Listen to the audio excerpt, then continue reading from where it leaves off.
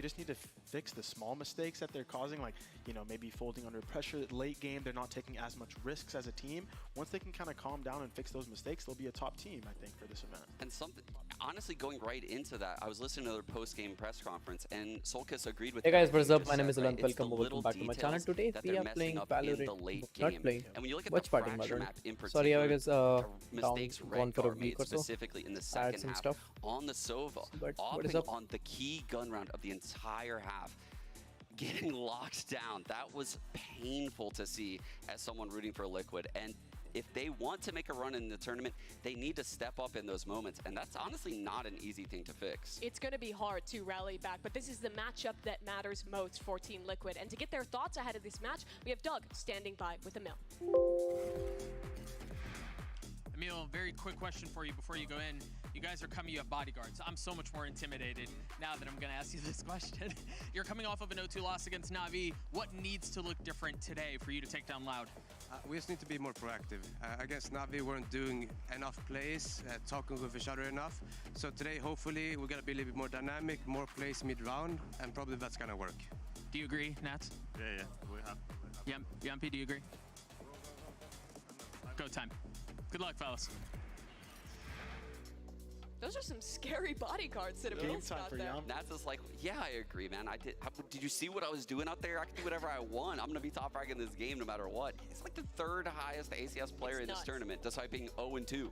Yeah, and they'll have to continue that kind of form if they want to win today, because they are facing off against Loud. Of course, the winners of the Americas League, the reigning champion from Champs 2022. To see them on this 3-game loss streak, Valorant, would have been unthinkable at the beginning of the year. Definitely unthinkable considering the form of these players. I mean, back in America, Sodhawk was the MVP. When you have players like Ospas and Les on your team, he's the one MVPing the grand finals. So to just, that kind of puts it in perspective of how good the form is of these players. Not only do they have insane mechanical talent, but also as a team, cohesion, they play so well together. And I'm very surprised to see them go on this 0-3 loss streak. I couldn't agree more. It breaks my heart, actually, to see Loud struggle so much. They were my favorite team to watch throughout all of America. Because the structure, the rigidity with the calling, but then freedom to just let the players pop off in random moments. You know, the 13-0 against EG on Pearl really like resonates with me when I think of the freedom that Les had in that game. And then to see what they've become since Tokyo with these neon comps, and then now using the breach fade on Ascent. I just hope they can make all the things click that we saw in VCT Americas, but it seems like now that the Harbor Viper meta is gone, so is Loud. And Valorant, it seems like kind of what we talk about a lot, where it's so hard to stay on top. It's so hard to adapt between metas. This team was on the forefront of Harbor Viper, but they're really struggling to find their identity now. No, definitely, especially when you're a team at the top, everyone's watching you. The eyes are on you to beat, right? They're watching how you play, what kind of strats you run, how you are creating these comps, and they're mimicking and also making it better, right? So you have to catch up to that. I would say that on the topic of Sean talking about the Harbor Viper comps, that style allows you to play very loose. The Harbor and the Viper get you a lot of map control up front with the cascades, with the high tide, which gets you so much map control. And from there, all it takes is a couple pieces of sky utility to really get you into the bomb site. So it allows for players like Les, like you were talking about, to just take these aggressive fights up in the mids or take aggressive timings on the outsides of the map while you're causing so much pressure with the Harbor Viper. And I think now that they're swapping to more breach like on Sodhawk, it's a little bit more confined, right? It's not as loose of a playstyle. You know, the breach is setting up your team, and they haven't looked like they've been, you know, very well prepped on that. Well, we'll have to see if they can fix some of those issues heading into the match today. But we do have Doug standing by for a quick word with Loud's IGL, Sadak. Hey, Sadak, quick question for you, man. You guys have lost 3 series in a row. You're on the verge of back-to-back tournament eliminations without winning a series. That's a Let's go. HALANT is back. Hello. Hey guys, what's up? What needs to look different today? I think our minds are better. I think we prepare a lot better for this encounter. So yeah, we just give it. We're gonna give it a go and HALANT, have fun. hello. Best of luck to you today, man. Thank you.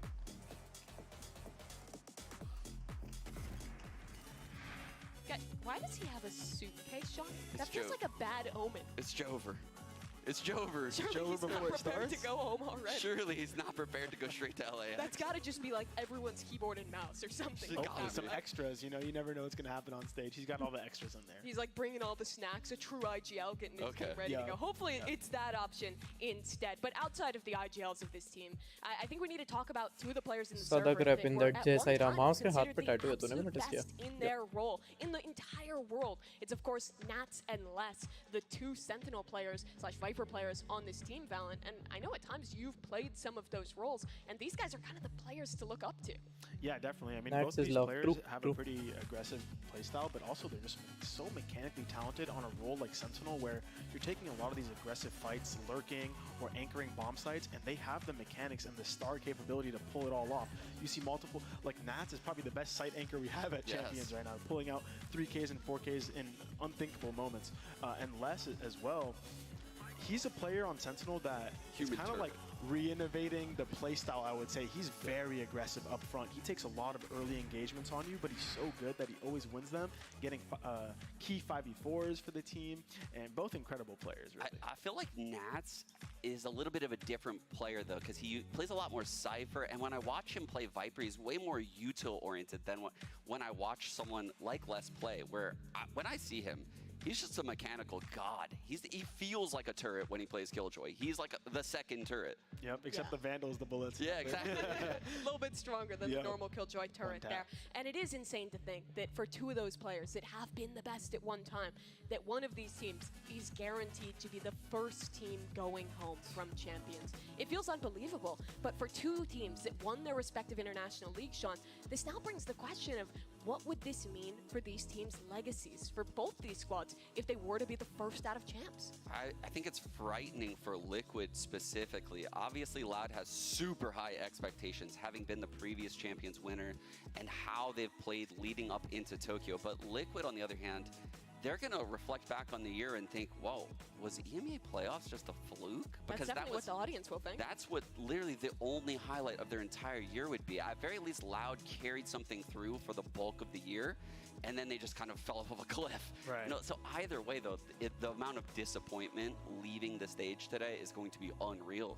But still, for Loud, I think if they lose here, Valorant, it will be an end of an era. They won Champions last year. They placed highly at every event pretty much except Copenhagen in 22. They come out almost win lock in 2 rounds away from doing so, and then they've just petered off. It would feel like with this year coming to a close, it really could be the end of this Brazilian super team that has been such a mainstay.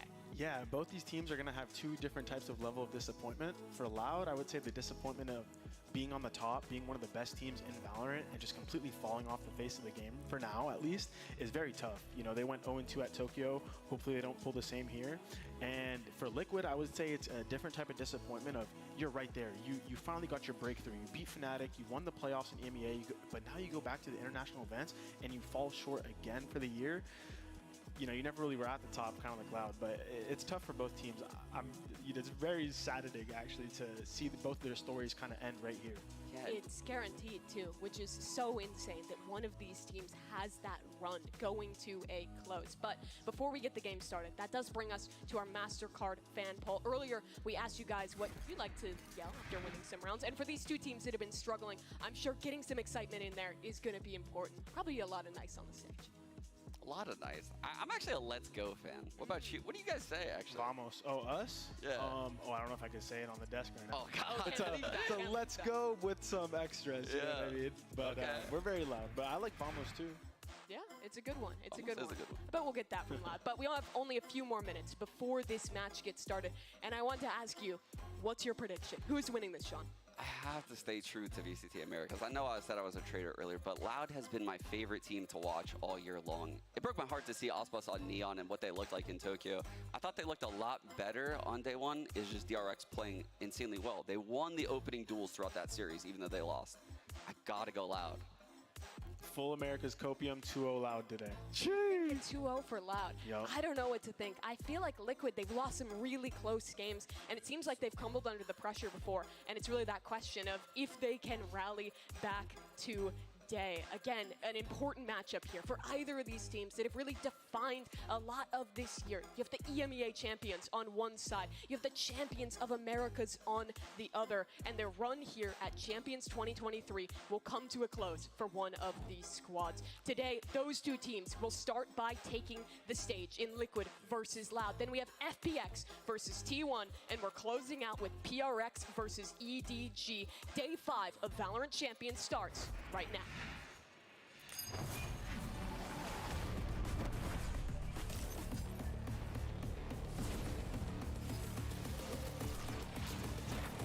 Riot Game.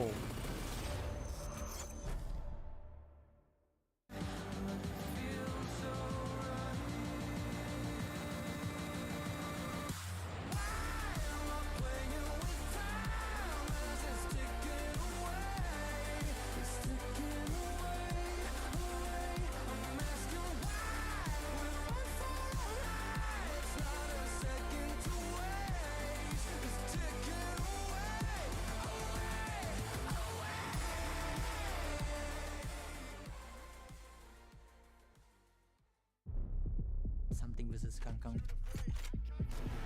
I mean, everyone would love to see it, you know. I think just gonna be a like bloodbath. 你打比赛也好，干什么也好，你是为了自己。所以说我打比赛完全就是为了自己而打，而不是为了外界的一些期望值，对吧？你可能就是我的认为，就是外界他可能再给你期望再。我一直有种感觉，就是当我哥在看着我的时候，我好像身体上有2个人的力量，不仅仅是我身上背着我哥哥的 ID， 还有与此同时，还有我哥哥的力量陪伴在我在赛场上吧，就可能就是这种感觉，就是非常有能量。No one supports me in real life. Maybe some fans, that's it. But I just play in whole life, and I just play for because I'm enjoying to play. That's it. 你要说论枪法的话，相信可能很爽啊，他的那个，他看着太爽了。我不希望我变成那个世界第1狙击手，没有最好的，只有更好的。I still wanna push myself. Let's have a good fight. I'll see you in the server.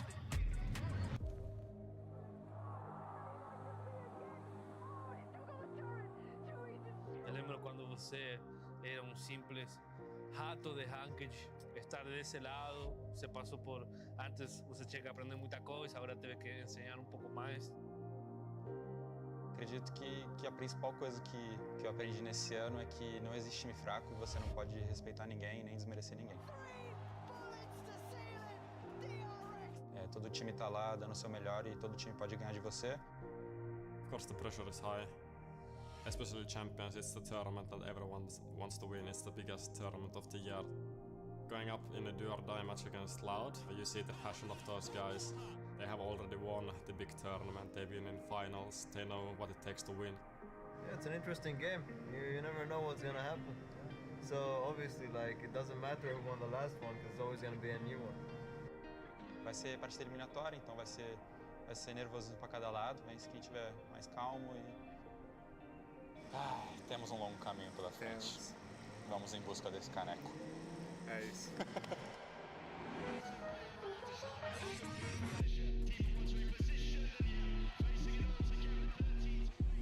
想过我自己变成一个非常厉害的选手，但我觉得我现在的国际赛事的经验不太多，然后也打了很少。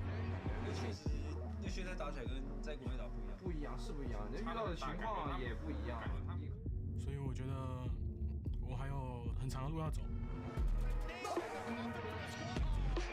경기를 하면서 패배한다는 게 그렇게 좋은 기분은 안 들지만 그래도 패배를 했다는 게 곧 저희가 더 성장할 수 있다는 그런 뜻이기도 하니까. 픽스 같은 경우는 뭐 다들 모멘텀 싸울 것 같긴 해. 我跟沙普尔的对局的话，可能就是他也拿着狙击枪，然后我也拿着狙击枪。I want to be player-led. When I walk on the stage, enemies feel like hopeless. 우리가 뭐 항상 말하는 거 있잖아. 우리가 우리 할 수 있는 대로만 하면은 솔직히 조별은 뚫을 수 있을 것 같아. 我自己私心的话，我一直想要成为一个就是超级巨星吧。但是我现在一样还有很多路要走，所以我会加油。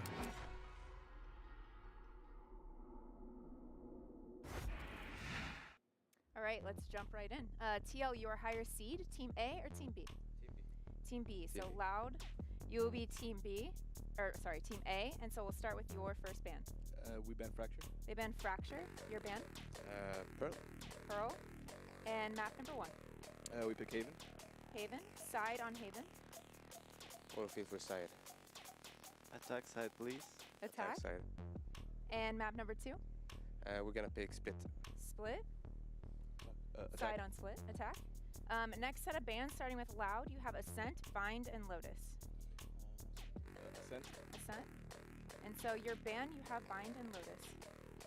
What do you feel?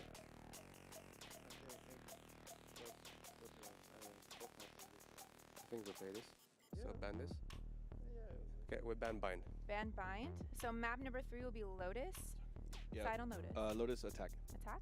Okay, I'm going to run through this, make sure we are all set to go. First set of bands, we have Loud with Fracture, TL with Pearl. Map number 1 is Haven with TL on Attack. Map number 2 is Split with Loud on Attack. Next set of bands are Ascent and Bind. So map 3 decider, there we go, will be Lotus with Loud on Attack. Sound good? All right, good luck to you both today. Good luck. Good luck.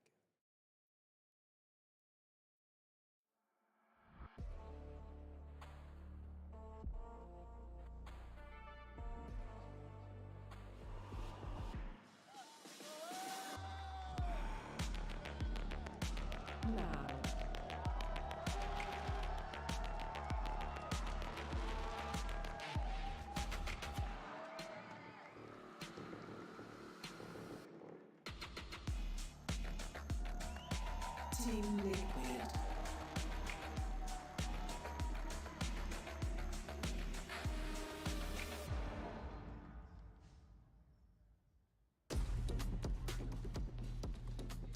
It's the upstarts of EMEA, the only team to beat Fnatic this year, facing off against the reigning champions, the best of Brazil. But both these teams have struggled, a 3-match losing streak for each. And for one of these two squads, despite their prior achievements, despite the high expectations, that comes to an end here. And Valen, you've been on a stage like this before, in an elimination match. What is the pressure like for those players right now? I mean, the pressure has to be high for both teams, of course, but it's really how you deal with it. And they've been in this position before. Both teams, I think that they've played high-level matches. They've played in high-pressure situations. And a lot of the preparation leading up to this game is what dictates if you feel the pressure or not. You know, your mental training leading up to it, you know what I mean, Sean? So I think both of these teams, just by the look of it, seem calm, but it really, you can only tell on the server if both teams are playing to the level of competence and kind of looking like they're composed, right? Yeah, this is the kind of game where if you have one too many coffees, your adrenaline will kick that into overdrive. You'll be way too shaky, you're gonna get nervous, you're gonna make too many mistakes. It's all mental right now. And the approach from Loud in this veto, picking Haven, I literally have goosebumps right now because I hope that we get to see the Harbor Viper, Mimi. 5 straight on Haven, running the Harbor Viper. It's what got them here today. It's what made them so successful in our region. So if they're gonna go out, they should go out swinging. And remember, Loud has not really played any Harbor Viper at Tokyo, nor here at Champions. They've stayed away from their strengths. But Valen, in this map pool, it honestly seems pretty good for Loud. We'll actually likely get 2 Aspas Jet maps, which I think the comp changes were one of the big issues we were citing with Loud. Yeah, you definitely want to have your star player like Aspas comfortable on the Jet, of course. I mean, he's pretty flexible, I would say. He can play the Neon and the Raze, but nothing beats his Jet, right? One of the best ops, best rifles, getting those, you know, aggressive picks, being able to dash away is really big for them and for him and the team.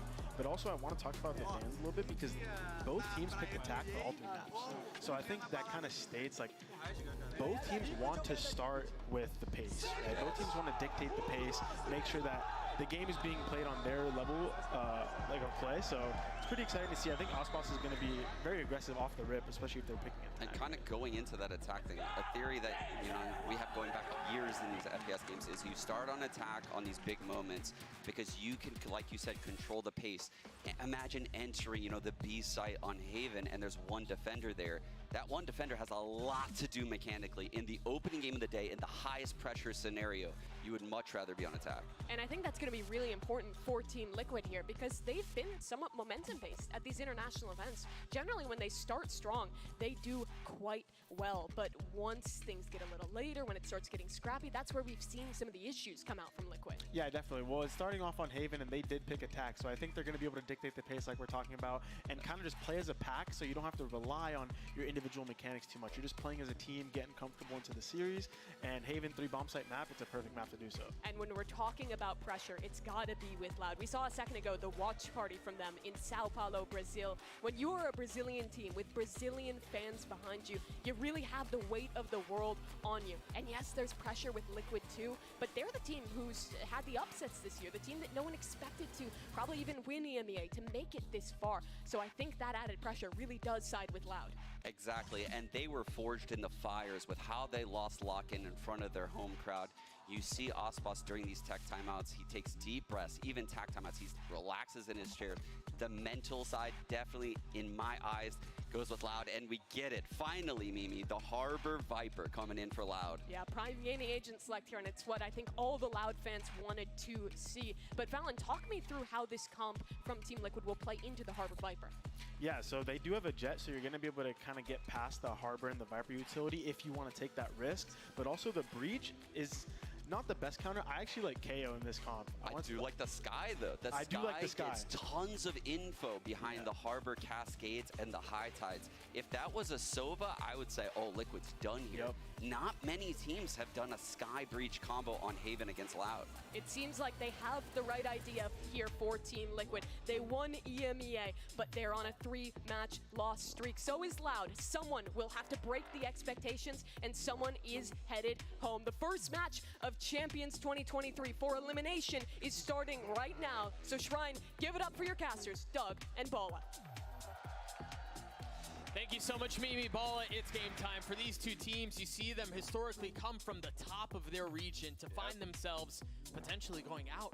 0-2 in a situation like this is just wild. In particular for Loud, right? These are champions from last year, at least some of the core on this team. And then they've also done great things in the Americas League. On the other side, I think for Liquid, it's been kind of a slow but kind of steady rise. Maybe Tokyo was a little bit of a blip, and now they're here facing elimination. We're sending home one champion of the International League splits. That's just crazy to me that after 2 matches, that's where we're ending up. And we knew that this group was going to be a difficult one to predict. Some called it the group of death, some called it the group of disappointment, and it feels like we've landed somewhere in the middle where it's just insane to predict. Call it the group of doubt, I think, because you don't know what you're going to get from these teams, but finally we're getting this Harbor Viper from Loud, and we actually saw Team Liquid face NRG's Harbor Viper at Tokyo, and they did okay, but ended up losing on this specific map. We'll see how they do here. It's been so highly anticipated. So many conversations around why move away from composition like this. We'll see what the defense can do. What is this? What is this? They're pushing back through Garage after taking C. But they've left Nat. And they have no idea he's here. I mean, the mind games are going crazy right now. They're going around the world back towards A, from C to A. What a good start already. There's nobody there either. Nat's not able to find any value. Les cleans him up. They've given him time to reset here. Aspas is already back in time to spot this hit coming in. Tui's is coming through as well. He has 2 cascades he can still play with, but they've lost the sight. Try to save those for retake utility. Spike goes down. Liquid in control. And the thing is, they still have 2 cascades here to really deal with, and they also had that Viper orb on site. So while it looks like there's no util from Loud, there is plenty to cut up the space. The second one went right over the first. You see the paranoia coming out from Liquid to try to buy some time. Redgar repositioning, playing up close. Nothing but a classic, nothing but damage found. But Loud on the counter punch. Get the pistol. Loud won the pistol. That was Kaozi getting that while stunned, crouch walking all the way through. It was a good attempt from Yampi. But yeah, just giving way too much time there, taking too long to actually execute on that around the world strat, which I thought was quite nice. And then losing Nats as well. 1 enemy remaining.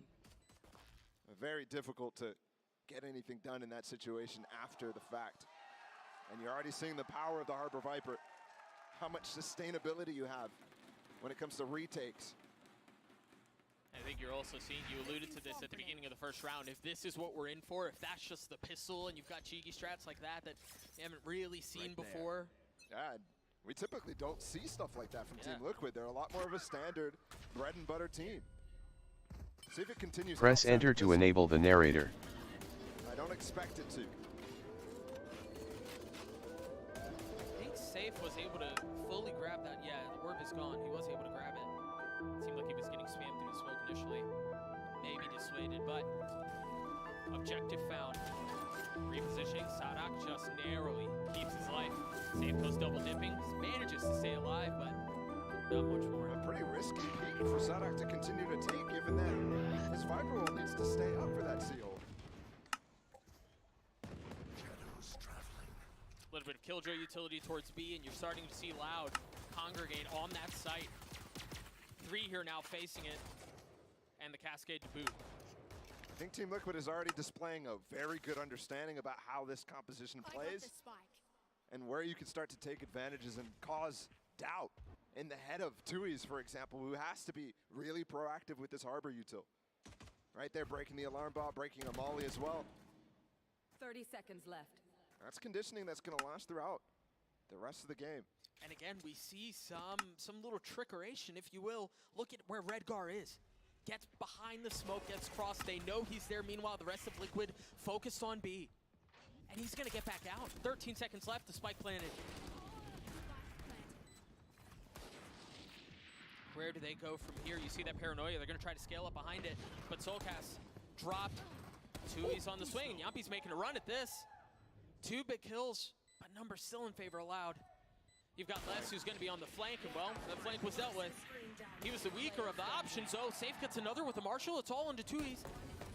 The first is good, the second follows. A 3K for Loud. That was a crazy round. So many duels happened until that 20-second mark when they finally hit that B site. And everybody was damaged up. For it to last until the entire spike duration as well is crazy. I think Safe did a fantastic job getting this round into a winnable spot, but ends up over-fighting to get Redgar some help. And that's going to hurt because you definitely thought there was an opportunity, but they do a lot of damage to Loud. So overall should feel like a successful eco round from Liquid. Yeah, 1000%. You see it on your screen. A Vandal for less, a Guardian for Sadak, and that's it. A little bit of a different Viper Wall coming out here from Sadak on defense. Goes all the way in towards B rather than covering the front of Garage, but kind of does the same thing for C. This is because they have their Killjoy playing in front, trying to get all that information. Really nice timing on the wall from Tui's too. Yeah, you can tell they're really interested on denying that KJ util from going down. You saw Safe be really interested on trying to take down that turret. You saw on the eco round, then breaking the util on B. I mean, even now, Safe is looking for that alarm bot. The ping is there. Sadak's going to be, once again, the first to try to keep them back from clearing that utility. Oh, and Sadak does go down too, so that Viper Wall's gone, and the alarm bot, that spreads less really, really thinly. Yeah, he went down to Yampi too, in a position where Safe was clearing out the alarm bot. That angle's insane. I wonder. That Viper Wall's giving so much room for Safe to actually break that. Yeah. See if we take a look at it in the replay. Look at the stack though from Loud. They're still making the right call. Despite losing all of that, Les is just re-peeking B right now, getting a lot of information. Now that they hear the Trailblazer, there's a double stack up short. The wall's going to give a little bit of space for them to come out. Safe goes up top, but Tui's takes him right back down. And look at this ball. This is crazy. How do you go through now? No more flashes. You have a little bit of space to play it, but they've invested the Seekers. There's the flash, and there's the pounce. Ducking in and out from front and behind the wall. Just a few seconds left now, and the spike is not in hand. The members of Liquid are weak. But Soulcast is making a run at it. Les is left alone. The flash is there. The second, but Les with the 3K. And Soulcast with the perhaps ill-advised peek. He's fumbling his keyboard there. He pulled out the flash, pulled out his gun, pulled out his flash. I'm baffled by that decision. He also had 2 flashes while that wall I was talking about. I looked at Yampi's flashes and thought they had no way through. But it took so long for Soulcast to actually get involved there. And now that hurts because they did so much damage on that eco round. They should have had, 80% chance of winning that anti-bonus. Now they've allowed the streak from Loud to come through. Still a dangerous one though. Knives out for safe. And there's Guardians bought up. This is a force up from Team Liquid right now. 3 pushing towards A and just 2 from the defensive side. Trying to keep them back. That flash not getting a ton of info. A major risk for Liquid to go for this purchase. But you've seen them work with the low econ in the prior eco round that they had. This one, full force up, is not something Loud might be expecting. Maybe just the safe knives. We didn't really touch on this. Aspas has an op. And there you see, I mean, you look at it on the minimap right now, you see how dynamic these harbor walls can be, but they're already ahead of it. Aspas is going to get challenged. Opshot misses. Fault line at his feet. He has to dash away. Paranoia is not going to help. A safe has already gotten backside. He's already gotten down into hell, and he's hunting for more. It was just Kawanzin who was still on the site. How do you funnel back into this? I don't think a flood is an option. You still have an op in hand. Yeah, if you want to flood, you need that Tui's Harbor to be up at this point. That's just not the case. So Loud go fishing, maybe gifted a free one. But there's just no entry. There's no way through. Liquid have drawn a line from this site.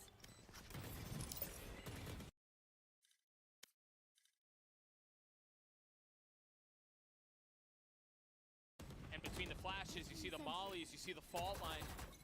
The dump of utility keeps Loud back. I was surprised they stayed for as long as they did. They really wanted to do some econ damage here. Because Team Liquid has just found them a way back. Comes less, hold on. This is kind of a spammable wall. He's not going to go for anything.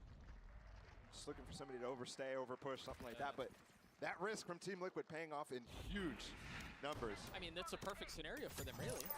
They managed to not lose any weapons, get the spike down, win the round. That's perfect. Yep.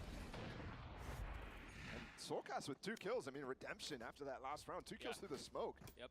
And the key ones, too. They needed to get those 2 players who got flashed by Redgar down on the site. If they didn't manage to do that, all of a sudden you have an entrenched position that Aspas can re-peek into. Operator still in the hands of Star for Loud. There's a little challenge. But not much more. Meanwhile, you look at the other side of the map, and Sadak has already taken so much space down too long. Redgar's there on the challenge, and he wins that duel out. And that's 2 very storied and accomplished IGLs going after each other. Whereas individually at Tokyo, both of them had some very rough performances. So to see them taking the duel at each other, it's very interesting. I wonder how much here Liquid assume that there's nothing else behind this push from Sadak. It seems like they're convinced in their ability to get through. Match found. Yes, chat, I'm playing Valorant behind. Safe pushing forward out onto site by himself. Paranoia towards garage. A safe has gotten back sight. Loud seemed to wait. You've got the Reckoning to play around in the flash from up top. The dash out from Aspas still has an op in hand. How does he find any value? Counting peeking from behind the walls. Redgar's already gotten 3. Tui's on the swing, on the kill for Redgar. Looking for the second. He's patient. He's calm with it. Great movement there from Tui's. Now they're going to have to play this against the 2 players entrenched down low. This is such a tough spot. There's a code for Tui's. He goes up top. Safe gets aggressive, tries to take the space. Aspas dashing forward. Nat's on the trade. Where's the defuse But it's just a delay. It's just bait. As Tui sticks the defuse. Where's the plant there, though? It's so far to the right. You almost have no choice there if you're Team Liquid. And I wonder if that's why Safe went out. Because it seemed like the timing on his updraft to try to get an angle and vision on what's going on seemed a little bit off, and maybe that's why. And the interesting part there is those pulses by the Reckoning from Tui's were actually hitting his own teammates. Too close to the match found. And that is we don't get that kind of insight from a coach on those replays very often, but nope. Calm's not being in the state that he believes they should. Concerning seeds for Liquid. To me, that's a time that you need to just take a timeout. Yeah. I mean, perhaps they do if this one goes sideways, too. Look at that wall up from Kawanzin, bro. I mean, it's just the side going down a long. Really good reclear. There's Tui's, excuse me, but less getting the kill onto Yampi. Went up a Spike little bit down too mid. far. They're starting to win their way as well with all this control that they've been doing a great job at. Dude, that smoke is crazy. But Aspas goes up top, cleans up Redguard, the spike fully under control by Loud. Just that A reclear allowed Sadak and Les to get in such deep positions.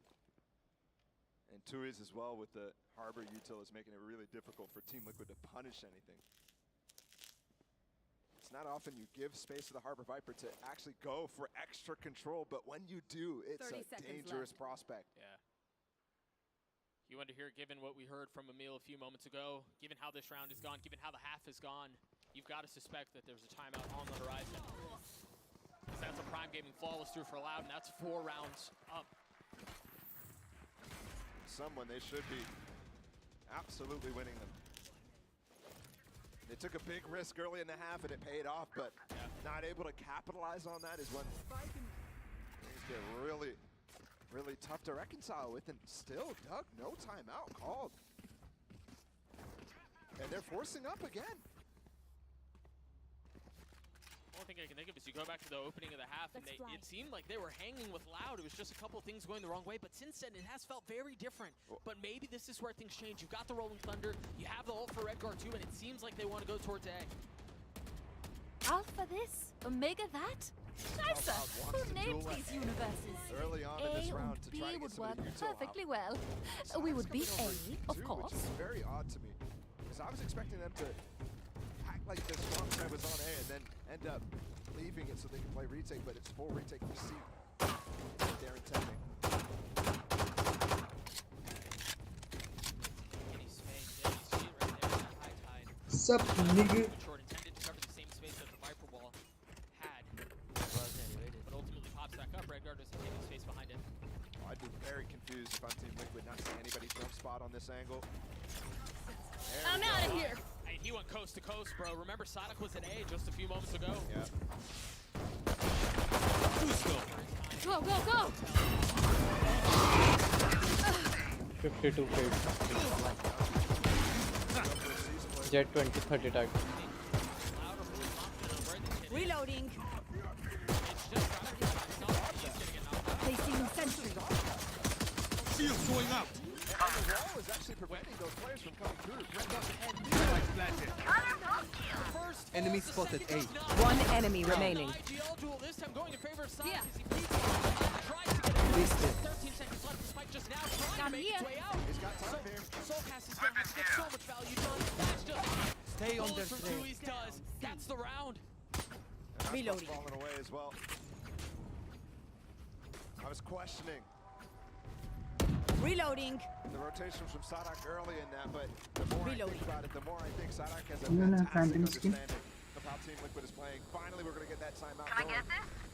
But you can tell he's being very aggressive, which is uncharacteristic. Sadak, you know, he doesn't stand on the super passive side, he doesn't stand on the very passive side, but this game he is very quick with those rotates. I think what he was talking about with you know, facing potentially 4 series long. Go, go, go. He said this game we felt a Smart move. We did our research a lot better for this team and our opponent. Scanning ahead. Watch out. I'm out of here. I think you can even, if I remember correctly, just feeling like there's Enemy. little things like that. How are you feeling going into this? Gotta go. And the pressure you have on your shoulders against One enemy remaining. Go, go, go. another international tournament, single series. Ow. Phantom. So for them, I'm out of here. a little bit That jet is all speed, no skill. She's so far mine. it's paying off. Can I get a drop? I mean, of course Can I get this? they play Harbor Viper. Finally, man. Finally, speaking of which, Liquid calls Can I get this? Down Drop me. मेरा Phantom किसने दिया? नहीं. are on the other side of this. उस पे है champion. With no spike. Neon drop. Man, like, this is getting concerning. Quick man, feed, quick especially out of trigger. Timeout, like, they just don't care. And the funny part too is, I mean, just loud and neon.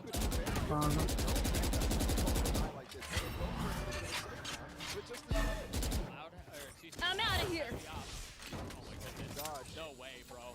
He's got this ramp like a book. They've already done so much damage to Nats.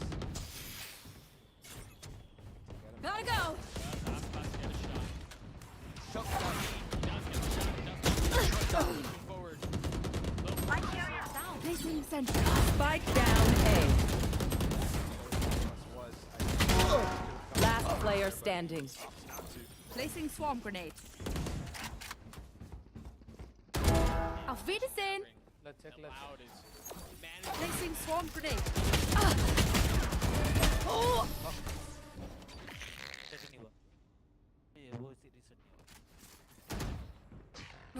I'm over them. so methodical with it. Both sides are really trying to do the same thing, right? Sure. Trying to defend the util. Team Liquid is just focused so hard on breaking it all. There's a TP up into Dart from Reddragon. Forces everybody off site. They have this KJ lockdown. Can I get this? They might. No, Yampi doesn't have his aftershock. Nats does have mollies, but Les has a counter though. And there it is. You Go, wonder go, if go, there's go. something for them to go off of. And they're almost overlapping one another. But even Reloading. Revealing area. Reloading. My ult's ready. Satchel out. Card out. There is. Placing swarm grenade. Here. Gotta go. Alive, 38 HP though. He doesn't have very much to work with. Nats drops him. See one player. Enemy spotted B. Taken out. Another rare miss. Sadak has got Coming it. through. He's gotten it 3/4 of the way. I need that There's one. no way in. That's the four and another for Loud. One enemy remaining. that shot. Grenade. Russ has got. Clear. Shabash. Again, questionable from Liquid here. You're right. Grace, counter the lockdown plan is- nice, but Never mind. Just the only keep place blowing that them you up. can really fight against that defense. His drop in.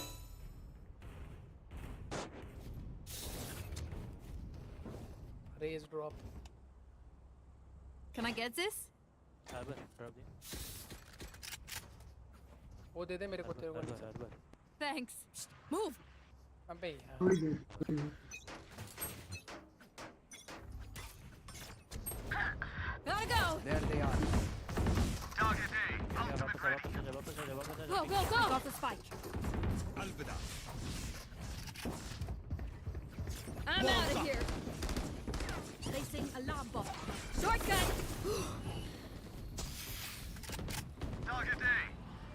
There. Placing sentry. Watch out. Go ahead Placing with the swarm intel grenade. gun.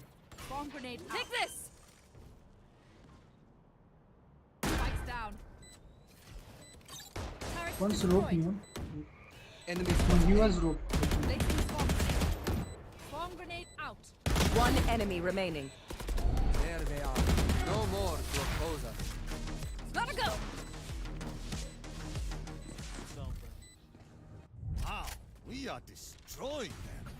Can I get a drop? लगा दी नजर इसने. Thanks.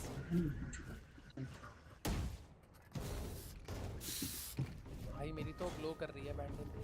तेरी कौन सी value? मेरे पे है ही नहीं मैं गरीब हूँ. अरे अपग्रेडेड तेरा version. Value? Upgraded version. Need a drop. Tear them down. Bye करना उससे सोगा. Salamat, बाय कर thanks. दे. Take this. Scanning ahead. Go, go. What a Gone light. here. This way. I'm out of here. Face your fear.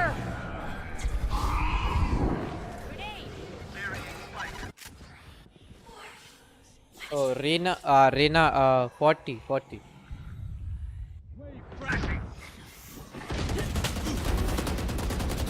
Reloading. One Going canteen.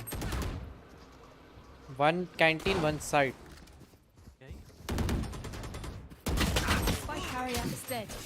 Spike down B. I got the spike. हम जीतेंगे ये round.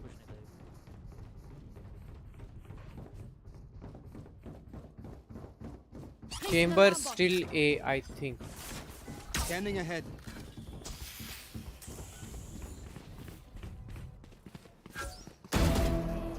Noobla. Shock dart. Hello, hello. My ult initiated. Sorry, मेरा One mic है enemy थोड़ा. remaining. Last player standing.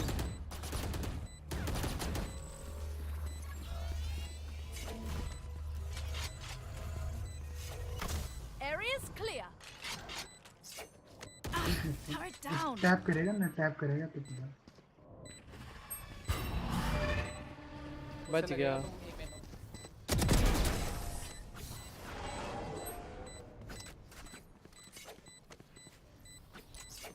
Where are we going? Hello हाँ sorry हाँ मेरा भाई खेल रहा था उसको नई वैंडल के साथ Reloading. वन भाई मैंने उसे ड्रॉप करना Need a drop. ट्राई कर दे I got money. Need something? Reloading. Need a drop. Gun here. Drop Let's go. भाई तेरे भाई के 5 किल हैं, देख अच्छा प्लेयर है वो। हाँ पता है वो असेंडेंट है You want to play? Let's play. Reloading. Water rising. Watch out. Coming through. Enemy spotted. Get out of my way. मार देना उसको अरे वो वॉल के थ्रू चले गए Kill. Lower.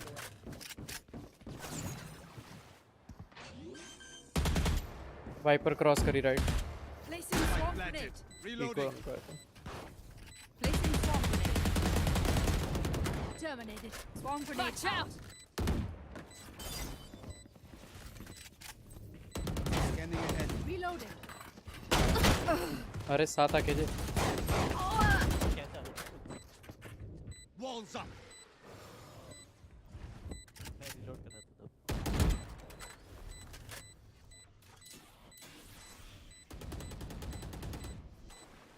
शॉटगन है उसके पास सेव करी सेव Last player standing. अरे यार। One enemy remaining. AFK होगा आखिरी Clutch. नहीं AFK तो था under. Amateurs. Don't stress if I die. I got money. Need something? Reloading.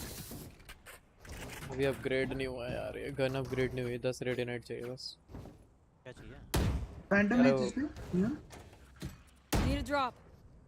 Phantom Need a drop. Salamat. Thanks.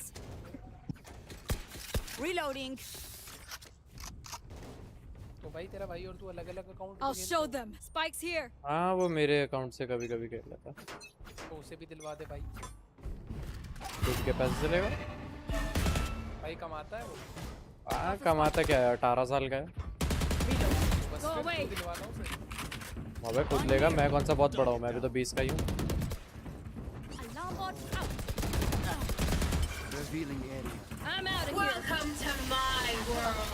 One enemy remaining. कल आइयो कल Flawless.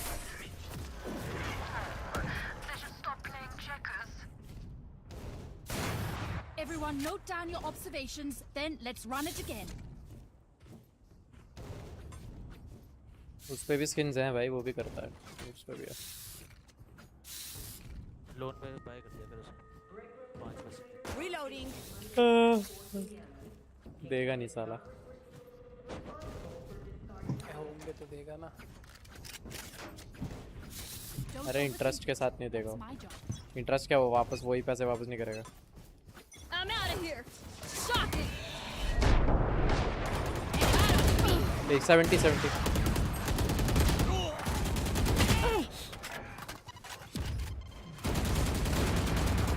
Nice one Scanning ahead.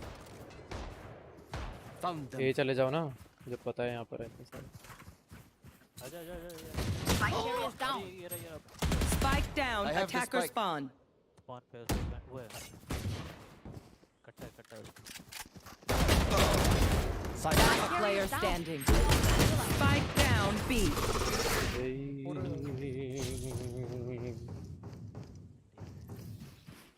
They demand a fight. Who are we to disobey? Raise Vandal there. Can I get a drop? Thanks.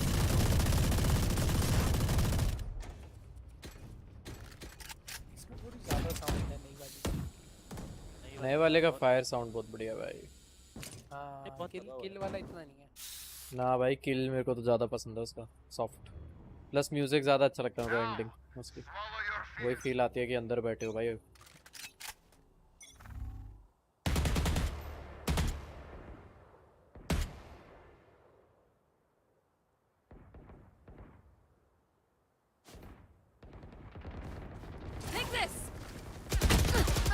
Fuck, push मार गया यार. करो hold करो. 40 tagged chamber. Fade यहाँ पर है drop पे.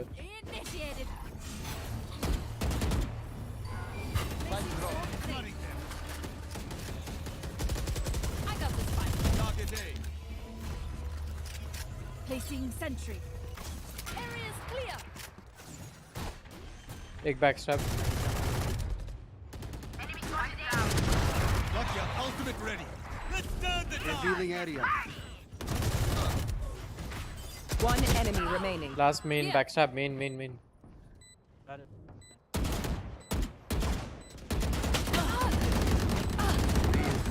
तीन बंदे हगते हुए. Bomb grenade out. तीनों का पर्सपेक्टिव देखा मैंने. Odin. Okay, I only have like 7. मेरे पास था, मैं मुझे देख रहा था कि तू. तीनों को मैंने लेफ्ट तीनों का स्पैम क्लिक करके देखा. तीनों ने स्प्रे हगा. तीनों वो बेचारा खुले में खड़ा है. रेना उनका तीनों हग रहे. और उनकी रेना भी बढ़िया हग रही है. वो भी कुछ वापस नहीं मार रही. पकाई यार. Reloading. का बैकस्टैब बहुत क्विक मार रहा है. Flush them out. Satellite this.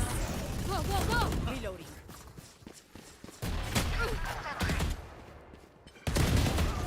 Go.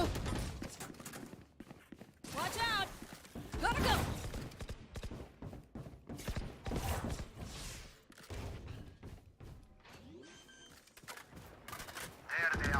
One enemy remaining. Flawless. Almost out. ये देख Michael Jackson. I'm out of here. Reloading. Last round in the half. ये देखो. Moonwalk. Go. Reloading. पीछे कैसे करते हैं इसमें? I'm out of here. कैसे करते हैं? जैसे ही जंप कर नहीं तो जैसे ही जंप करेगा डायरेक्ट बटन उसी वक्त दबाना है जैसे ही जब नीचे आ रहा होगा. Go. अगर स्पैम करता रहेगा तो नहीं होगा. Come on, let's go. There. Gotta go. रोज करते हैं भाई. Turret out. Revealing. I'm out of here. Get out of my way. Here we go. Shock it. Flight. Down. Face your fear.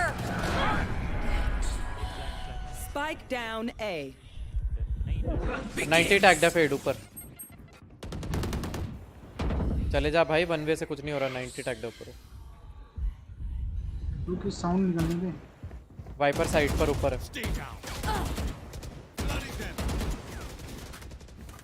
Fade यहाँ पर है. वाइपर साइड पे थे. Spike down A. कॉकटैक मारना वहाँ. 90 tag the. One enemy remaining. Last player standing. कौन है 90 tag? Fade. 40 है. अच्छा फेड. कितनी देर से फेड चला रहा हूँ. यहाँ पर शॉक डार्ट मार दे. एक बारी में मरता हूँ. Switching sides. Do you want to dance? बेचारे वो ना ऐसे क्या ही करते हैं यार. समझ नहीं आ रहा. मैं आटे लेके बस स्लाइड इन मार के चले गया. 12 13 14 की किल देखो अपना. सॉरी केजे भाई. कोई नहीं. एस केजे एस कर. हम स्पॉन रुकते हैं. तुम एस कर. ये मैं सपोर्ट दे रहा हूं थोड़ा. अब डिफेंस है ना. आप देखते क्या 4 5 6 8 9. उनका भी बढ़िया है. उनमें 7 नहीं है. उनका वो उसकी रेना को 7 करना है और चेंबर को 6 करना है. और जेट को किल. जेट रेना और चेंबर को एक किल बढ़ानी. I'm out of here.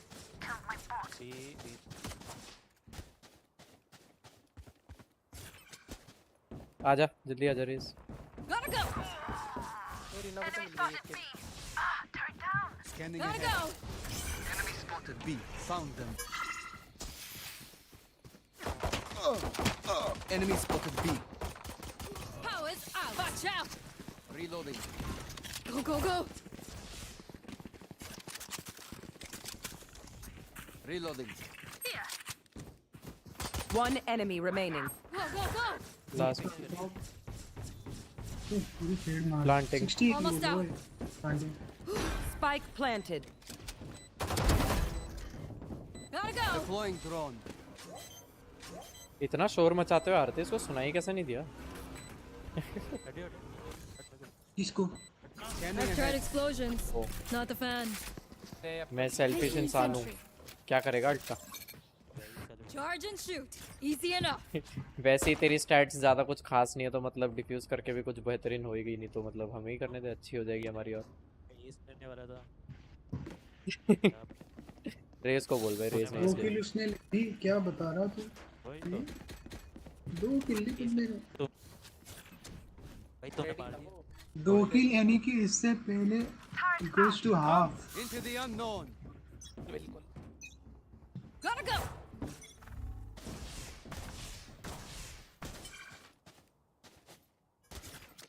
खाली है flash. Go go go. Target destroyed. Enemy spotted. B. Running low. Variable. रुक जा भाई। Target attacker spawn.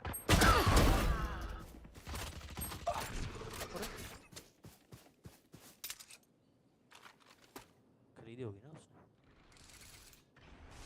एक भी साइड पे था ये, साइपर साइड था। बी प्लांट हो रहा है जा। One enemy remaining. साइड पे। Take this. Take this. हो गया स्टन भाई, वो मार दे।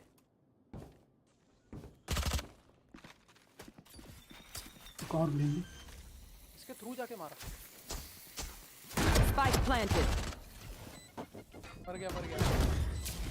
मैं ही मरूंगा। अरे बच गया। डिफ्यूज तो मैं ही करूंगा। मुझे दे दे और मिलेगी। मेरा अल्ट आ रहा है। मेरा भी आ रहा है। मेरा भी आ रहा है। देख अल्ट आ गया। You're welcome. और लेता ना मैंने 3 और ली इस गेम में। तेरे को मैंने ही ऑर्ब दिलाया डिश का 2 बार लगातार। डिश का, इधर का और इधर का भी ले लेता। अबे भाई वाइपर को 88 दिया मैंने। Can I get a drop? उसके मुंह पे तूने। Thanks. मैंने उसको नेड दिया था, वो पैनिक होकर निकल गया। एक और दिलाना। I'm out of here. Get these losers out stun of here. करना होगा। मैं नेड कर रहा हूँ, आएंगे इस पार्टी पर मुझे लग रहा है। Watch out. Here we go. Shocking.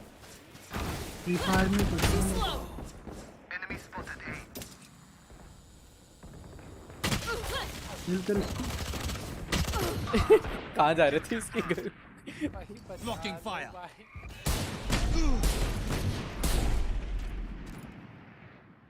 जाले भाई केजे जल्दी जाले। जेट 107 वो देख वो और फार्म कर रहा है। Not coming back. वाइपर को 149 दिया है मैंने। Last player standing. 149। अरे मजाक कर रहा हूँ। Reyna killed. Spike My planted. ultimate is ready. Jet तो मैंने किया सही। Initiated. नहीं सॉरी। अल्ट तो बढ़िया है, पूरी ए साइड खाली।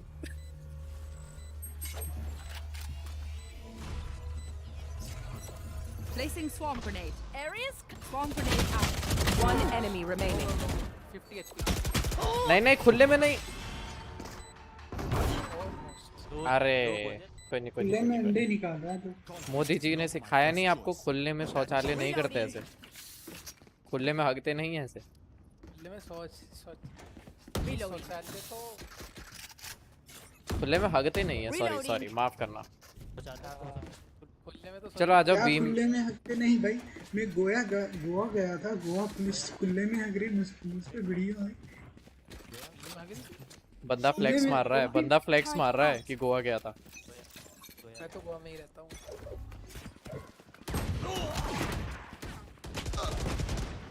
Enemy नहीं मारते।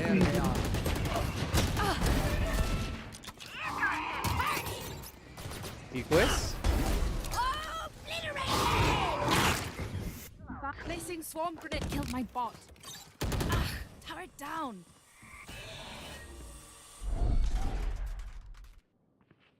अबे मेन नहीं देख रहा कोई। Player standing. किसी बता ना अंदर गया या फिर नहीं। Swarm grenade वो तो out. से मेरा गन Spike planted. डिलीट कर इसको लगा हेडशॉट लगा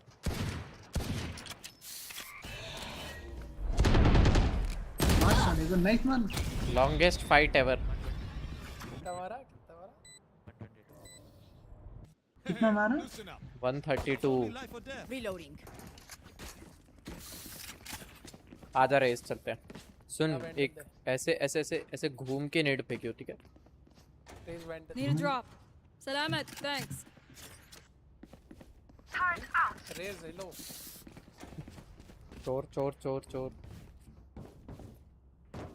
चोर रेस चोरी कर गया बैंडल Need a drop.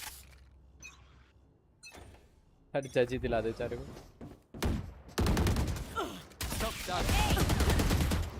अब मैं निकलने वाला अरे भाई कौन है सामने कौन खड़ा हुआ है रेस तूने उसका चुराया आपकी इसलिए वैंडल चुराई काम नहीं है और उसके बाद उसने ही तेरे को शॉक डार्ट मारा Not today. Outway crashing. Blocking fire.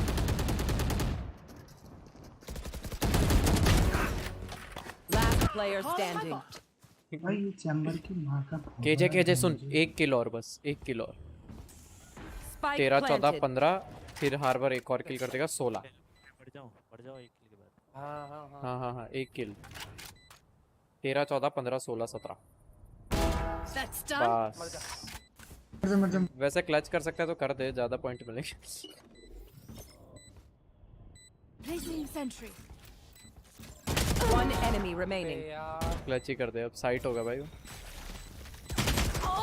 Anti चलो कोई नहीं अब रेज तू एक किल निकाल लियो सबको एक किल निकालनी है अब हमें एक्सेप्ट फॉर केजे तू मत निकालियो किल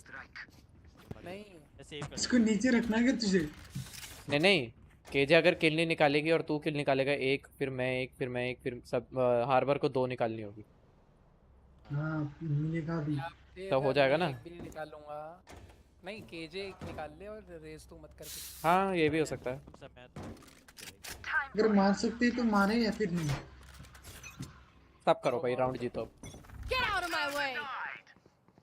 Turret out.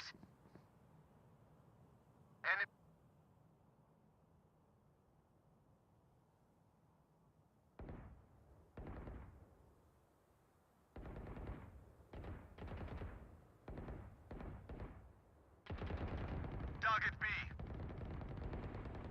रुक एक किल ले लूं फिर मैं Multiple enemies B. डिश का ऑर्ब खाली है वैसे Caution here. पलटाने के लिए बुल्ला की जाना मैं तो किल लूं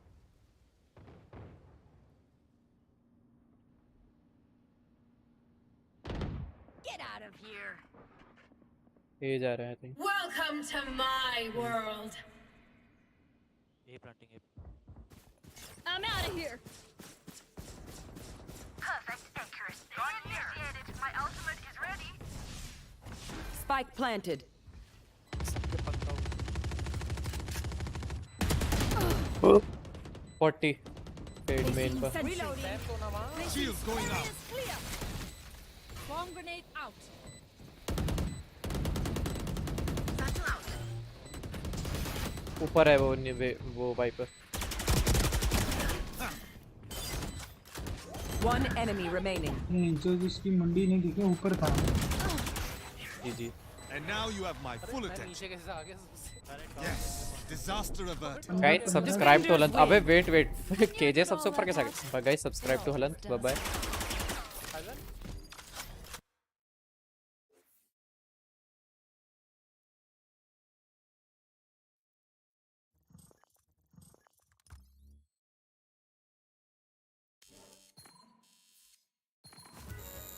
Oof.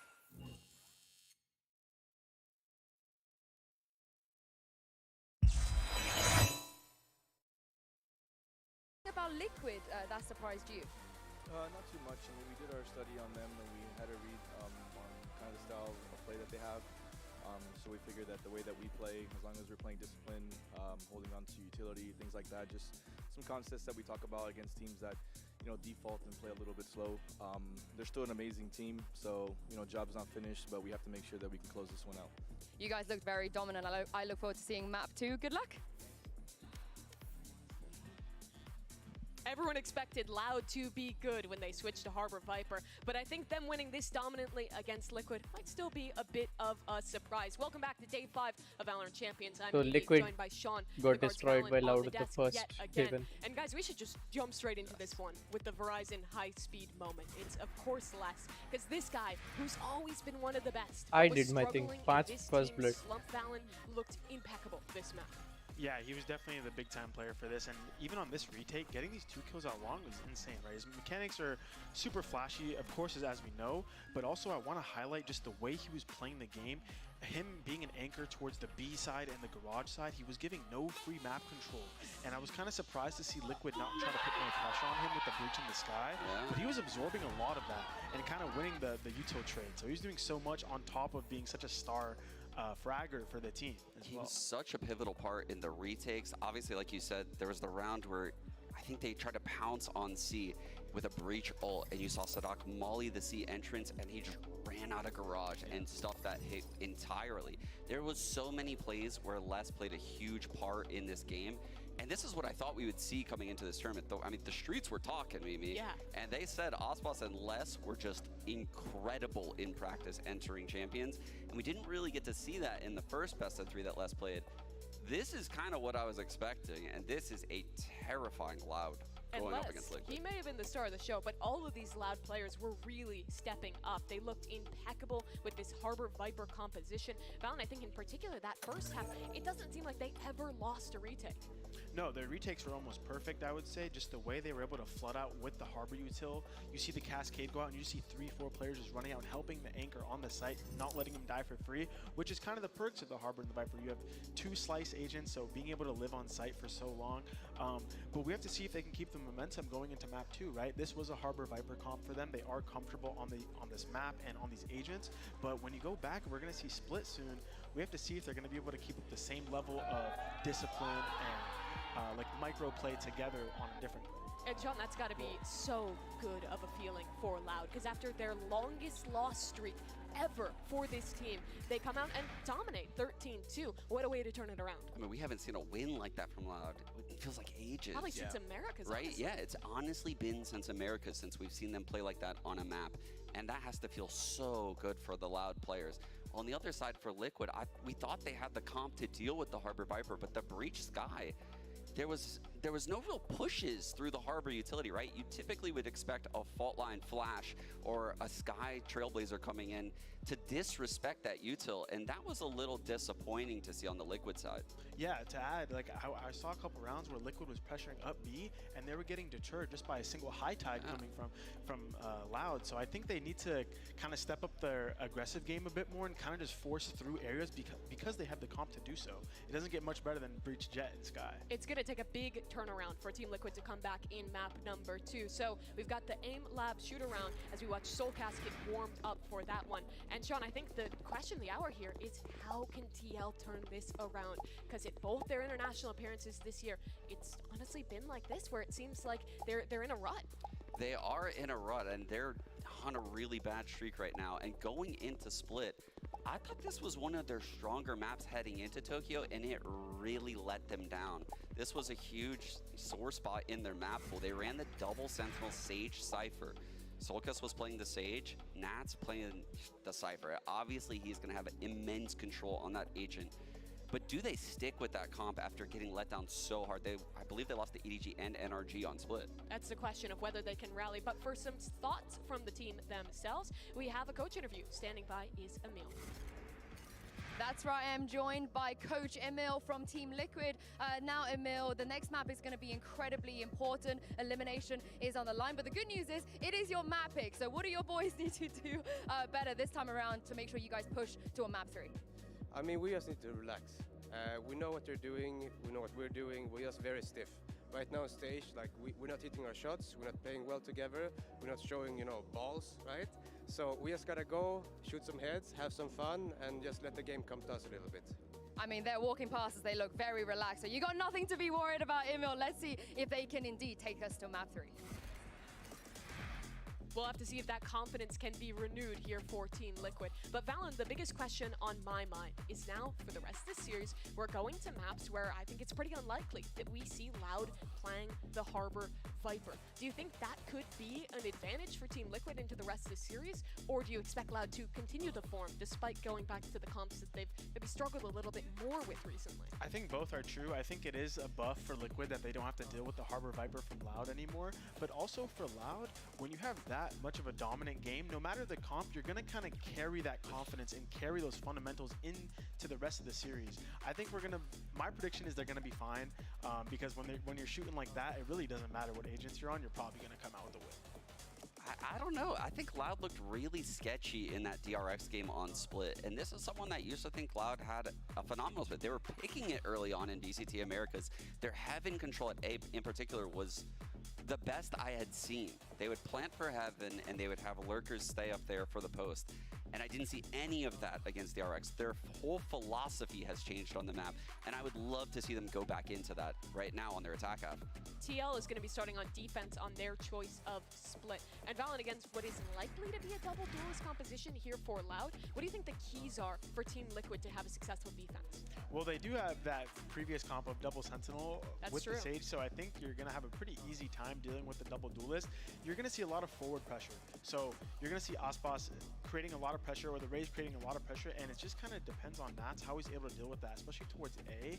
You're going to be by yourself or sometimes with the Sky up in Heaven, and can you delay long enough? The whole key is, can you delay long enough for the flood to come? Well, we're hopping into the Prime Gaming agent select, and maybe a bit of a surprise out of Team Liquid here. They're going for double duelist as well, Sean. It's shocking to see Liquid go into the double duelist, but I do love to see Yampi on the Jet. I think Safe is a phenomenal Raze, but I don't know how this is going to fare against the Breach and against the Killjoy in particular. I think those are pretty good stall agents against the double duelist, but obviously Loud will be starting on attack. The Breach is very good at opening up areas, whether it's the cross fault line for mid, the fault line for the close A aggression, or even taking B lobby early round. So those are key focus areas in my opinion for Loud. Yeah, and one thing I want to talk about is the lurk potential towards A for both teams. So Liquid here has a Viper. You're going to see the Viper orb combined with the wall to create space towards A to kind of get deep map control and a lot of pressure towards A almost for free because you don't know what's behind that Viper utility. But for Loud, they don't have a Cypher or a Viper. You're going to see the Astra utility combined with the Sky to put pressure up ramp. So it's kind of two different styles, and I think that's a key portion of the map control-wise, and it's going to be exciting to see the differences. Map number 1 was dominant for Loud, and the question now is whether they can make a comeback happen here in Champions, or if the EMEA champs can return in the series and avoid elimination. Let's get ready to head into map number 2. It's Split with Doug and Bala. Thank you so much, Mimi. You know, Bala, one of the nice things about a change of scenery is that it feels like a fresh start, and perhaps for Liquid, that's what you need. You also don't have to deal with Harbor Viper, so maybe that helps too. You think I'm reaching? I just love the sign that pops up as you cope as hard as possible. I'm out here trying to give you guys some hope, and I'm seeing it's Jover signs in the crowd. No, but I think you're right, and I think this is the first time we're going to see this comp from Team Liquid. So talk about fresh starts. It's huge. The funny part is this is the comp that really took the Split meta by storm. Yeah. And Loud's the one that started it. Naturally. In a place that you really didn't expect them to have a second duelist to be able to match up. And I think that's why you're seeing them as well reach for something different here with the Breach. Often trendsetters. See how they can do on the receiving side of what they've created. Loud on the attack. The single duelist comp from Aspas. From Loud, starting to prod towards A. A little bit of damage onto Sadak. I think the one note as well on this comp as we get into this pistol round, it's a slow default for Loud, is I think Team Liquid are going to be able to play a lot more fluid, which they needed. I mean, they were way too structured on that Haven attack side. Yeah, 1000%. I think they may have gotten a little bit of info on the Trailblazer. Safe is going to have a lot to do here. Pushed back by the Roomba. That nade will dissuade just for a moment. Starting to push forward, though. Safe is going to get cleaned up. That frenzy from Kalanzine, too much. What does Redgar do here? I mean, he's going to get challenged. Yeah, but this also could be an overplay here. By Redgar? Yeah, because Soulcast is really relying on holding B main down. If he dies, then You lose that. If he gets traded at all, you lose that. I mean, maybe a frenzy, but a ghost here. They're going to walk forward by themselves. A peek on the second. Perhaps no real idea of what's on the other side. Tui's wins it out. And he gets a second on a Soulcast. What? Are you kidding me there? What is that? The bravado. Spike planted. Yumpy trying to make a play. Two members on the other side of the smoke. Starting to see some of the taps come through. That cloud burst to provide some cover. Tui's with the third. Nats having to do it by himself.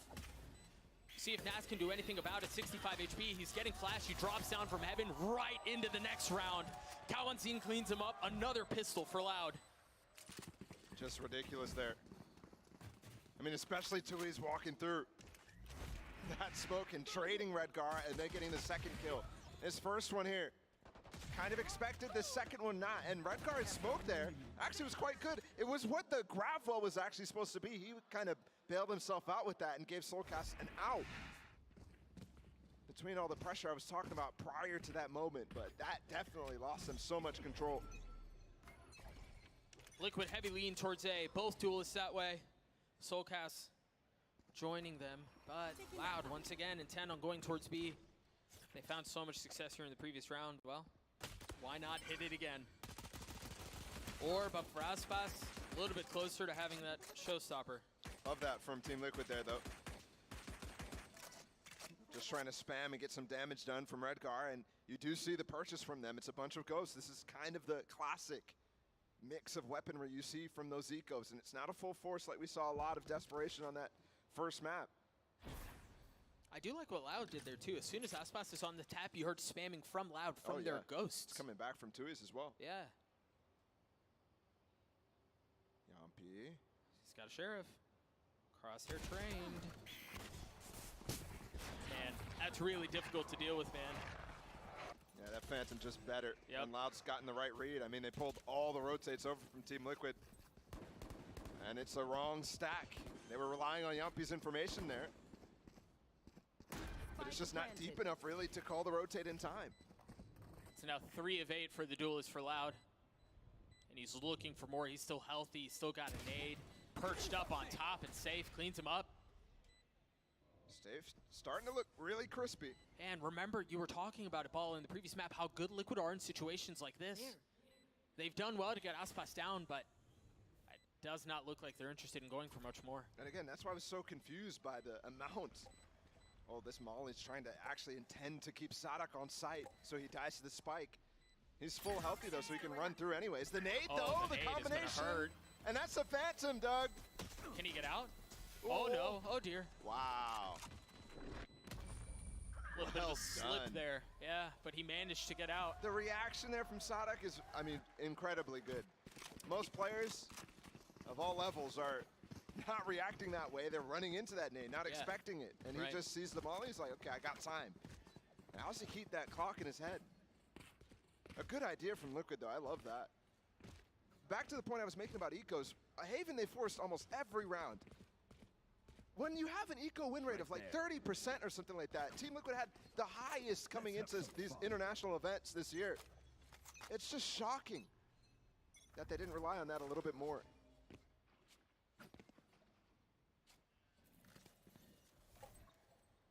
If they were to win this round, it wouldn't be the eco way this time. You see, they've got guns. They've got a Bulldog for Nats.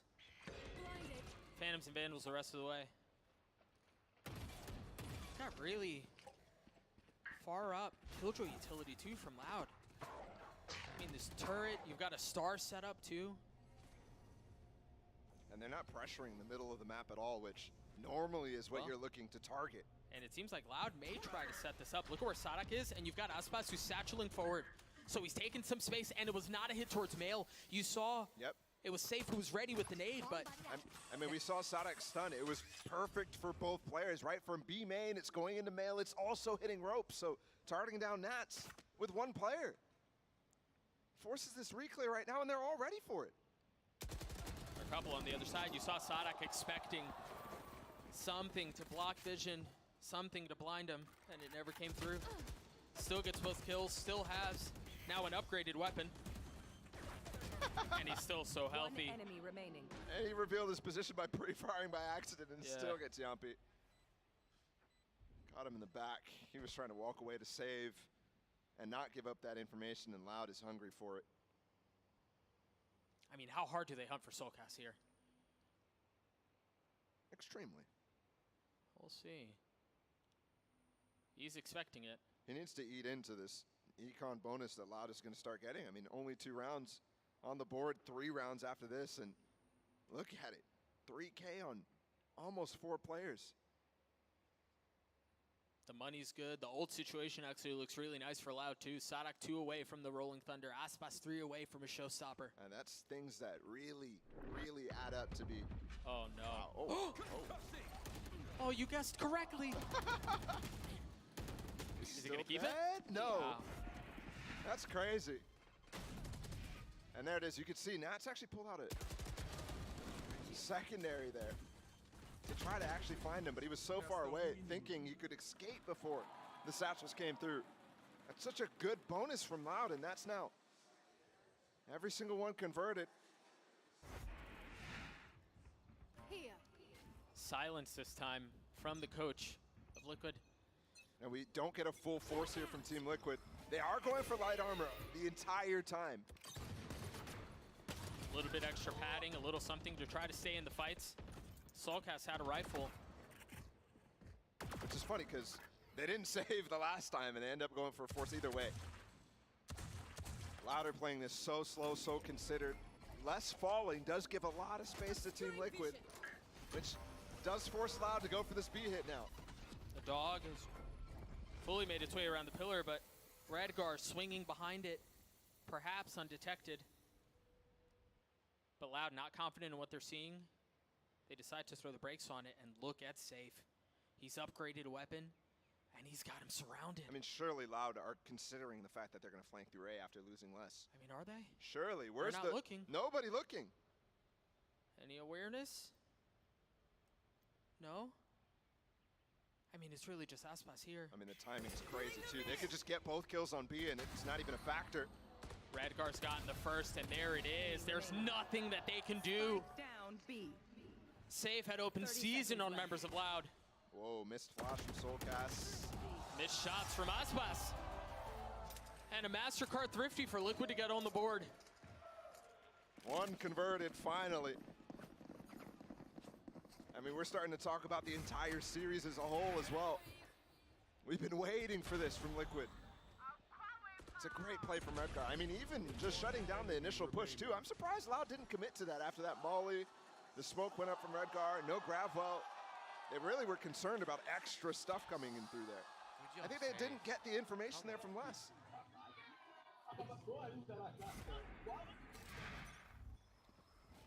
Back into the action, rifles for both. Sadak with the Rolling Thunder and op in the hands of Yampi, currently unchallenged towards B. The nade from Safe should cause some trouble though and deal some damage. Look at Aspas. Gonna have to get healed up, no armor left. Sadak has no armor left, but they invest the Rolling Thunder. Nats avoided it, tries to peek out from behind the smoke, and Covington cleans him up, and no, Safe once more. The discipline box goes unchecked yet again. Hold. Looking for more value. The spike well out of reach. One enemy remaining. And this looks like another round for Liquid. 2 instances now, back-to-back baller, where it feels like Loud, these little mistakes are costing them everything.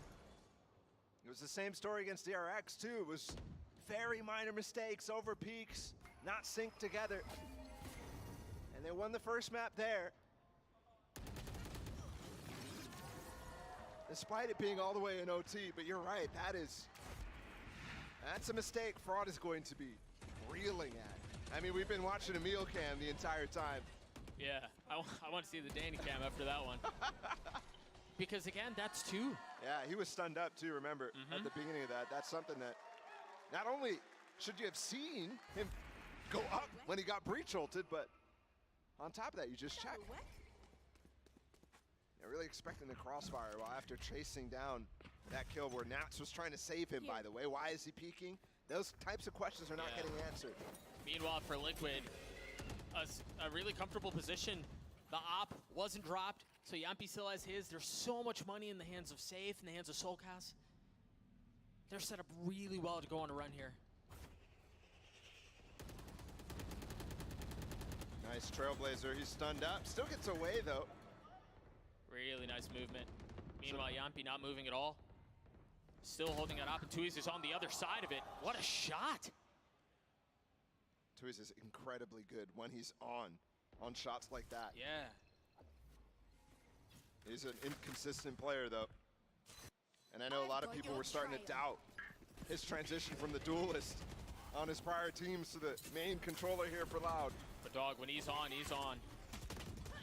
How much more can they fight? Nat's doing well to keep them back. And Aspas following up, too, with this showstopper.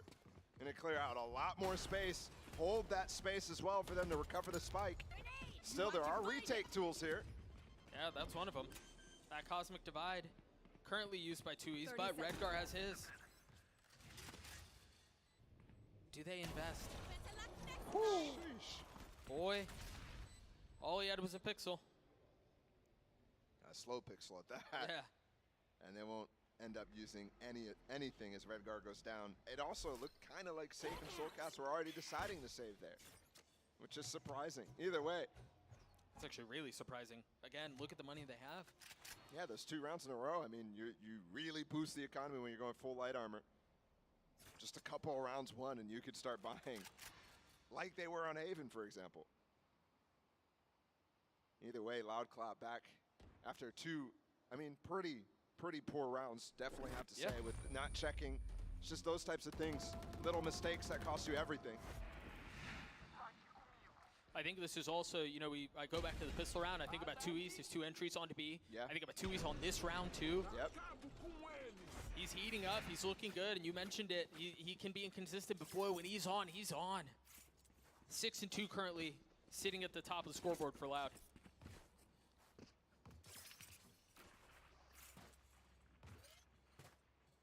We do have a couple ults here from Team Liquid that are close to being fulfilled as well. Soulcast 1 off, Nats 2 off. Which means if they end up winning this round, that's a crucial round that they'll have those 2 up as well. I wonder if that early flash out from Soulcast forces Yampi to reposition a little bit. Or if he wants to take some of that space. Yeah, he's creeping up right now with the op. Meanwhile, there's a lot of action towards mid. I mean, both Razors are just separated by a nebulous purple blob. That flash from up top, Nat's having to turn. No challenge yet. Remember, he got punished in a prior round. The breach is set up to play anti-flash and also potentially reactive off of Aspas's information. He's got nade, 2 satchels. Fault line just came back up. They just spotted Nats. Save. Tagged a little, and they actually fault line to push Nats off the angle. And they're falling off mid. They've gotten both sides, both ropes. Oh, hold on. Tuiz creeping very close there. Wow, it looks like Team Liquid has the idea to re-clear B as well. Loud are so quiet about this. They've lost Heaven. Oh, Safe. He's gotten a little bit ahead of it. Both satchels, but he's dropped on the way out. Exit not found. Redgar trying to do some damage, and he can between him and Nats. They drop 3, but Loud punch back. They're planning for spawn right now. Very risky decision, and Tuiz. Dude, again, He's answering. ice cold. Yeah, answering the call for Loud. That's a momentum buster again. Especially after Nats and Redgar do so well to actually keep them in that round, because I think Loud was playing that mid round perfectly. And Team Liquid making some risks, making some signs of indecision too. Yet they still dominated that B Heaven hold.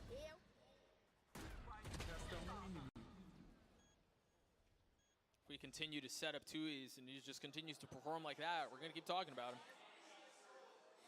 He's just playing so well right now. And while it's certainly not as dominant as we saw in Haven, it seems like Loud are still in a very comfortable position. You see a spam out from Kawanzin. Don't think it tagged. No, it didn't tag Safe at all. But an early pit invested from Nats mid. So I was talking about being able to lock down mid on this crucial round is very important. Before Loud gets their cycle up, try to stem their economy a little bit. Could be massive. Yampi. There's the first challenge. There's not a flash. It's going to be dry. The second flash come through, and Safe picked up Or excuse me, Aspas picked up the spike, and I thought he was going to satchel into heaven. Yeah, he was definitely intending to. That was the path on that execute, but as Sadak falls, he has to pivot off, and thankfully there's nobody on the site. Well, unfortunately for him, he didn't fully commit to it. I wonder if that was just like an accident. As he was satcheling forward with Sadak in front of him, he just picked it up via his pathing. So Disaster perhaps avoided Loud getting the spike down, and look at how far up they are in spawn. Well, Redgar's expecting this, though. I love this. Playing deep. Now the Seekers are going to come in, and 2 go to spawn, so Redgar knows what's happening. They've got a star behind him, too, and it turns into the gravity wall. They're keeping the fight in front of him. Redgar gets both. Player standing. Redgar gets all 3. What a play. I thought Tui's again would have been able to get some success there, but no. It's the IGL for Team Liquid. As soon as the Seekers confirmed where they were, the star behind them, and the gravity wall to keep them in front, very nicely done. Yampi with his first kill here, huge. I mean, you talked about how that pivoted off spots, but then Redgar's read is perfect too.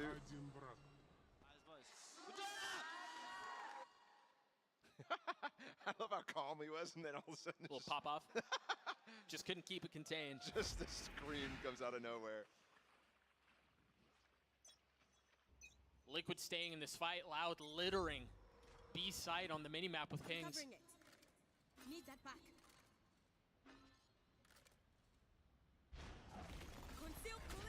Nothing but the dog creating some noise. They got the gravity well out from Redgar. Nats is not here in time to actually molly, so they get through, and for the first time, Off's going to commit, and they're losing people instantly.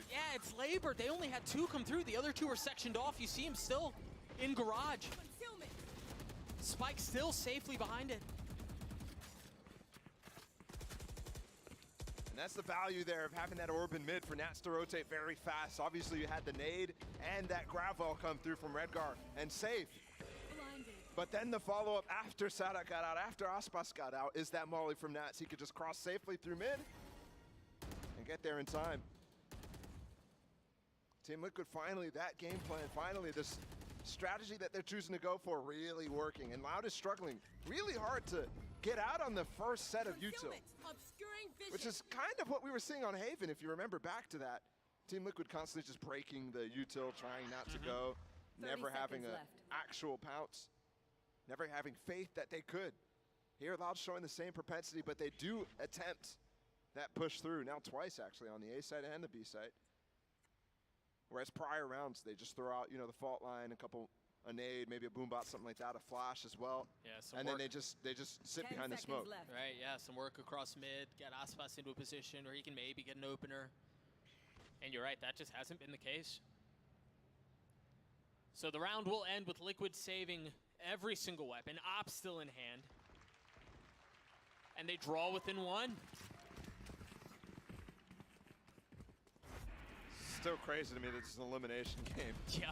I mean, up to this point, it hasn't felt like it. Obviously, we had that crazy stomp on the first map. Loud hungry to make a statement. And now it feels like both sides still hesitant as we get this timeout coming in from Loud. I mean, with tournament life on the line, I get it. I have to go back to the year that these 2 teams have had, and maybe expectations a little bit different, but I don't know that even in the face of Group D, for these 2 teams to be the first ones who are fighting off elimination is just wild. And the crazy thing is, Liquid, in the eyes of many, Liquid were the safe ones. Oh, for sure. They were the ones who were supposed to be on the way out. There were question marks around the other 3. Yeah. But they were the ones who we thought were going to get out, who I thought was going to get out. And for both of them, again, topping their region. Now, here, fighting each other just to stay alive. It's just wild. It's crazy. I mean, this tournament is called Champions. These 2 teams are champions. Yet, they're leaving first, potentially.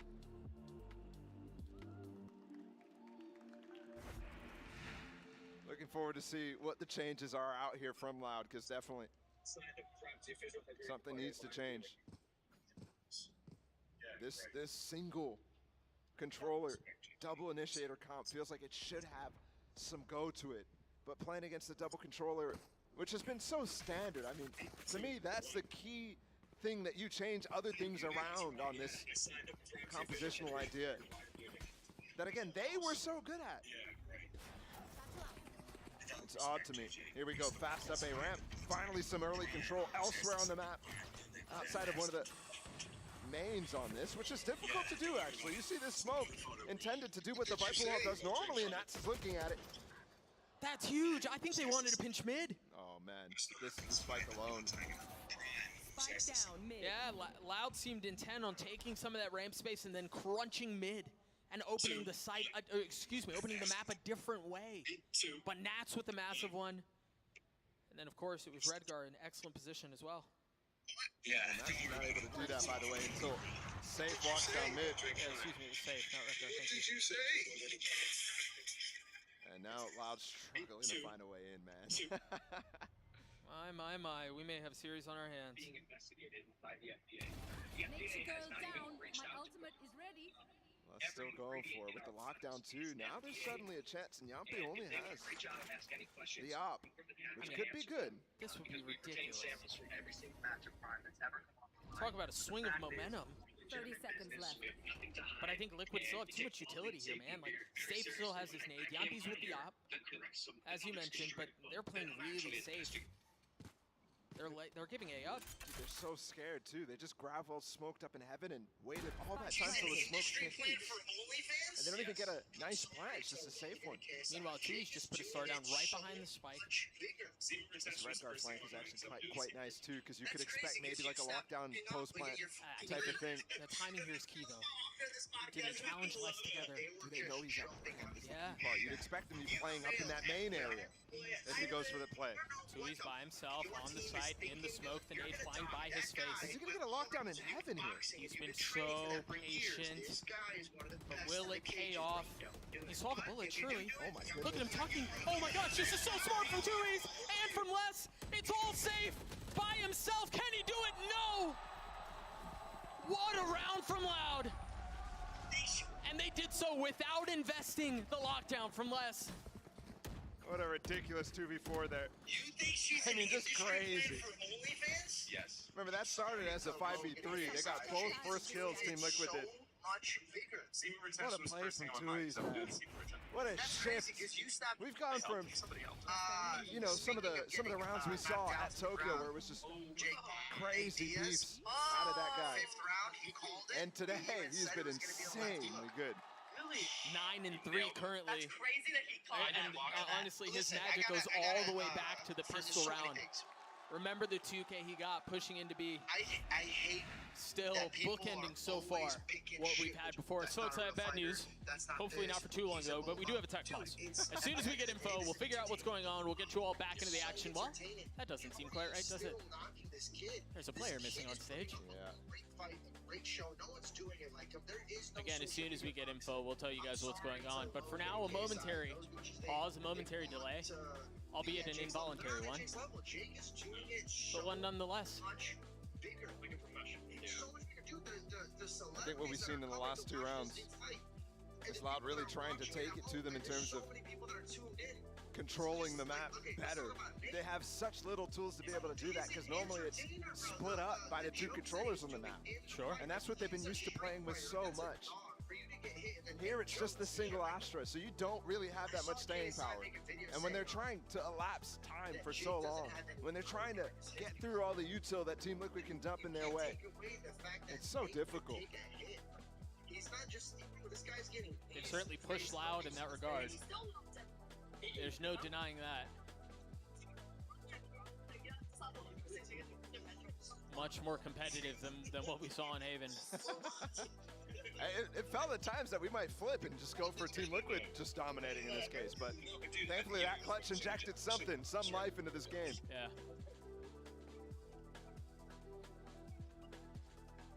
Always important to get your stretches in on stage. Might have time for it too. Yeah.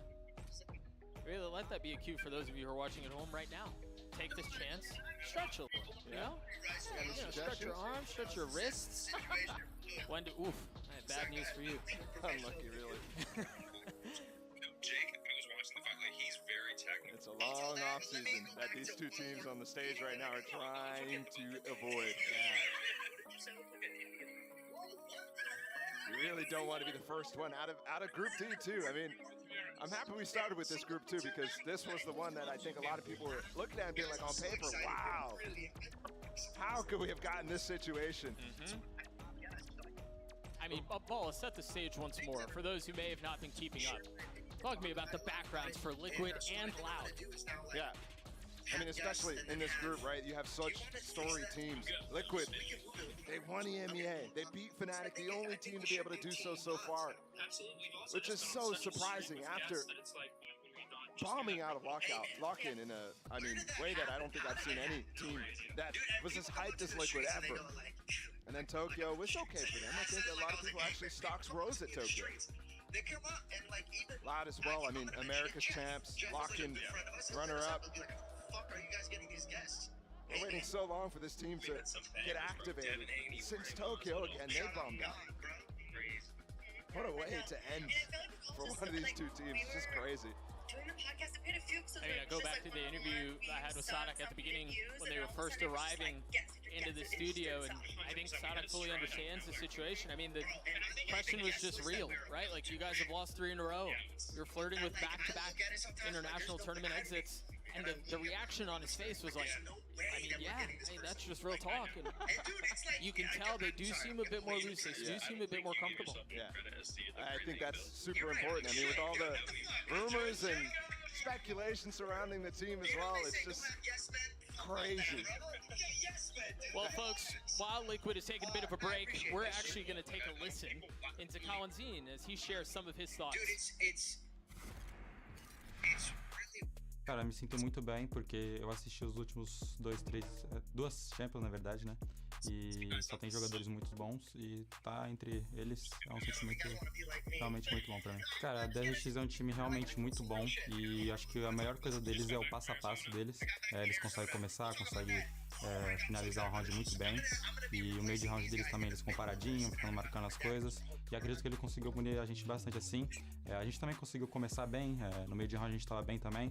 Só que na hora de finalizar a gente cometeu alguns erros e eles puniam bastante. Very aware of this though, still going to try and keep a check on it too. He has been noted now. And there's the first. Kalanzine! Clean as hell! Sprays! And this time someone answers! Loud gifted! The perfect hold on that! Cara, acredito que a principal coisa que eu aprendi nesse ano é que não existe time fraco e você não pode respeitar ninguém nem desmerecer ninguém. Todo time tá lá dando o seu melhor e todo time pode ganhar de você, então você pode ganhar de qualquer time, sabe? Não tem um time favorito sempre numa série. É um campeonato que eu ainda vou continuar dando o meu melhor, vou tentar ganhar. Always good to hear from the players, especially after a situation like that where they fall down to DRX the way that they did. But yeah, Kalanzine, Loud looking much better. As we're just a few moments away, I'm being told, from this momentary tech pause. Ending again, Loud up big, really in the series. They dominated Liquid on Haven, now find themselves up 2 on split ball. Loving the signs in the audience today too. Big question mark, where's Chamber? Yeah, where is Chamber? I don't think he's that good. I'll take. No? And Loud is, I mean, up 1-0 right now, so doesn't need as much energy as we might think, given what they ended up showing in that first series. That's wholesome. That's also wholesome, I think. Dang, he has so much. Yeah, he's got depth. Wow. All right, that became less and less wholesome as the signs went on. Sure, no chime. That could have been maybe 100, maybe 200 more. But again, I am being told that we should be ending this very shortly, as you all did very obviously deduce. Safe was not in his chair, but he's on his way back, and we'll be getting back into the action as soon as possible. Oh. Well. Who knocked your teeth out, bro? What's going on here? What is going on? I didn't realize. And he's back on stage. Welcome back. I also very quickly didn't realize how talented Emil was. Yeah, he can draw too. He can draw. This guy's got it all. So just a few moments for him to get ears back in and back into the action. Again, Loud up 2 on the attacking side. We'll take a few moments here to refocus. Refocus, recenter on what's going on before us. because it's been, well, as you're mentioning, it's been a bit difficult. It's been a bit labor for Loud as they've tried to get past this defensive pausing of utility that Liquid have thrown in their lap. Yep. I think it's been a much more difficult game here, and I think it's because of the compositional choice that they've gone for. I think Team Liquid shifting up and has, you kind of expect Loud to have real good prep against the regular double duelist that everybody is playing. This is kind of the thing that you're probably going to get the most practice on against. And giving them the best opportunity. We'll see if it can keep up what has been a good half so far, despite looking like, there's struggles here and there. Back into it, though. Op short one. Op still in the hands of Yumpy. The ult for Redgar. Loud have 2 key ones to work with, too. And it seems like for Loud, we were talking about this prior to the timeout, and really both rounds now we've seen, it was a bit different in the previous round, but there is more of an intent on focusing mid. I'm surprised they haven't gone back for that same punish that they did on to Nats early in this game. Yeah, with the stun from Sadak, They are set up in a similar way, the duel coming in towards B main. Oh, Nats is isolated right now. They could get into this. He's alone. Aspas punishes Redgar, though. Perhaps off of the fault line, but Kalanzine is going to get one on to Nats too. You were right, he was isolated. He gets cleaned up. The timing on this is good from Soulcast as he gets both. I mean, finding just the right moment to strike. But Kalanzine not interested in playing this map much longer. That's now 3 on the round for him. Yumpy with a nice snap, a 1v2, he dashes forward, the spike has been planted, spam onto 2, he's not fully connecting, but damage has been dealt, he's gotten it down to 1. 2, he's weak, he's been good, but has he been this good? No! Yumpy with 3 as Liquid get the round. And some fire from Yumpy on stage too. Trying to even this out before we close out the half. A 1v3. Soulcast contributing too. I mean, swinging like that is just with speed. And getting 2 in that. And that's massive. 1 great, but the second on that. Nuts. To be able to get back in that after the Russian duo fall and miss. There we go. He's back. Yumpy's back, baby. It was missing on stage this entire day so far, and finally, and we talked some energy. We talked about it in Tokyo too, and he said the team felt like it was a curse, and that's why they weren't doing it. Aspas, the Rolling Thunder paves the way for him to move his way forward. The showstopper, he spotted him, but he doesn't get the kill. Safe does. Blades from Yumpy, another found. And I'm happy to say all Spike on the pause. They've demonstrated over the many years they've been Safe on YouTube tried to find some translated to the space. big screen beautifully. Wasn't able to, though. It was really cool to see what they were able to do with That's a deep lockdown, bro. So that doesn't even clear out the back of sight right here. But they're aware of it. You see the pings on the minimap. I don't even think they're really intending on going that way, But what to be do they honest. even have there to punish? They put a Cosmic Divide to help Soulcast stay alive. Blinded. Flash out on the other side, and that's going to confirm that they do want to hit that way. You don't have to worry about what's happening mid. Meanwhile, Safe creeping his way forward. The flick from Soulcast. I mean, the value these last 2 rounds. Safe bookending it, getting the final round and tying us at 6. The quick thinking from Team Liquid there. Everything hitting together, and it couldn't have come at a better time here as we end the half tied up. What a play from Redgar to give that wall up for Soulcast, and then Soulcast to really capitalize on it, dodging all the util that was available, which wasn't much from Loud. Sure. It's so good. Oh, man. Yeah, the barking's back. Does not feel like a curse anymore. A 6-6 half. We're going to throw it down to Yinsu and the crowd who's standing by with a special guest. Someone who I consider a Valorant royalty here with me, it is Pancada. Welcome, Pancada. I might know the answer to this first question, but I think the fans would like to hear it. Who are you rooting for today? Who are you supporting? Então, quem é que você tá torcendo aqui hoje? Loud.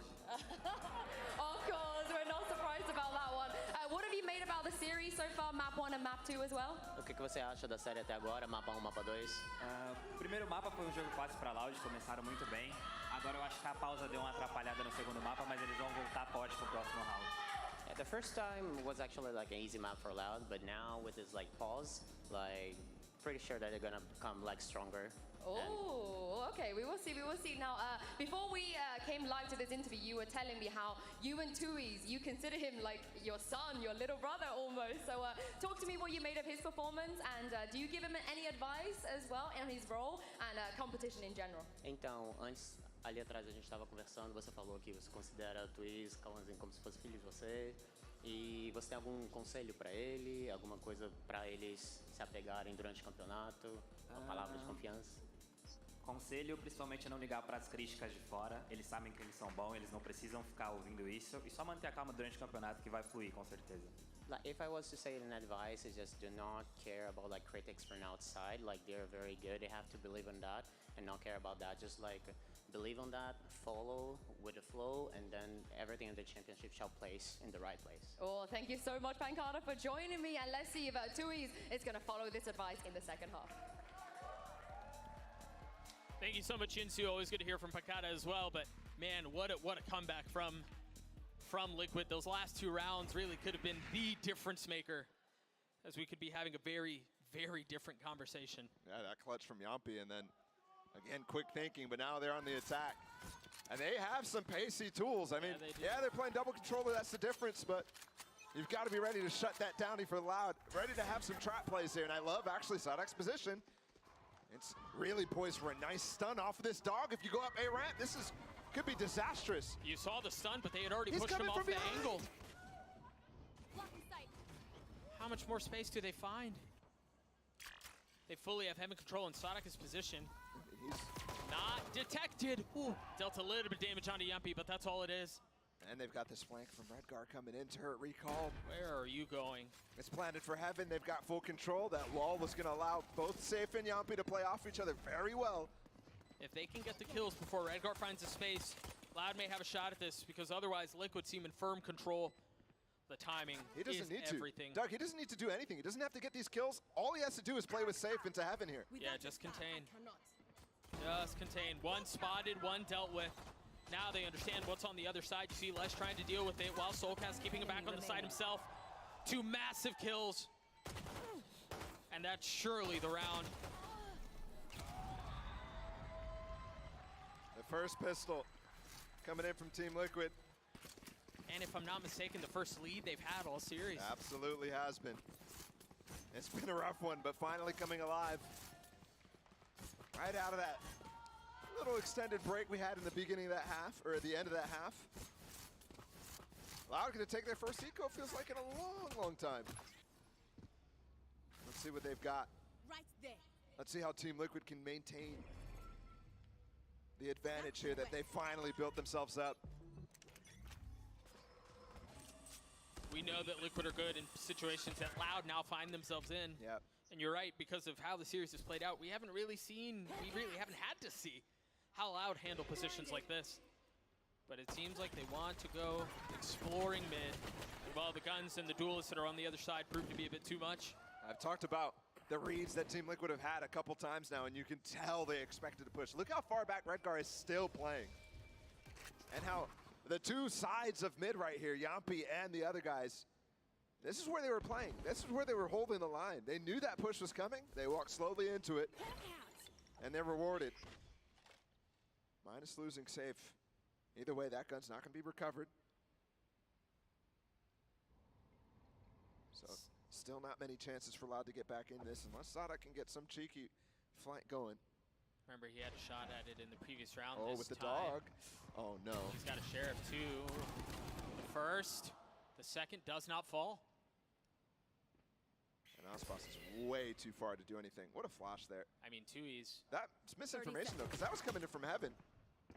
He understands the Redgar's behind him. It's just a classic against the Ghost. And that's just not enough. I really love this from Liquid, too, man. They're taking their time. They're getting the orbs. They're not just satisfied with getting the kills and getting the spike down. I'm really curious where that flash came from Soulcast, actually. I'm wondering if that was intentionally going through one of the windows on top of B rafters. Oh, that nade got caught up there, but that's a dink from Aspas with the Spectre up in heaven, now 13 HP. Aspas, I don't think they're coming, man.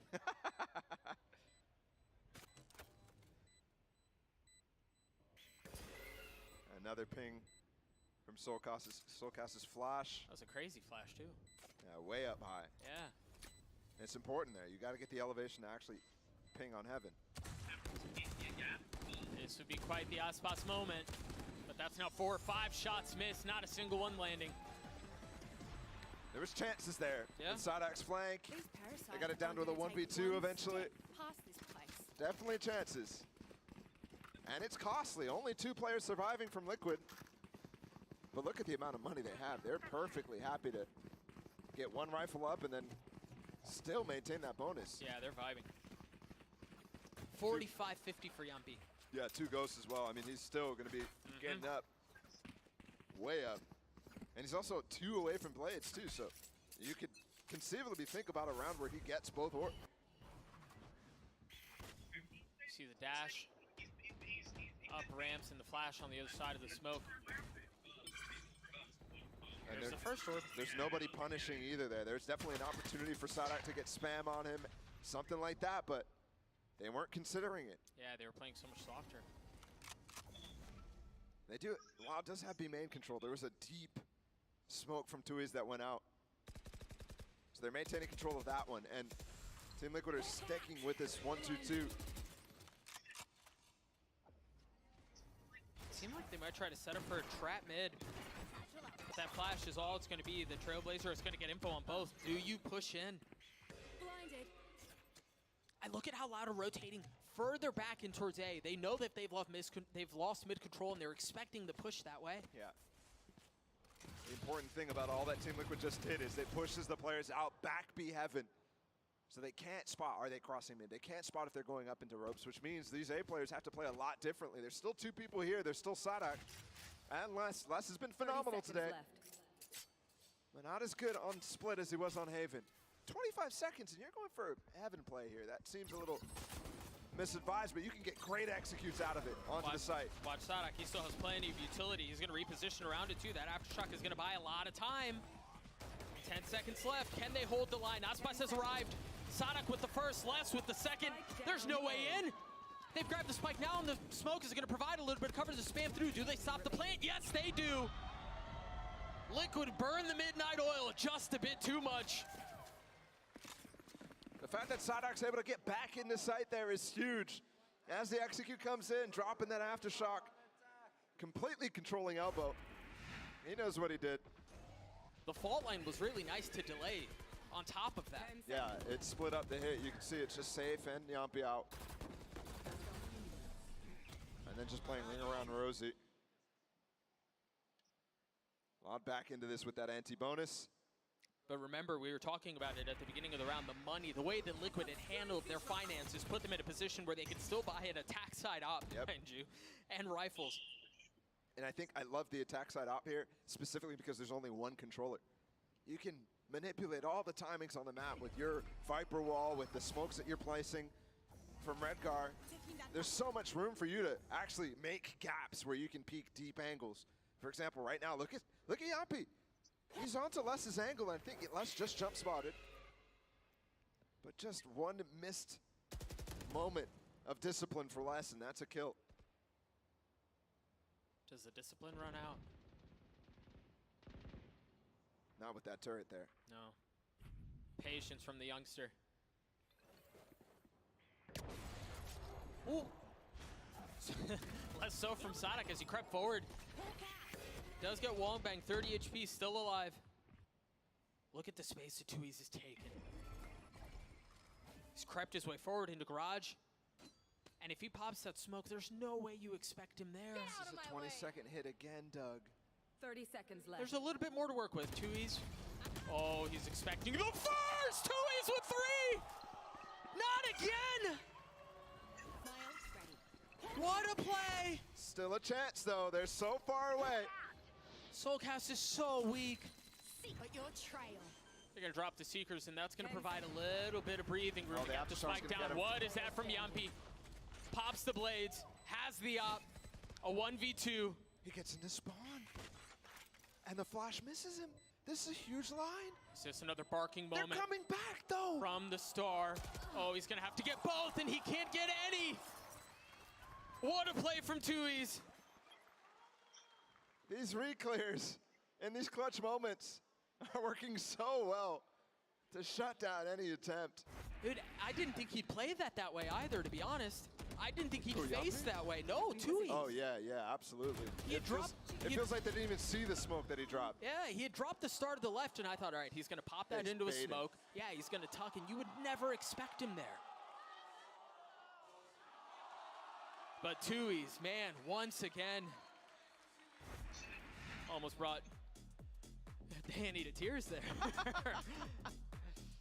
I mean, it means a lot. Elimination on the line. And close it out early here. We go to Lotus, which we haven't seen that much of Loud on Lotus. And it didn't look perfect against DRX. Despite the fact that DRX is also one of those teams that hasn't played it too often. What do you think that stack of cups there is for? I think it's all the clutches. He's keeping up with them himself. Yeah, I like it. It's cold-blooded. A reminder. Or it's just a way to start a tech pause. Or it's just a way to start a tech pause, yeah.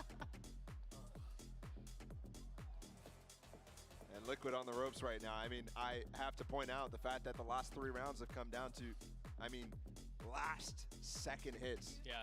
Every time. And that one in particular, I mean, they didn't have control of B-main. They didn't have the information, so they have to dry walk into Tui's. And yeah, Tui's makes a crazy play, but it's also at the behest of Liquid to do something to stop that sort of thing, right? To make it a little uncomfortable for him. That was full comfort the entire time, and he's so advanced that he is calling rotates a lot earlier. Whether or not he wins that fight as he did. And now, oh, look at this, actually. Les is the guy who's opping here. Instead of Aspas on the raise. Aspas also only has 1 satchel. Remember, actually, back to last year's meta when this team, Loud, won Champions 2022 in Turkey. Les was playing a lot of chamber in maps where Aspas was floating elsewhere to raise or to jet. I was looking to see if he popped someone up with the other satchel into a cheeky spot, but I don't think it's the case, no.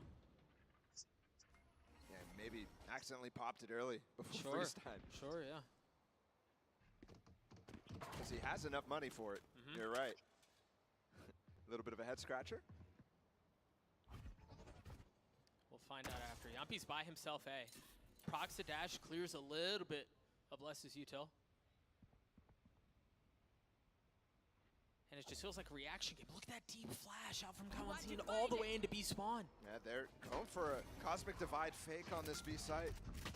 Look at Redguard's position. You can see exactly what they're thinking. And Loud, no, I mean, you're right, Tui's again, so deep. He knows everything. The alarm bot is here too. That wall is going to help. It's going to provide some exit for Les to get out. It's 30 seconds again. Remember the rolling thunder from Sadak too. It's just going to push them all back. Oh, it could be disaster. Do they flood behind it? Yeah, Les has already taken the space. Remember, he's got an op. Aspas has fallen. Kalanzine playing in the smoke. Does he have any more util? No, I don't think he does. Now 13 seconds left, and once again, Liquid may have waited a bit too long. The clock expires, and Safe is on the other side of it. Yeah, he doesn't even have time to recover the spike in time. Look at Tui's, the dude's just chilling.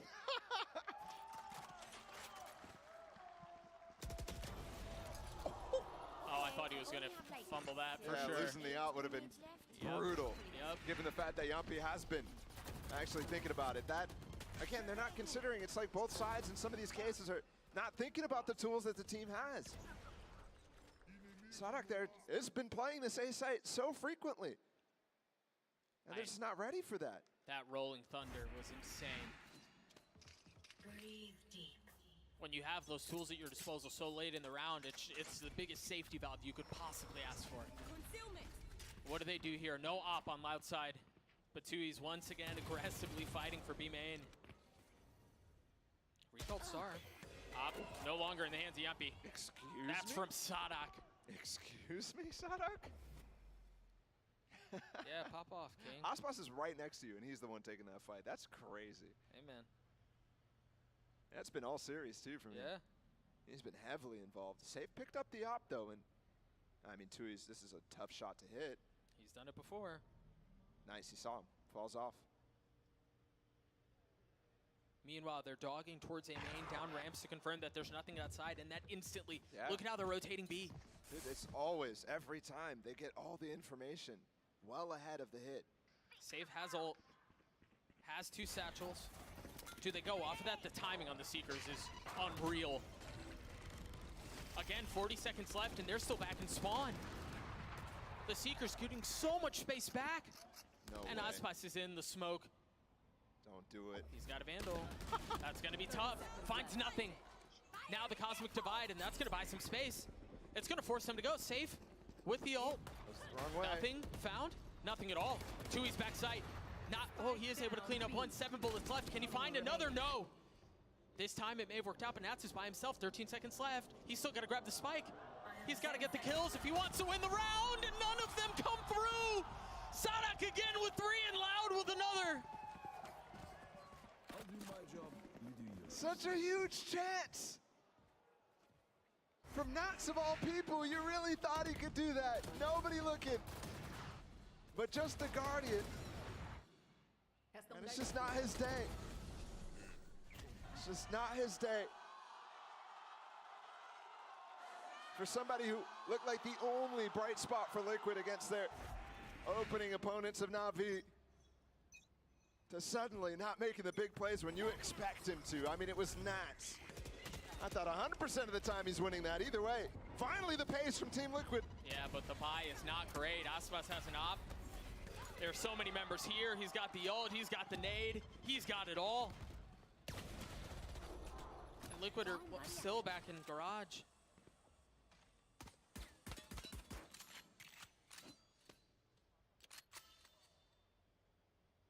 And the fast push instantly gets put down. I mean, you're thinking so often, when is it going to come from Team Liquid? When are they going to be able to switch things up? And it comes at a time, again, that it's readable.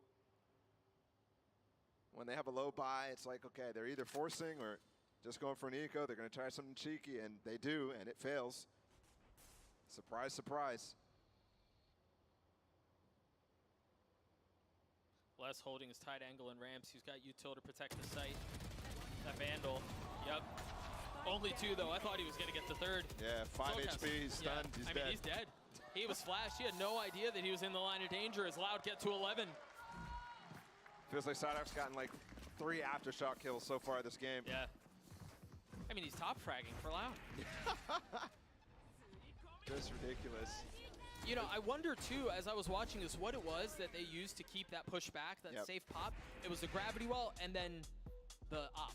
Yep. Up in heaven. That's what was the initial problem, and that's what really caused Liquid issues in trying to get out. And just a grab well should not be enough to stop the double duelist dive. I mean, it just shouldn't. And yeah, I mean, Yampi did get out.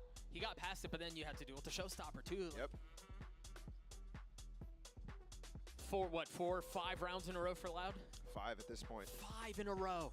And you remember, Team Liquid took the lead because they won the first pistol, or their only pistol this series here in the second half. Won the anti-eco, but since then it's been all Loud all day. And the crazy part too is it's not even how you really expect this comp to play. There's not any crazy trap plays going out. They're just playing reactively. I think at this point, you know, I was thinking a lot how Loud is playing fantastic on Haven. And I was trying to credit them a lot for that, making it very difficult for Team Liquid to get in the game. But here, I think a lot of it falls on their own responsibility, taking so much time here. Yeah. When you don't have the same, I mean, there's not as much, I say this a lot, the sustain ability of Loud's composition. There's not reusable util outside of the Sky util. Tui's his stuff is all going away after he uses it once. Sadax has a refreshable fault line, but outside of that, you're spending a lot with those flashes. Yeah. Let's see how this plays out, though, finally. What is this setup here? The fault line, and they're going to push in really hard. Yeah, Tui's has been getting this control every time. Yeah, get Sadak the orb, have the Rolling Thunder online. Remember. Whoa. Aspas and Kawanzin with a lot to deal with mid. Follow, this does not look good. It's labored, man. It just feels like it's not there right now for Team Liquid. He just walked in without checking anything, right? Yeah. That's like, you expect the crosshair placement to be there, at least something, some piece of util, but just dry walking through. That one hurts to see. It's a little painful, I have to say. And again, they've given the tools to Loud to win this round. They've given the breach hold. They're not playing against the lockdown, which could come at the wee hours where they like to hit. They just deep flashed into A heaven, but it was just a fake, and you just realize there's an op on the other side. Where's the Trailblazer? Where's something here to deal with the op that they've seen? I wonder if it was just peeked ahead, because remember, Soulcast was flashing into A heaven for the fake. Tui's is still in a really nice spot here, and they've got this brutal crossfire with Kalantin not far off. Aspas getting another. The nade's gonna keep him back. Redgar's left by himself. He's got 70 HP. I mean, this map was close until it wasn't. Yep. As a Prime Gaming Flawless gets Loud to series point and puts Liquid one round away from elimination. Yeah. I don't even think about this as series point. I think about this as elimination point right here. Team Liquid are on the ropes for a team that was highly rated, probably second highest. Oh, look at that crosshair. Yeah, it's just nowhere. It's nowhere. It was in the ground. I hate to keep bringing attention to things like that, but it's just not there today. And of all days, this is the end of the season right here. This is the round that could determine whether you're going to the offseason disappointed or you're playing more Valorant.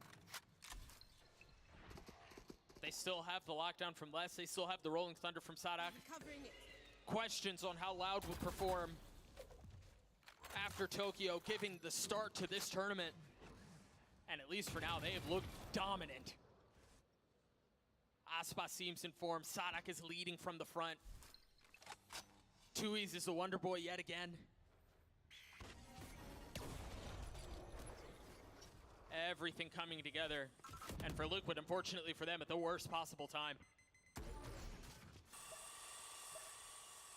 What is left in Liquid's playbook? Where do they go from here? Again, challenge in the B main. This time the op. I've got your There it is. There's something behind it. This time it was the Seekers. Stays around to drop that nade. He's here by himself. Oh, Tui's has helped. Tui's has helped, but Kalantin's also gotten one. And they split up the hit again. 35 seconds. They got to get on this side. Oh, the flash was so good, but nothing falls. 30 seconds left. Safe healed up, and 30 the clock continues to be an issue. And now everyone's here. Sonic still has the Rolling Thunder. Les still has the ult. The push in from Aspas. A kill is found. There's the Rolling Thunder, and that very well may have secured the season. The series done, and it turns out Sonic's suitcase, it was not for him. They send Liquid home. And the final round ends in the same fashion that second half and Haven went to. Domination from Loud. It's good to see them back in form.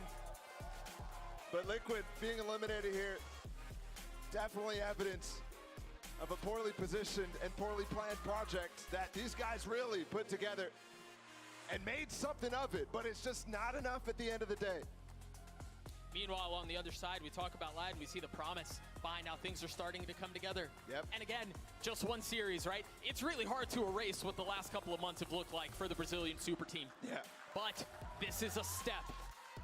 A step indeed. Give it up for Liquid here as they take their bow one final time. Our first team eliminated here from Champions. But you're right, with Loud, finally some promise here. We saw a little bit of it in that first series. We definitely were like, okay, hold on, this is not Tokyo. They're gonna turn the page. I'm still not fully convinced, but we'll see. One more series to make it to playoffs, one more game against Na'Vi. A matchup we have rarely seen, but I'm looking forward to so much. Bro, Liquid Na'Vi to make it out of this group. Come on, man. That's crazy. And I think you're right. I mean, Loud look good. The nice thing is we're going to let the desk break that down. Mimi, are Loud back? Loud seem to be back, guys. They look great in that series. A 2-0 victory to stay alive and send Team Liquid packing. I'm back again with Sean and Valen on the desk here. And Valen, diving straight into this, I have one question. At this point, after Loud's performance in this game, do you think we can consider them one of the favorites to make a deep run in this tournament again? I think it's still a little early to say favorites, but they are looking a bit back, you know. But even with that win, I still saw some shaky moments, to be honest. But overall, they looked much cleaner this series than previously.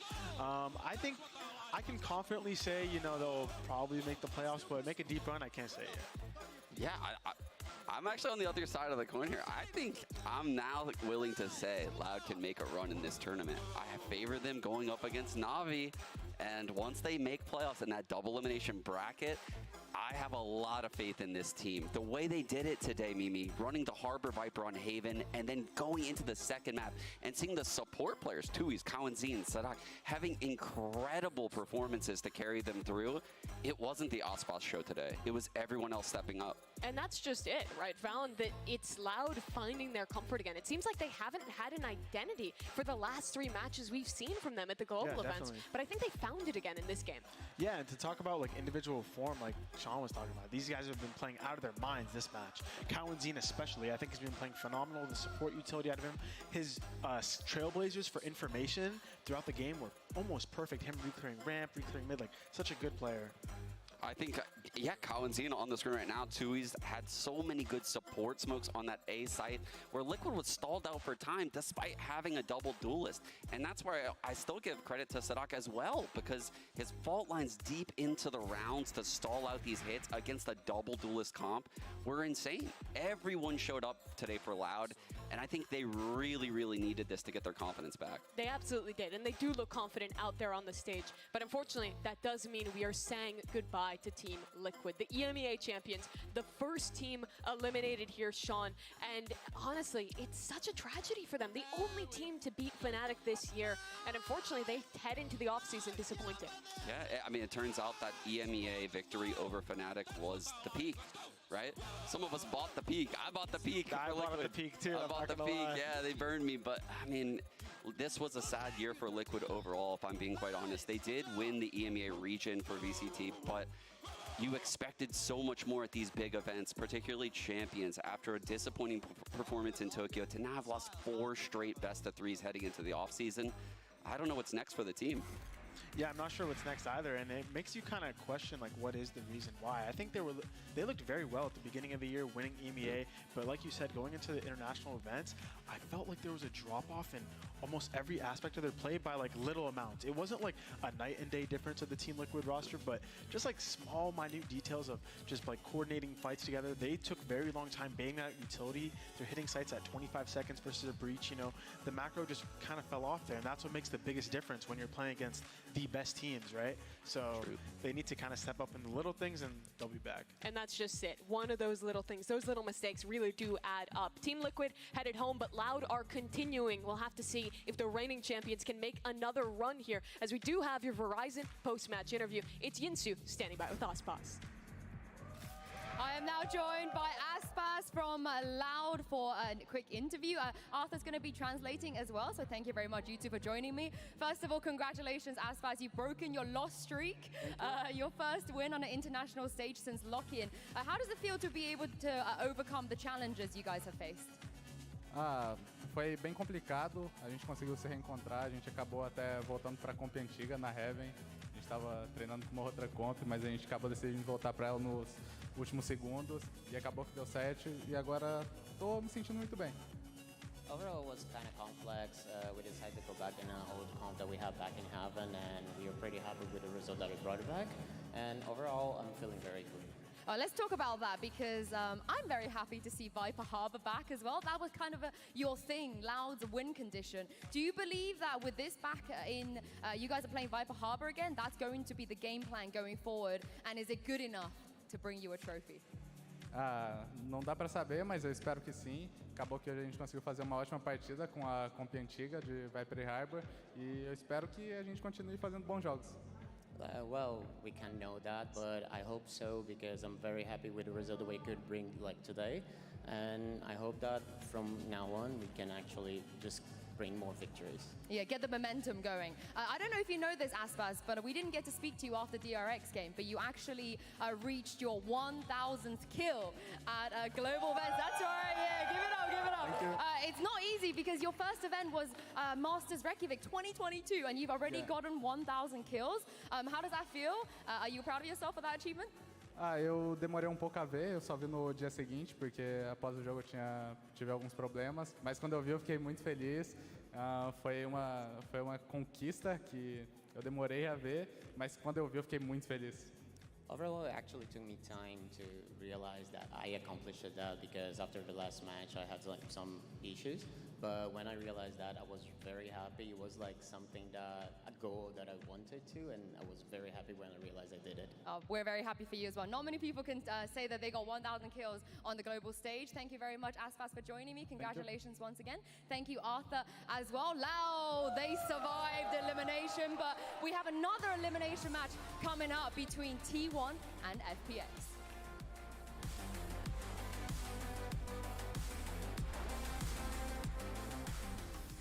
It's the upstarts of EMEA, the only team to beat Fnatic this year, facing off against the reigning champions, the best of Brazil. Just a few seconds left now, and the spike is not in hand. The members of Liquid are weak.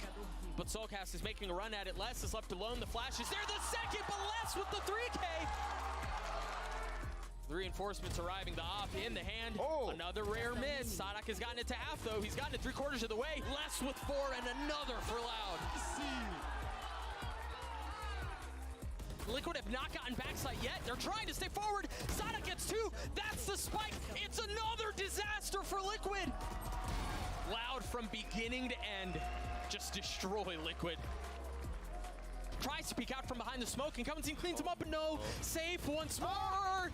The discipline box goes unchecked yet again. Nice, boys. Nice, Chip. Nice, Tommy. Let's go. Look at him talking. Oh my gosh, this is so smart from Tui's and from Les. It's all safe by himself. Can he do it? No. Tui's. Oh, he's expecting the first. Tui's with 3. Not again. The series done, and it turns out Sonic's suitcase, it was not for him. They send Liquid home.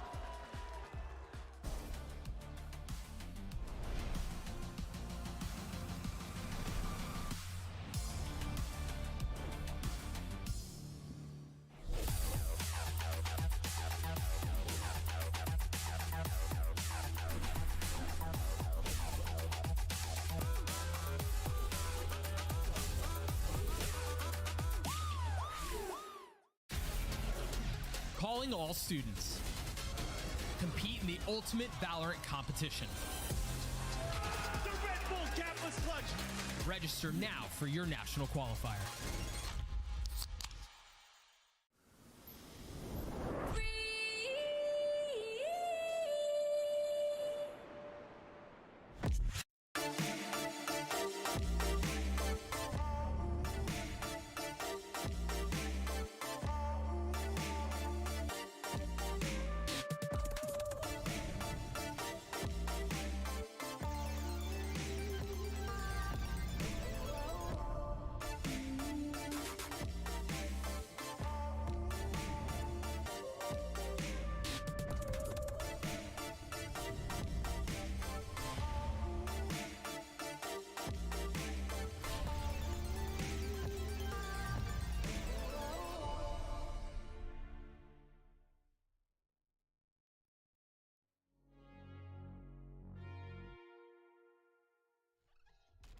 So slick, speeding through the surface, like a Formula One driver that's reversing.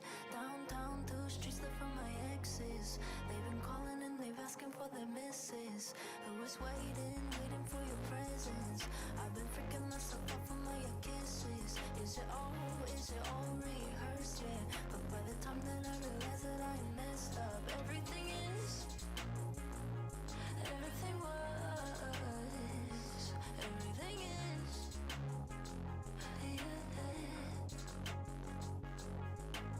oh, my heart is on a sleeve.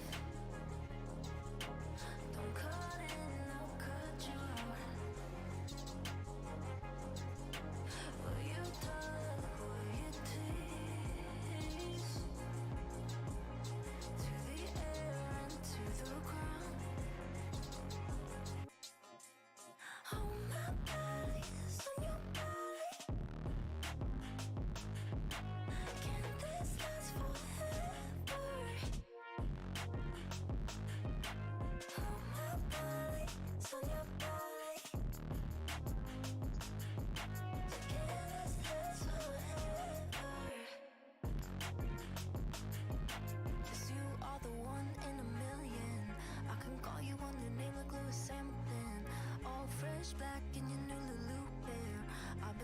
out the windows brushing my hair. I've been waiting you to get here, and been freaking myself out with what was said there. Is it all okay? Yeah, 'cause by the time that I realize that I am messed up, everything is, oh, everything was, so everything is, oh no, oh my heart is on a sleeve, oh yeah, don't cut in, don't cut you out, no, tug your teeth, air into the ground, 'cause I'm on my body, it's on your body, it's on your body, your body. Can this last forever? Can this last forever? Don't hold my body, it's on your body. Can this last forever? Forever now, forever now.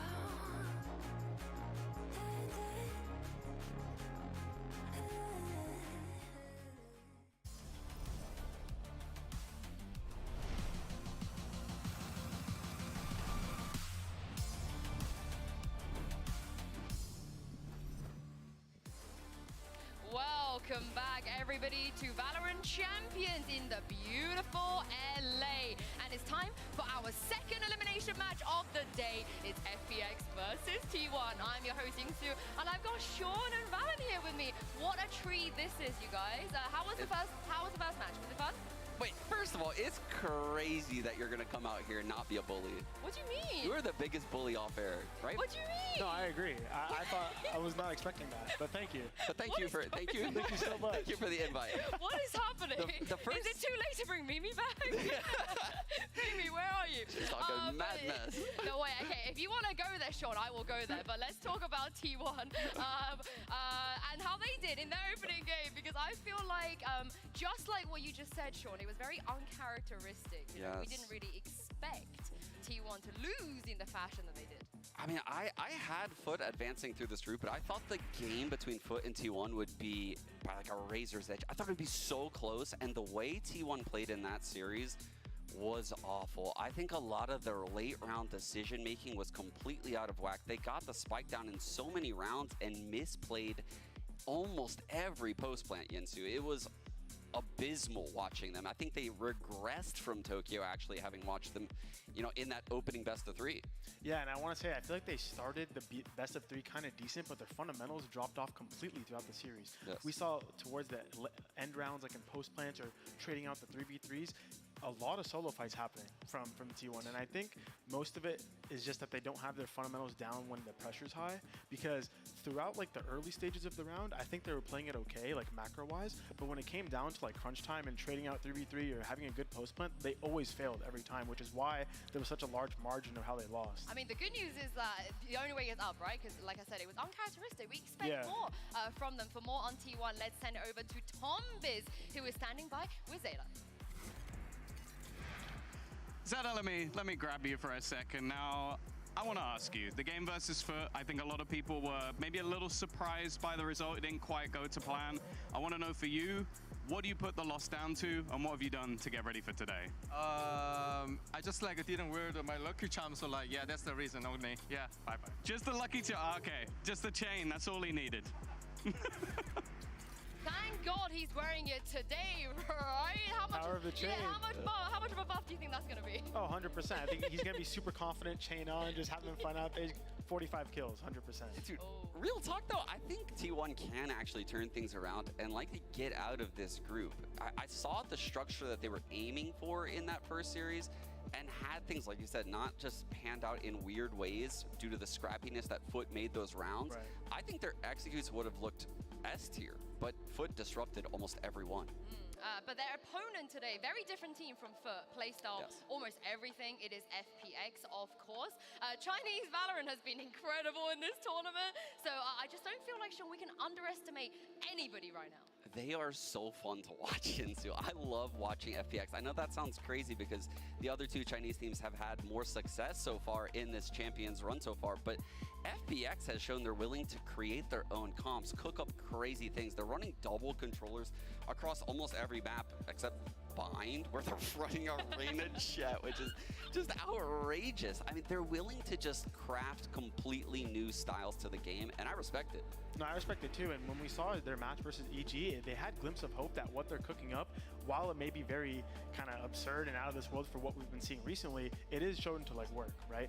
Obviously, they're not up to perfect standard because they lost 13-8 twice to EG, but if they can fix the little things like their fundamentals, their trading, because macro-wise, they're very impressive macro-wise. Their IGL Berlin is very good tailored at slowing the round down when it gets hectic, when it gets very chaotic, because that's how they thrive in the beginning. Slows it down, collects his team.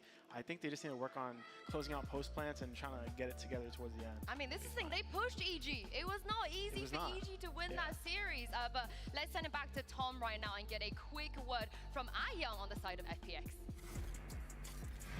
Right, I am going to be grabbing Aya, who will be coming over. Obviously, your performance versus EG had a lot of good signs for the team. Is this the day that FPX finally get themselves a win?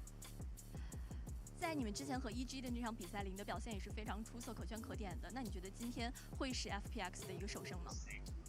我觉得今天的首胜对我来说没有那么的重要。我觉得这就是一个舞台，我们只需要在舞台上展现出自己。但是今天拿到首胜更好，大家有一个更好的状态，当然拿首胜也很简单。Definitely we want to get the first win of this tournament, but it doesn't matter if we couldn't win today, because no matter what the result will be, we just want to do to standing here to enjoy this stage, enjoy to standing on this stage and playing games in this arena. That's all we want to do. That's great. I hope you have a good luck today and best of luck in the tournament. I'm surprised to hear that from him because elimination is on the line, but maybe sometimes you need to kind of feel a bit more calm and cool. Yeah, ease your mind for a big match like this, especially elimination game. They kind of just need to go into it feeling easy, and that's like probably like a cope in his head to try to chill out. Yeah, I want to talk about Ayon real quick as well because he was clutching out of his mind against EG, Sean. He was trying his utter best to try and drag them over the line. Yeah, I think when I've seen this team, he stands out the most. I love his Sky play, especially on these weird double controller comps they're running, like the Ascent comp with an Omen Astra. He's asked to do a lot with his kit, if I'm being honest, and he comes through in the clutch quite often. Again, I think this is a dangerous underdog in this tournament, and I think T1 cannot overlook FPX here entering this game. Yeah, I don't think either side too. I don't think FPX need to or can overlook T1 either. Both of them seem to be quite strong right now. I mean, they have the potential to be quite strong. I want to talk about the IGLs real quick before we go to map delay because I've never been blessed by in the presence of two such great IGLs before. Thank you so much. Of course, two of the best. But let's talk about Zeta and Berlin on both sides. What do you guys make of these IGLs? You know, what you think about their style? Anything that you would potentially maybe want to see them do? Yeah, so something that sticks out to me a lot is that for FPX, I think they start rounds with very high pressure. Not every round, of course, but they're a team that takes aggressive map control early and then slows it down very well, which causes reactions from the other team. So I think macro-wise, they kind of remind me of just like explosive, slow down, wait for a mistake to happen and punish, right? You see a lot of like 4 to 5 man executes for them. But for T1, I would say it's more of like a push-pull style. You're going to see a lot of extremity control, back and forth, trying to look for openings or just look for map space instead of just playing packed, like we see FPX do a lot. Also, I think both teams are kind of like a hybrid IGL of they like to slow the game down, but they also love their fast executes, right? They're so into like their 5-mans and their fast splits. Like when we watch Ascent, like their B split and their cat splits, is so good. But what really makes the difference, like I'm talking about, both similar, is that when it gets hectic, when they get blocked or when they have to slow down the round, I would say FPX is actually better at slowing it down and making the correct read. I saw yesterday on Ascent, yeah, they get stuck in catwalk and they full pivot from their position in cat back to spawn to B. Like they're pulling out the mid round so perfectly, and they're both exciting IGL. Yeah, I can't wait to see where we're gonna go today for the maps. Let's find out now. All right, let's jump right in. T1, you are higher seed, Team A or Team B? Team B. Team B, FPX, you will be Team A. We will start with your first ban. Fracture. They banned Fracture. Your ban? Split. Split. Map number 1 from FPX. Lotus. Side on Lotus. Defense. Defense. Map number 2. T1. Bind. Bind. Side on Bind. Defense. Defense. Okay, next set of bans starting with FPX. You have Ascent, Haven, and Pearl. We ban Pearl. You ban Pearl. So your ban, you have Ascent and Haven. Ban Haven. Ban Haven. Map number 3 will be Ascent, FPX, side on Ascent. On attack. Attack? Okay, gonna run through this, make sure we're all set. First set of bans, we have FPX with Fracture, T1 with Split. Map number 1 is Lotus with T1 on defense. Map number 2 is Bind with FPX on defense. Next set of bans are Pearl and Haven. Decider map 3 is Ascent with FPS on attack. Good? All right, good luck to you both.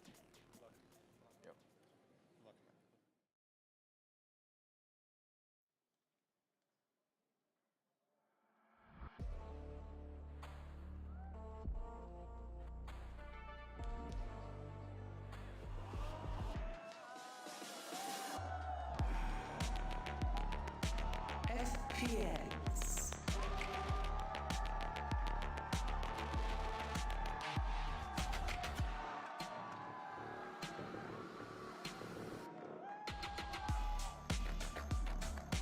T1.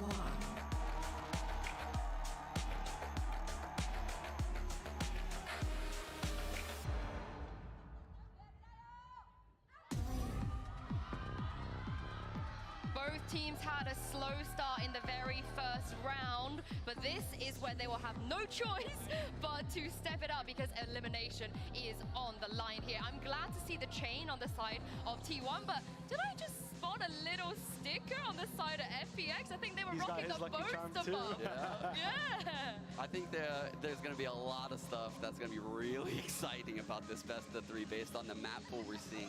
We're starting off here on Lotus, where FPX has been known to run the Harbor Viper Gecko. What's better than Harbor Viper? The Gecko throwing in there as well? Yeah, throwing the Gecko in really makes things a little bit spicy. Personally, not a fan of the Gecko, I'm not going to lie. I like the Sky, but they're cooking up their interesting comps and they're making it work. And also, starting attack for this best of 3, I think is important for them. Yes. Gets to dictate the pace.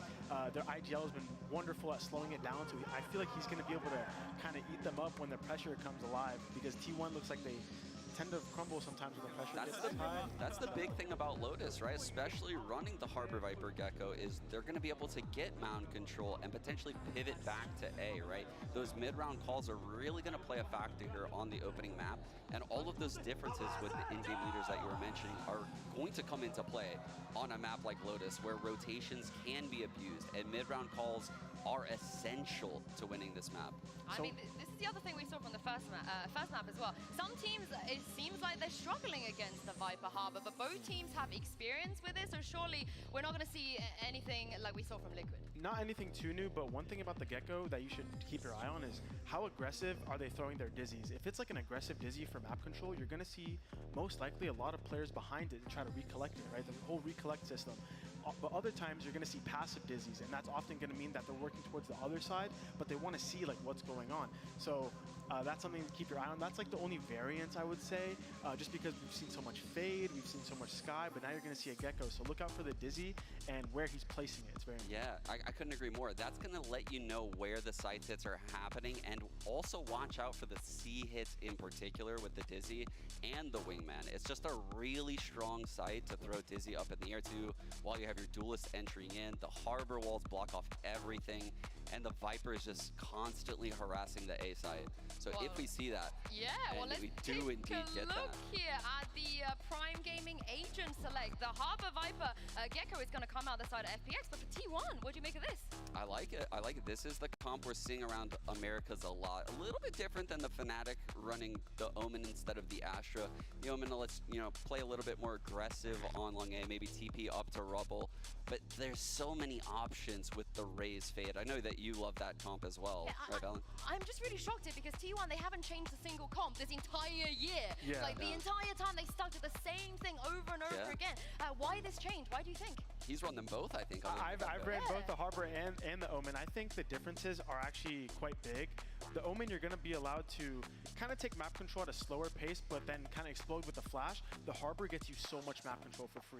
The Cascade at Mound, the Cascade out A, and even the High Tide hits all 3 choke points of B. You have so many options in that comp. It's actually phenomenal to watch. I think T1, they're going to have to kind of slow it down and thrive in the chaos, because you're playing against the Harbor Viper and the Gecko. Slow it down and see if you can thrive in the chaos. Oh, I want the chaos. I cannot wait. Everybody get ready to be entertained here. We got some cool comps, we got a great map, and 2 great casters as well to take us through map 1. Over to you, Mitch and Tom. Thank you so much, Yinsu. Yes, we're ready to kick this matchup off. Tom, I'm excited for this. We know there's some crazy comps around the corner as this series progresses. Yeah, bye. We already have some interesting stuff here on Lotus.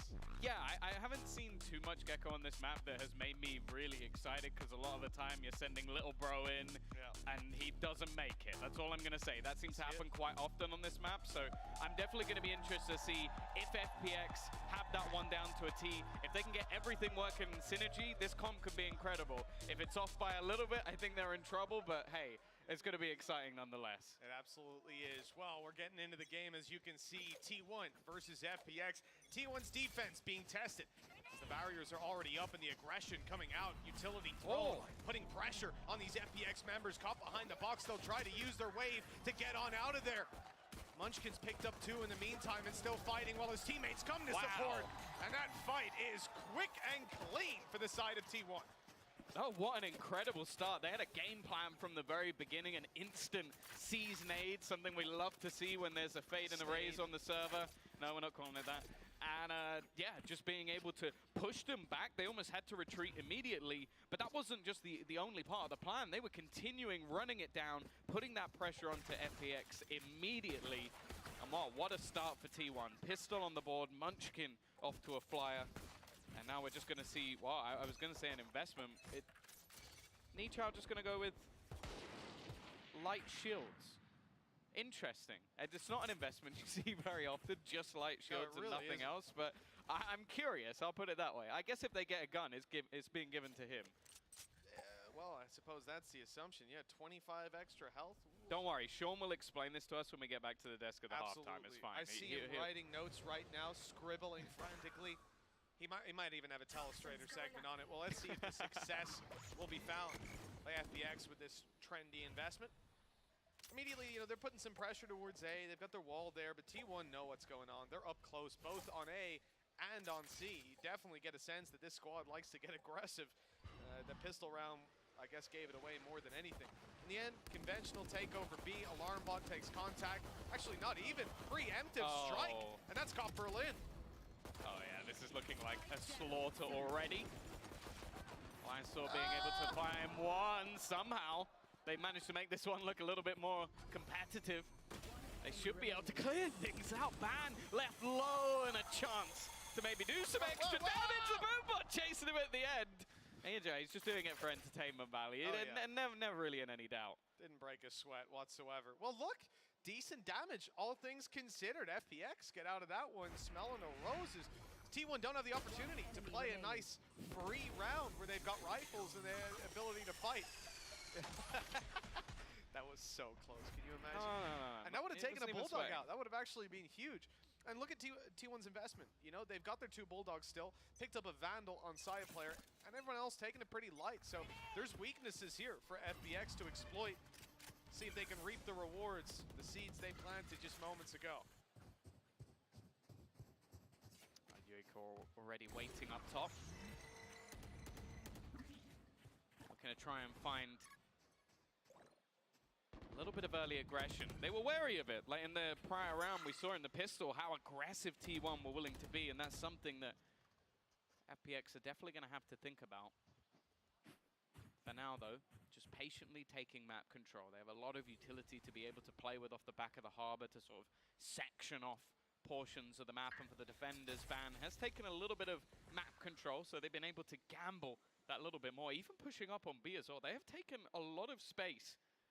They kind of know at this stage that they almost have to be locked in towards that C side of the map, but they are going to start wrapping back around and pressuring elsewhere. Yeah, I do wonder if they've spotted, you hear that turret when you get a little bit closer, Snakebite comes down. Now you know, first of all, it's a trap play with two incredibly good sight defenders.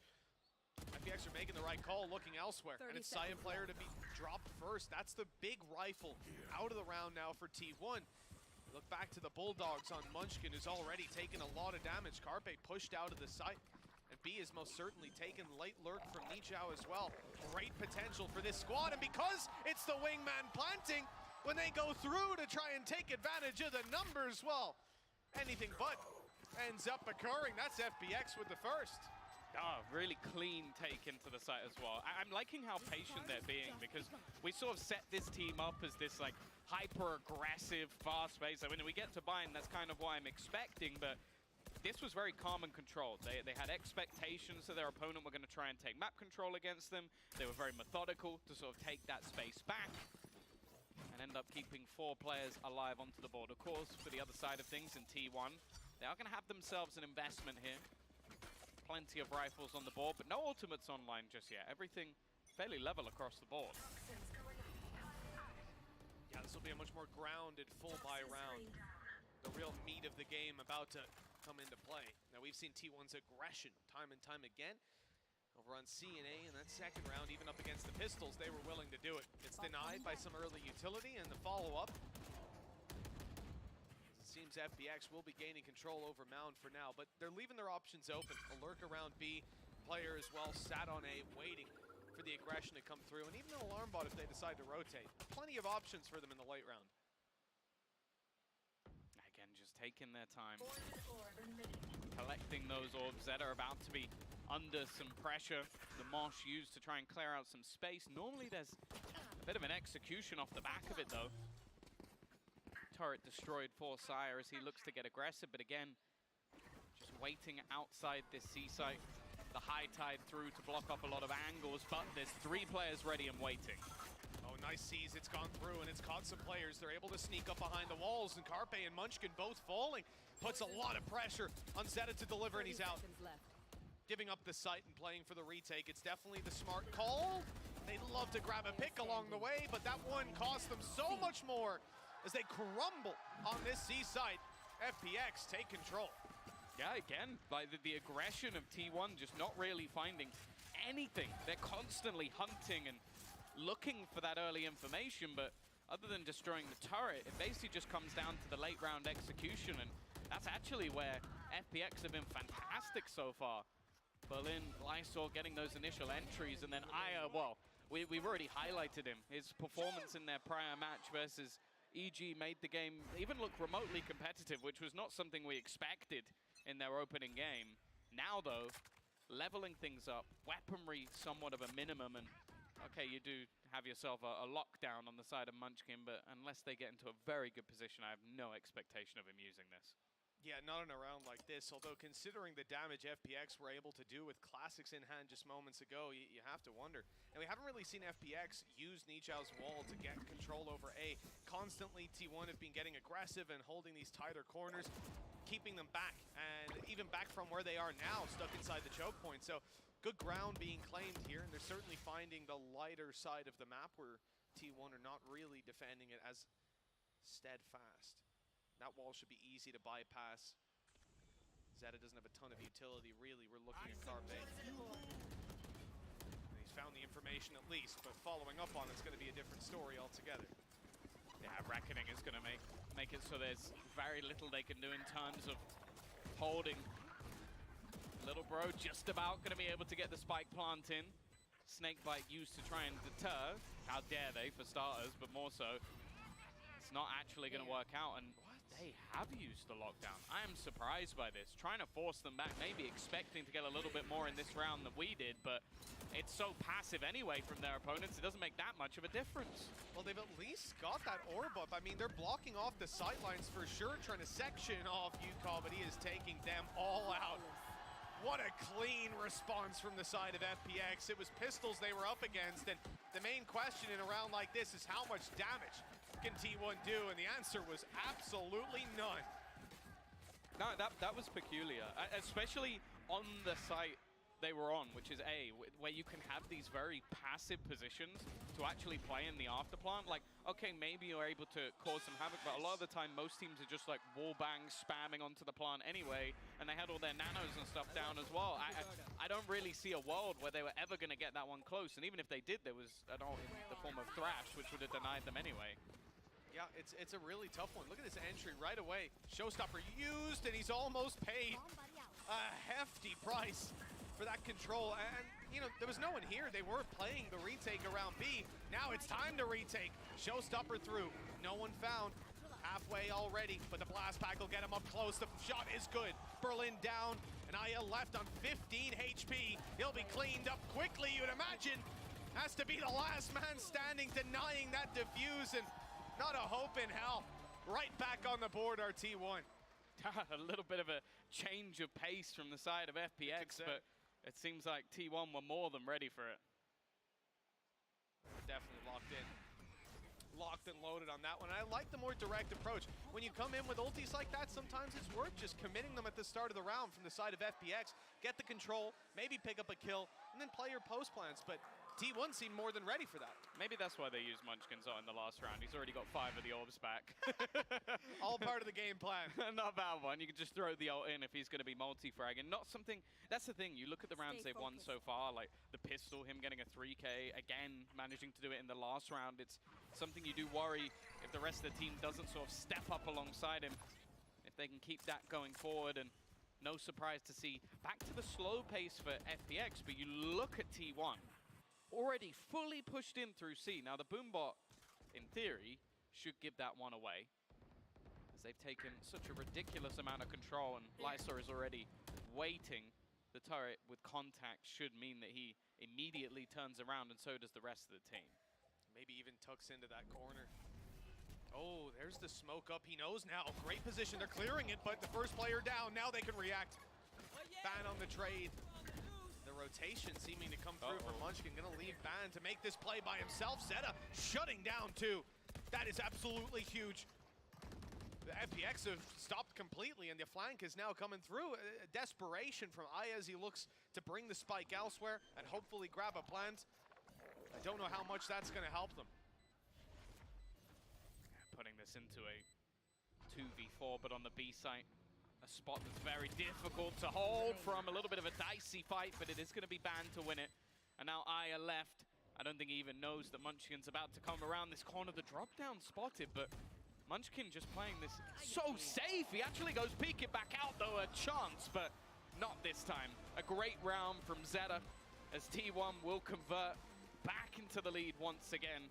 And I'm liking their style of play. Like, normally you see this sort of level of aggression against a team that doesn't have, like, a lurker or a sentinel. They're doing it against the Killjoy, who's literally waiting for them. But just being able to take away such map control while the rest of FPX is grouping up, I almost assume that they're going to have to go for more of a default round this time out, just to make sure they can't continue to do that. Now, one of the difficulties being now T1 having Zeta pop off like that in the previous round. Viper's Pit locked in, ready to go. That could certainly help them recover from any sort of stumbles they have as the round goes on. FPX calling a timeout. They want to take a moment to gather their thoughts ahead of round number 8. We're coming towards the end of this half. And we're pretty close to neck and neck. Pistol round injection for T1. You know, it's definitely not the doom and gloom for this attacking side. An opportunity to bounce back when they move to their defense as well. Operator in play. That's one thing I'm seeing. We might just get Yuka changing the game completely on this attacking side. That scope weapon, it can turn the tides. But Saya players doing just the same. We're going to have a battle on our hands.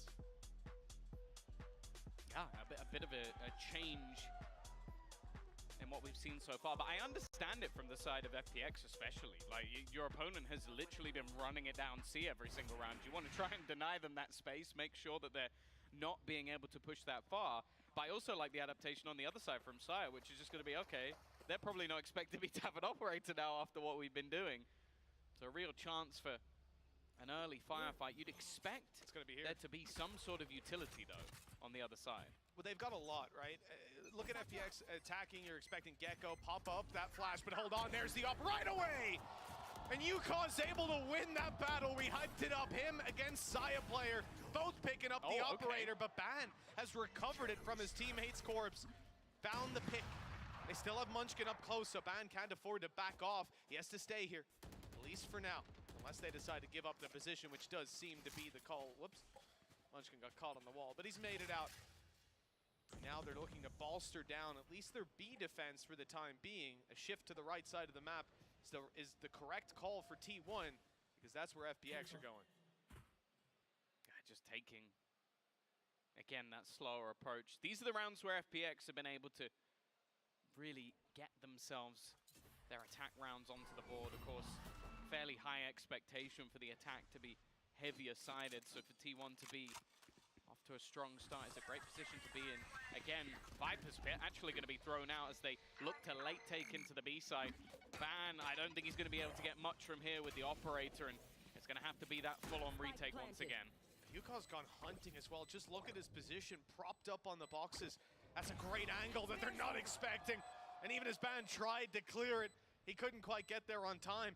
The op certainly being a saving grace for FPX so far. Nichao with a challenge, and it's just about corrected in time. Starting to get scary. That stun couldn't be better. Munchkin's out. Surely not going to commit to this with an operator at his feet. He hopes to save it to the next round, but the spike, although it's ticking fast, there's still some time if they wanted to hunt him down. Aya has popped a flash. That's being heard. Munchkin knows there's someone hunting him, someone coming through the spawn. He could hightail it out of here, move towards the attacker spawn even, but well, he's hunkering down. It looks like they've given up, not wanting to lose any more weapons.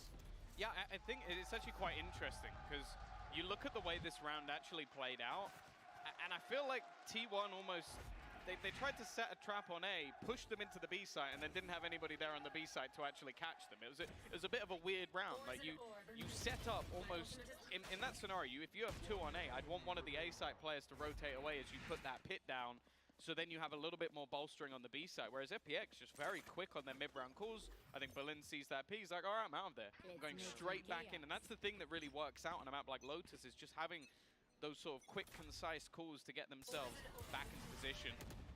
FPX leveling up once more, and a bit more aggression. That's not gone well. Nichao with a free opener, looking for more. Ban somewhat caught in no man's land, but the paranoia, well, it not only gets him, I was going to say it could have got him out of there, but he doesn't leave. In fact, his opponents completely fall off, and he still holds onto the angle. Yeah, he actually held the angle while setting up that smoke the whole time, just making sure no one snuck out. This is a man confident in holding this spot. We've seen T1 consistently get aggressive around this position, and it's something most teams will do. You always want to compete for rubble.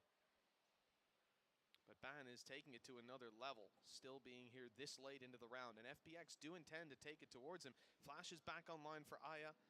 Have some cascading utility to make their way out. And all that util's falling on nothing, because Ban fell back. A great sense of when to give up the control. The question is, will a rotate come in on time? Ban could be under a lot of pressure. And just using the one-way smoke to try and deter players from going back into this A site through the double doors. Zeta realizing he has to try and help out his teammate a little bit, but the Cove is almost going to lock him out completely. And Aya with a solid entry. No chance for Zeta to make a play. You look at the remainder, wow. Almost just diving in for risky plays on the side of T1, and FPX are more than prepared, just waiting for players to make a mistake. Saya's going to get himself an exit frag at this stage, but well, I don't see him going for this 1v3. I love FPX's ideas late into the round. Like, we've seen these adaptations before, but pumping the brakes, going for some control over A main, and then they acknowledge where both those players are. They're able to isolate the fights. And you saw from both Zeta and Ban just overwhelmed as they peeked out into heavy traffic, 3 targets each. It wasn't easy to clean up. They have managed to carry forward this operator to the next round. Much more passive post plant from FPX, not trying to hunt down again. But it doesn't matter to them by the looks of it. They've allowed the op to be saved a couple of times, and they're avoiding it pretty much every time. Yeah, and one of the things I think is worth highlighting in this matchup, I think Saya play is always a huge call out because of how good he normally plays in a lot of these matches. But someone you sort of almost highlight on the other side is Yuiko maybe not being such an explosive duelist. So the fact that he seems to be performing to a fantastic standard off the start. Now going to see if he can keep this up throughout the match. Operator going to be handed over to Berlin. Maybe the expectation there is that Yuiko is going to be taking that entry point. And on the side of T1, they've actually stacked into this A side. Bear in mind, weaponry is weak. They've got that operator and elsewhere just having pistols. We'll see if they can make something work.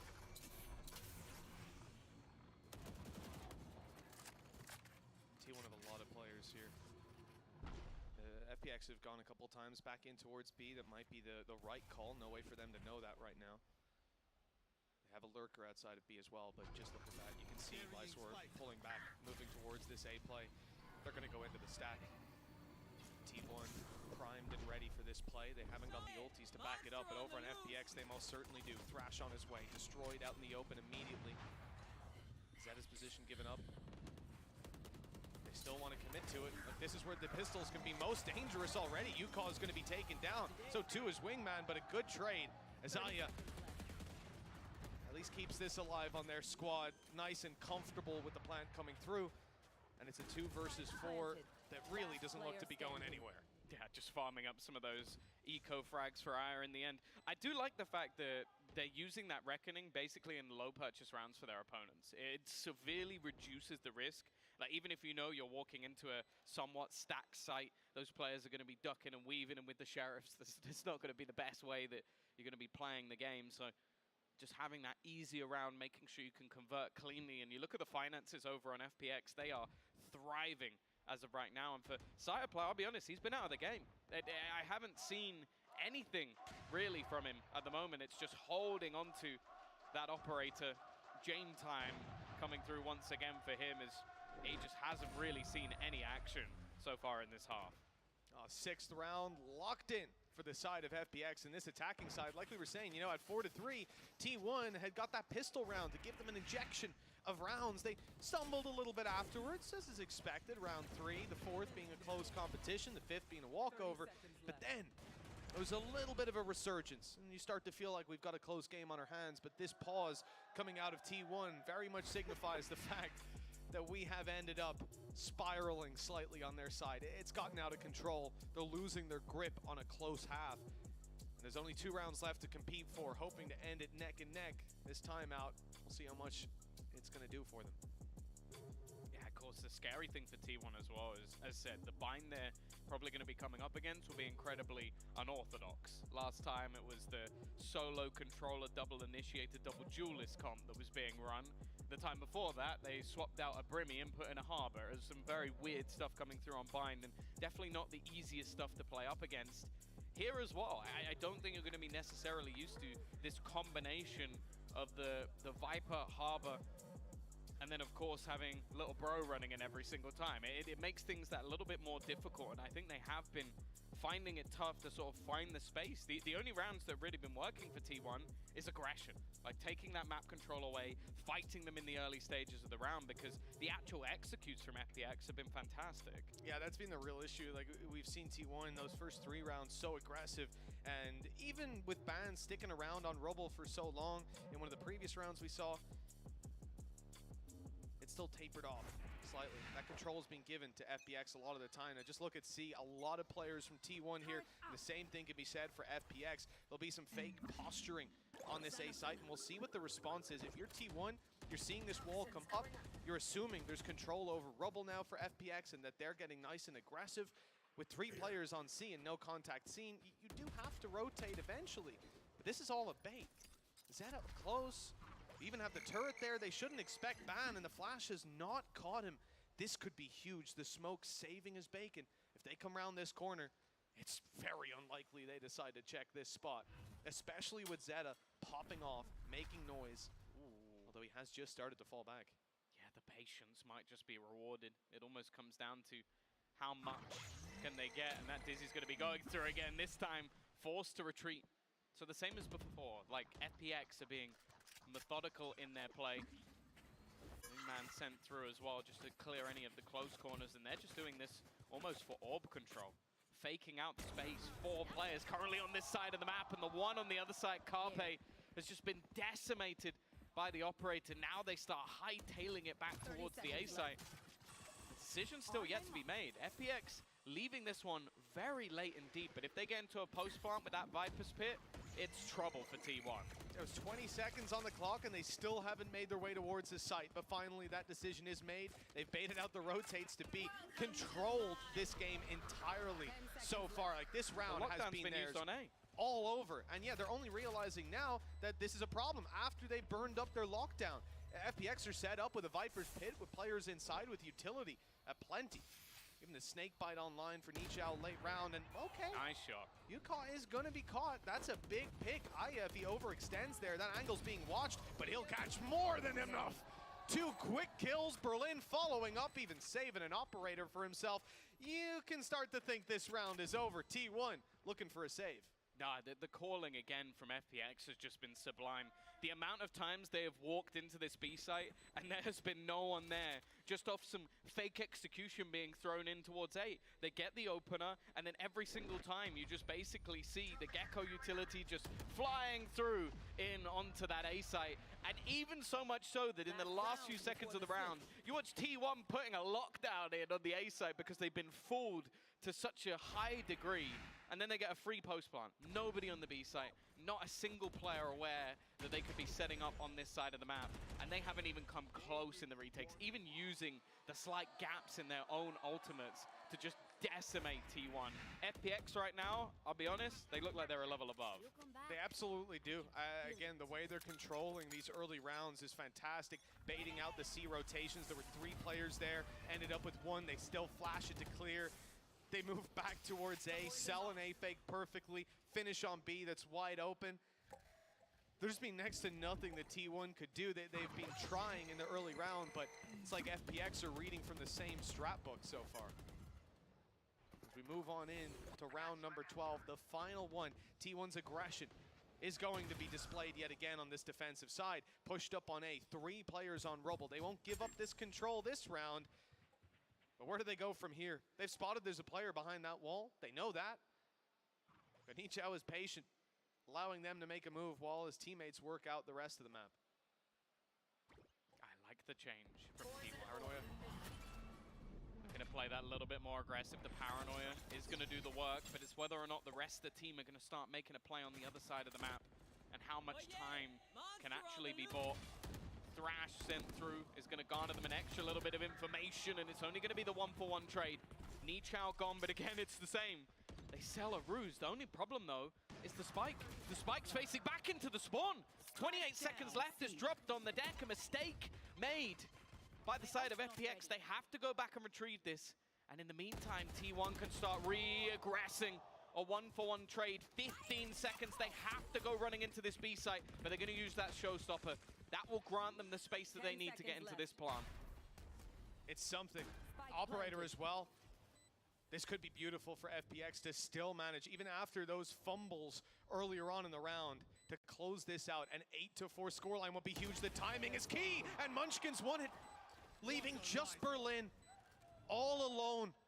He'll use his waves to try and block off their sight lines, but they'll be through that in just a moment's time. Low HP on 1, but neither will fall. Saya player with his 3rd of the round, locking in 5 for T1.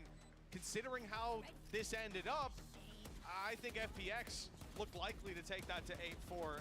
T1 can be happy with 5 rounds. Yeah, I think it's purely just the mistake from Aya, like maybe not realizing that they'd given up that much control. If he goes through the doors, they get that plant for free. It's a lot easier, but it definitely wasn't good signs in this half for T1. They managed to get things to a respectable scoreline that they can take into the second half, but I think FPX were definitely the better of the 2 teams in the first. I think that's fair to say. An absolute joy to watch this FPX squad work on their attacking side, but now it's T1 who are going to be mounting the attack. FPX on their defense, and we'll see how they feel about their possibilities. Let's hear from Yuka, who we spoke to earlier. 就以打1G 这场而言，我觉得1G 队员所说的是事实，我们确实不被大众看好。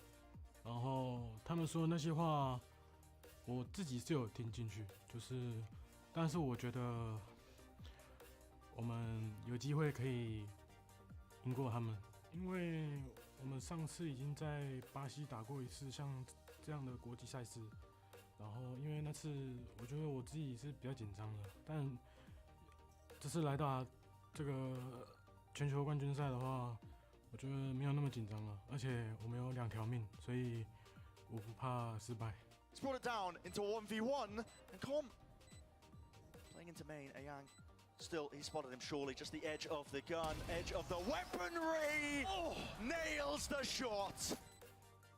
我认为 T1 的风格可能也是偏激进，或者是又有点偏稳健吧。然后我觉得面对他们的话，因为训练赛老实说有输有赢，但是我觉得在大赛的上面的话，我觉得大家都是一样的，所以就看当天的发挥，或者是当天谁状态比较好。对，我觉得还是一样学习为主，然后野心的话，我自己是希望，因为我们现在吊着败者组，所以我希望我们可以一直打到出线。我觉得打 T1 这场角，无论输赢的话，我希望大家可以记住我的名字，然后我也可以有非常好的表现。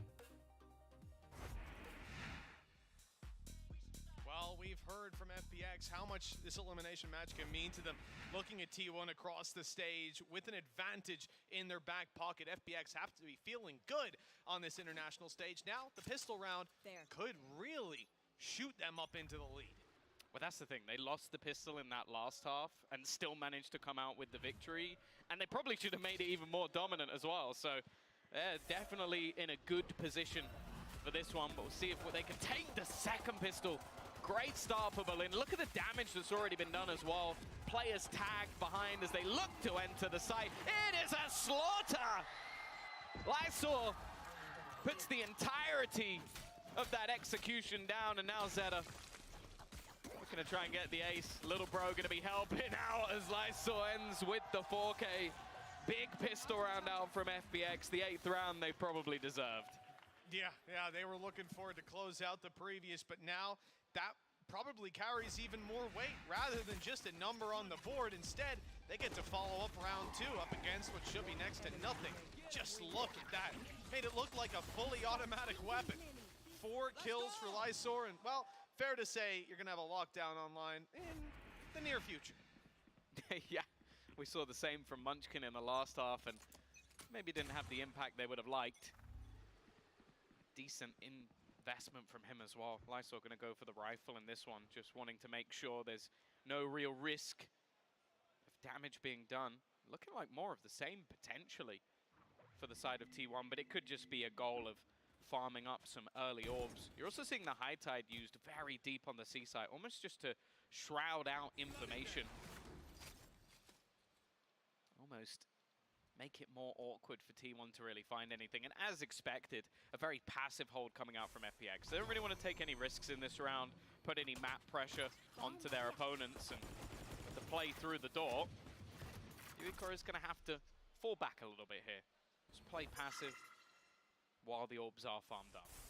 Yeah, I mean, if you look at all these positions that FPX are occupying, there's nowhere that they can really be isolated, that T1 can force a 1 versus 1 fight or an XV1 fight without them being able to take that pot shot and then fall right back afterwards. That smoke might complicate things slightly, but T1 are not going towards C, hoping that the utility they put down and the presence made will cause a bit of a panic, a bit of an over-rotation. That has not happened. Nichao, the first sign that this defense is still standing strong on the A site, but he'll fall. Nade is good, forcing Lysor to the back site. Not a great position if those pistols get up close. They're going for the wide shots though, and that is perfect for Lysor. 2 kills, plan to come through. Players here, but denying that's hard through the box. Instead, gonna try to just keep that planter stuck in there. Ban used his teleport to get out of there, but they've spotted him. They know exactly where he is with a bulldog in hand. Nice shot. The first found, dodging the nade now. Paranoia's given him some space. He's walked out, but they've got 2 different angles. Nicely closed out by FPX. Costly, if nothing else. Yeah, it's an expensive round, no doubt, but they'll manage to retrieve the rifle. They're going to find themselves the Bulldog as well, so it's not the most loss, but definitely a little bit more expensive than they probably would have liked. And now with their opponents going to be coming back in with a buy, this is really where you need to see T1 actually stepping up to the plate if they are going to be competitive within this map. At least as of right now, FPX have been firmly within the driver's seat. And I think even maybe considering going for a bit of a heavier investment into this round, trying to break them a little bit earlier. Well, Tom, certainly feels like the stadium here has a favorite for this round. Yeah. FPX chance in full force, but you look at what they've got to work with. There's some weaknesses there. It's an uphill battle for this defensive side. Although not necessarily a round that I would chalk up to just damage. They definitely have the potential to fight for this. 2 Bulldogs, a rifle on Lysor, 1 away from having their lockdown online as well. But for T1, they're the squad that get a little bit of easier access onto these orbs. Pretty close to a showstopper on Saya player, but probably want to just leverage their weaponry advantage in this round. Bring them down. How passive they are on B. It's looking like a full B retake. Just expecting there to be pressure put elsewhere. Is that to do with the lockdown, maybe? Being taken. Potentially. They don't have it online just yet, but maybe expecting to get a kill on the way. Definitely one of the easiest sides to retake. Nice shot, though, by Munchkin and Saya.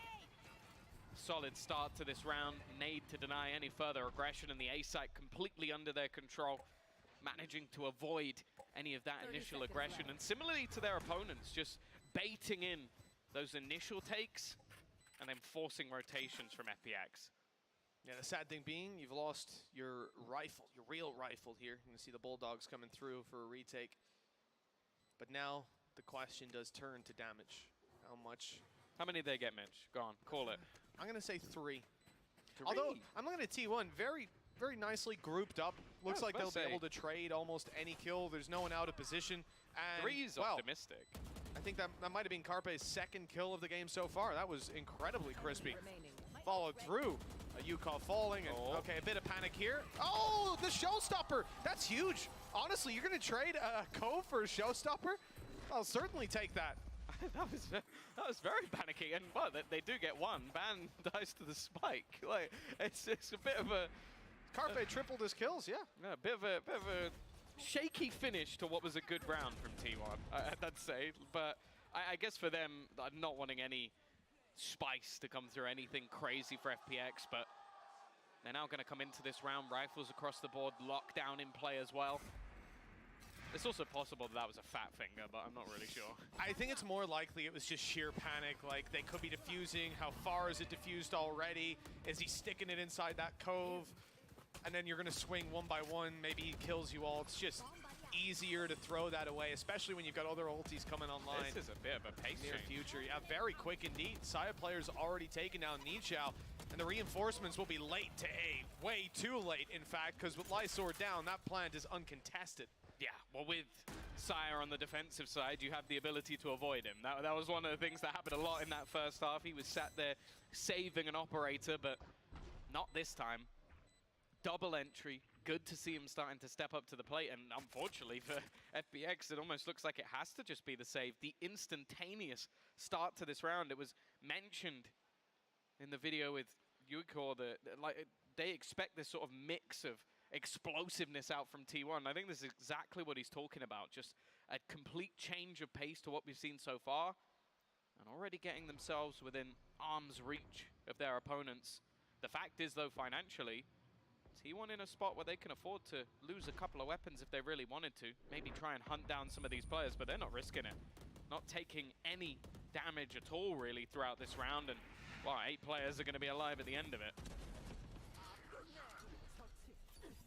I don't mind when we see such a passive call, especially when they have been so split. That A hold, very similar to the round before it, where once those 2 players go down, your chances just dive. The difference being, if you have weaponry actually invested. Oh, you got full-on FPX bandana. I'm jealous. Oh yeah, the crowd is packed out. FPX fans here in force to support their squad, and well, the squad certainly needs it. This is their timeout. Rest assured they can hear the crowd. They can feel the rumbles at times when they pipe up. Are you having fun yet? I see. But yeah, 9-7. Not the worst spot for FPX. They're going to take the pause early, give the chance to Nathan to have a little chat with the team, see what he can pull out of the bag. The problem is financially, again, they're not in the greatest of spots to do too much, but it might just mean that they decide to get that little bit more aggressive, try and take some of that space away. If we've seen from both teams, one of the things they're majorly sort of struggling with is that passive hold that's coming through from the attack, not really allowing them to get the same level of control that they would want to. A lot of the time, Killjoy utility just being placed to deny any of that further aggression. For now, though, an early build-up of players in towards that B site, but it does seem like much more of the same. Just going to be some minute investment on the players that didn't have anything to go with it. That's the thing. If they can get something done with these rifles, they still have that lockdown available to them if they want to try and go for the retake. Yeah, the potential is there for late round, and I think so far FPX have been put in those positions of having to retake. T1's aggression being rewarded time and time again. And this time, it's Yuka alongside Aya who are going to be challenged, both on the C side. T1 have they do have a bit of control going out there for Zeta. Like, he is swinging around rubble. He's got his wall to play around as well. And if he gets enough space, they might start to think about coming back. Even the door opened here, like, there's a ton of presence being feigned. And I don't think they're rotating back to A. I think they're just hiding from utility, knowing that there would be a flash online soon, knowing that FPX would seek them out. And because they've avoided all of that intel gathering utility, they might go for a swing like that, and they've almost lost UCOD to it. That was T1's trigger point. They're rushing the site, and it looks like all control will be theirs, even catching Aya on the way back. Yeah, another Sire player entry, and I believe at least the rifle might be able to be handed over to a teammate, but look at him go. Sire player just starting to take over. Unicorn, though, has just come out of nowhere. The side swipe, not expected. The aggressive position, it's these Razors going head to head to try and take over this round. The time, not even that far gone, still an opportunity for him to win this one out. Still going strong, leaving it all onto Zeta. He's playing that post plant, knows exactly where he is.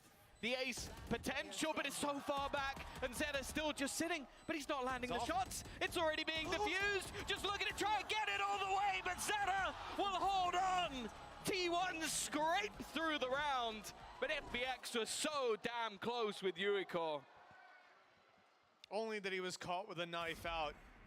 That would have been a different result. So close in the end as well. Yeah. Fair play to Nichao for just sticking it underneath. That's the thing, a Red Bull clutch needed just to get through a round where you already got the entries. Like, you look at that and you go, oh, Sire's got a couple of openers, he's taken over, and then just everybody dies within a matter of seconds. Yeah, that was everyone right there. Everybody's face was the same when he manages to get that quad kill, but luckily, Zeta holds on. And now we have the buy. That's the thing. Yuiko is not going to have the rifle anymore because he's got the operator instead. And look at where he is already, by the way. First 20 seconds of the round, Yuiko has already pushed all the way up on C. Holding that wide angle with an op. But he won't have a chance to use it, at least not on that side of the map. Presence for B. The split is on. Aya just about evading those shots. Falling back, but nobody's here to contest. Yet again, a free plant to be found by T1. So good at finding that space. And the Viper's Pit used to lock it down afterwards. Those shots were close, but Aya will not find it. So we're set up in a difficult position. This Killjoy ult is causing problems, but Zeta somehow picked up a double. What an absolute disaster. One player detained. Look at that repositioning as well. Carpe dodged the showstopper. Zeta's back online inside the Viper's Pit. A third kill for T1. Carpe following and Munchkin closing. What a gorgeous round from this attacking squad. FPX got to start to sweat now. It's neck and neck. The heartbreaking thing with that double kill from Zeta is if they wait a few extra seconds for him to get detained, it's the freest kill of their lives. It's because they tried to start pushing in that little bit earlier, and because of that, I think he just basically just banked it onto them. It's so perfectly placed. They have to stay there, right? Because otherwise the lockdown is going to be destroyed. And they actually try to fall back once they hear it coming, but it's too late. Oh, what a disaster. Well, from the pistol round victory to get them through to 9 to a streak of rounds now for T1. Berlin's not going to be connecting the shots. In fact, it's a double for Ban. Munchkin with another. This round is already looking squeaky clean. Unless Nichao has something to say about it, and he does not. Last man standing, Aya with a couple of pieces of utility, but no weaponry. No, has the classic. Doesn't even have the light shields with the classic. Nah. Sean's going to be sad. Shocked. Well, this one is going his way. All right, well, you know, maybe he should have had heavy shields. Yeah. It's a lot prettier right now. He's got the one kill. That should be where this ends. One away from Thrash as well, so ult is going to be online. There's absolutely no way you're chunning Ace. Ace. What? Okay.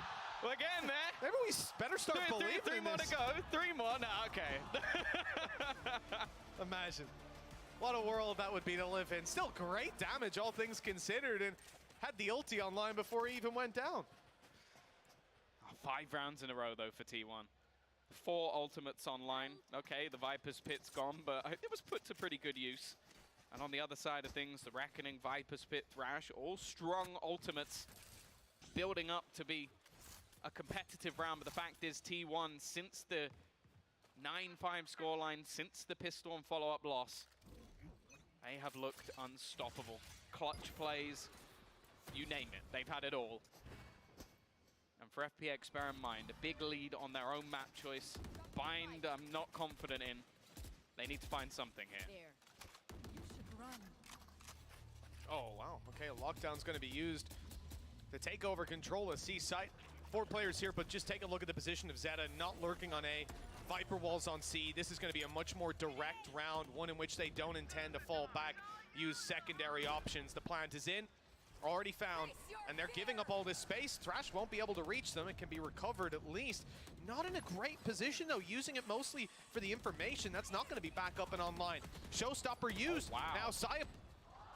Well, we don't need to talk about that one. Ban's picked up U-Call. Defuse being tapped. They're not sure. Someone could be on it right now. They need to swing and check. Maybe someone spotted it just around the edge of that wall. Saya, good for 1. Lysor down. Nichao up close. Got his double, but they're trading it right back. And T1 will not let go of this round, keeping a tight grip all the way through. And now with a 2-round lead, they look set to close out Lotus. Yeah, and the worst thing is as well is other than the Viper's Pit, FPX used absolutely everything in this round. The ults thrown through, the Reckoning was to try and force them back. I think even Thrash, they were maybe expecting somebody to still lurk around within the site, but didn't find anything. And I have to say, Zeta in these post-plant scenarios, unstoppable. I don't think he's faltered, gone down once. He won the 1v2, the double snake bite with a 3rd kill in there as well, and now having that in the late round. Leading by example, it has to be said.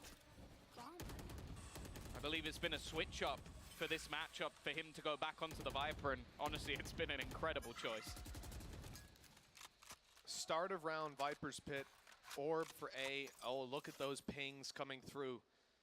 T1 thinking about still committing to the A side, but bypassing this utility, bypassing the pit. But the thing is, there's not really that safe a spot to stand in the pit. Yeah. Like, you're either on the cross with your back, or you're right on the edge. Like, I feel like this is an incredibly dangerous pit to try and sit in, and huge reliance on Lysor to try and hold this one out. A lot of utility being put into delay, but they're not expecting that this is a full committal just yet.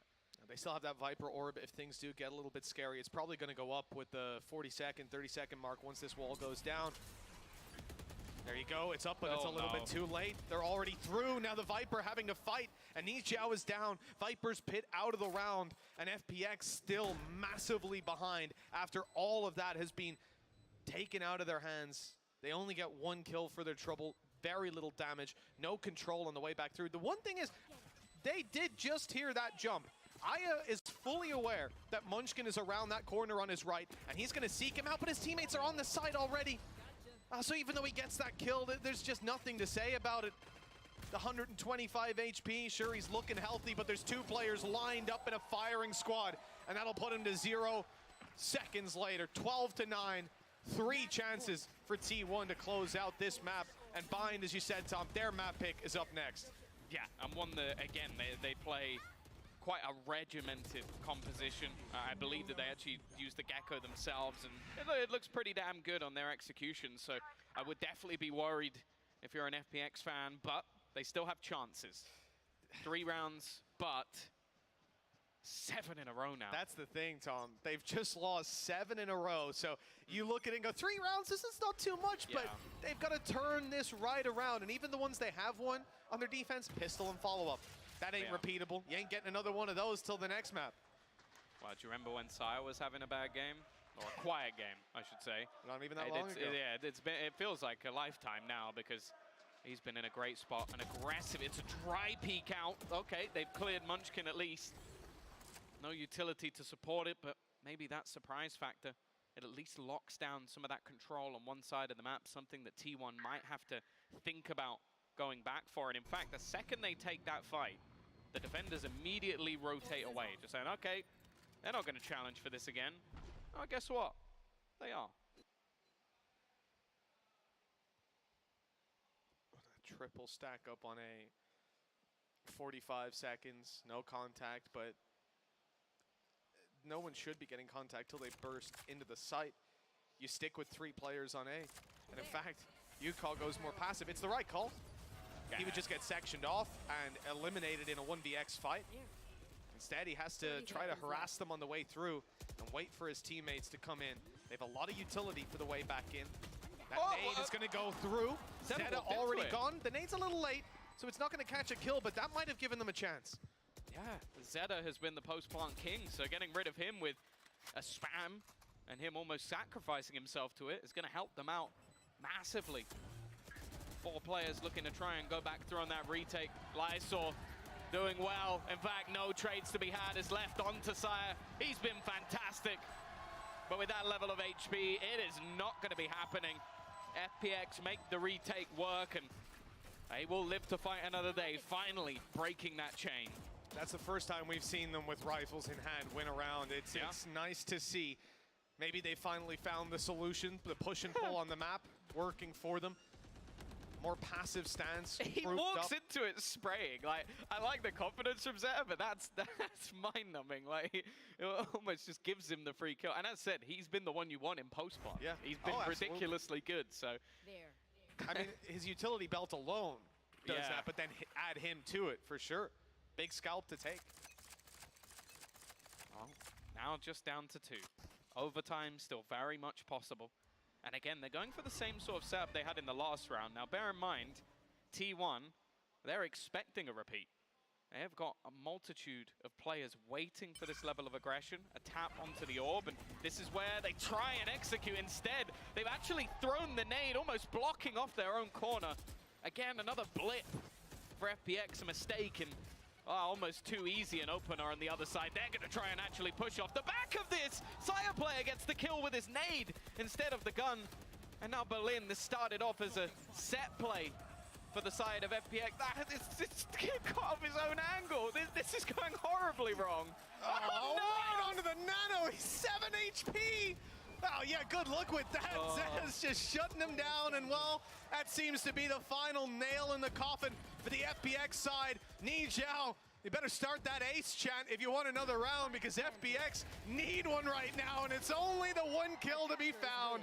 T1, they were looking down and out in that first half. FPX had the control. They were the cleaner team. But what a turnaround once they touch that attack side. Yeah, it's always easy to forget sometimes that Lotus can be very, very attack-sided, but I do have to give credit where it's due. That was impressive from T1.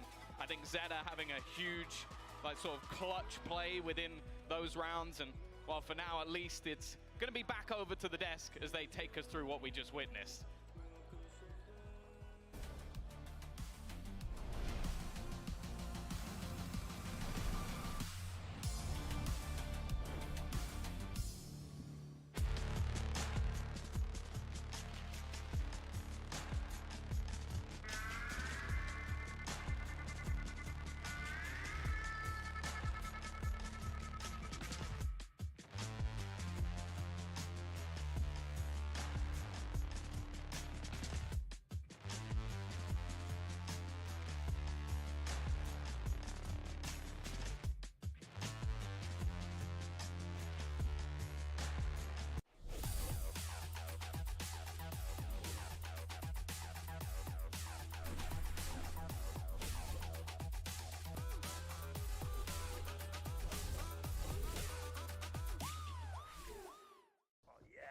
Bringing in a new roommate to save money, is that the plan? Well, we gotta find some way to save, so say hi to Glenn from work.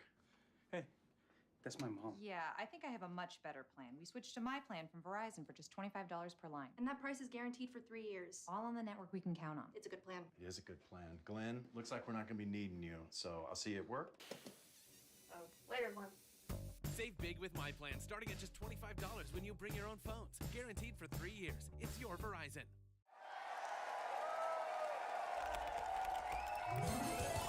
Red Bull gives you wings.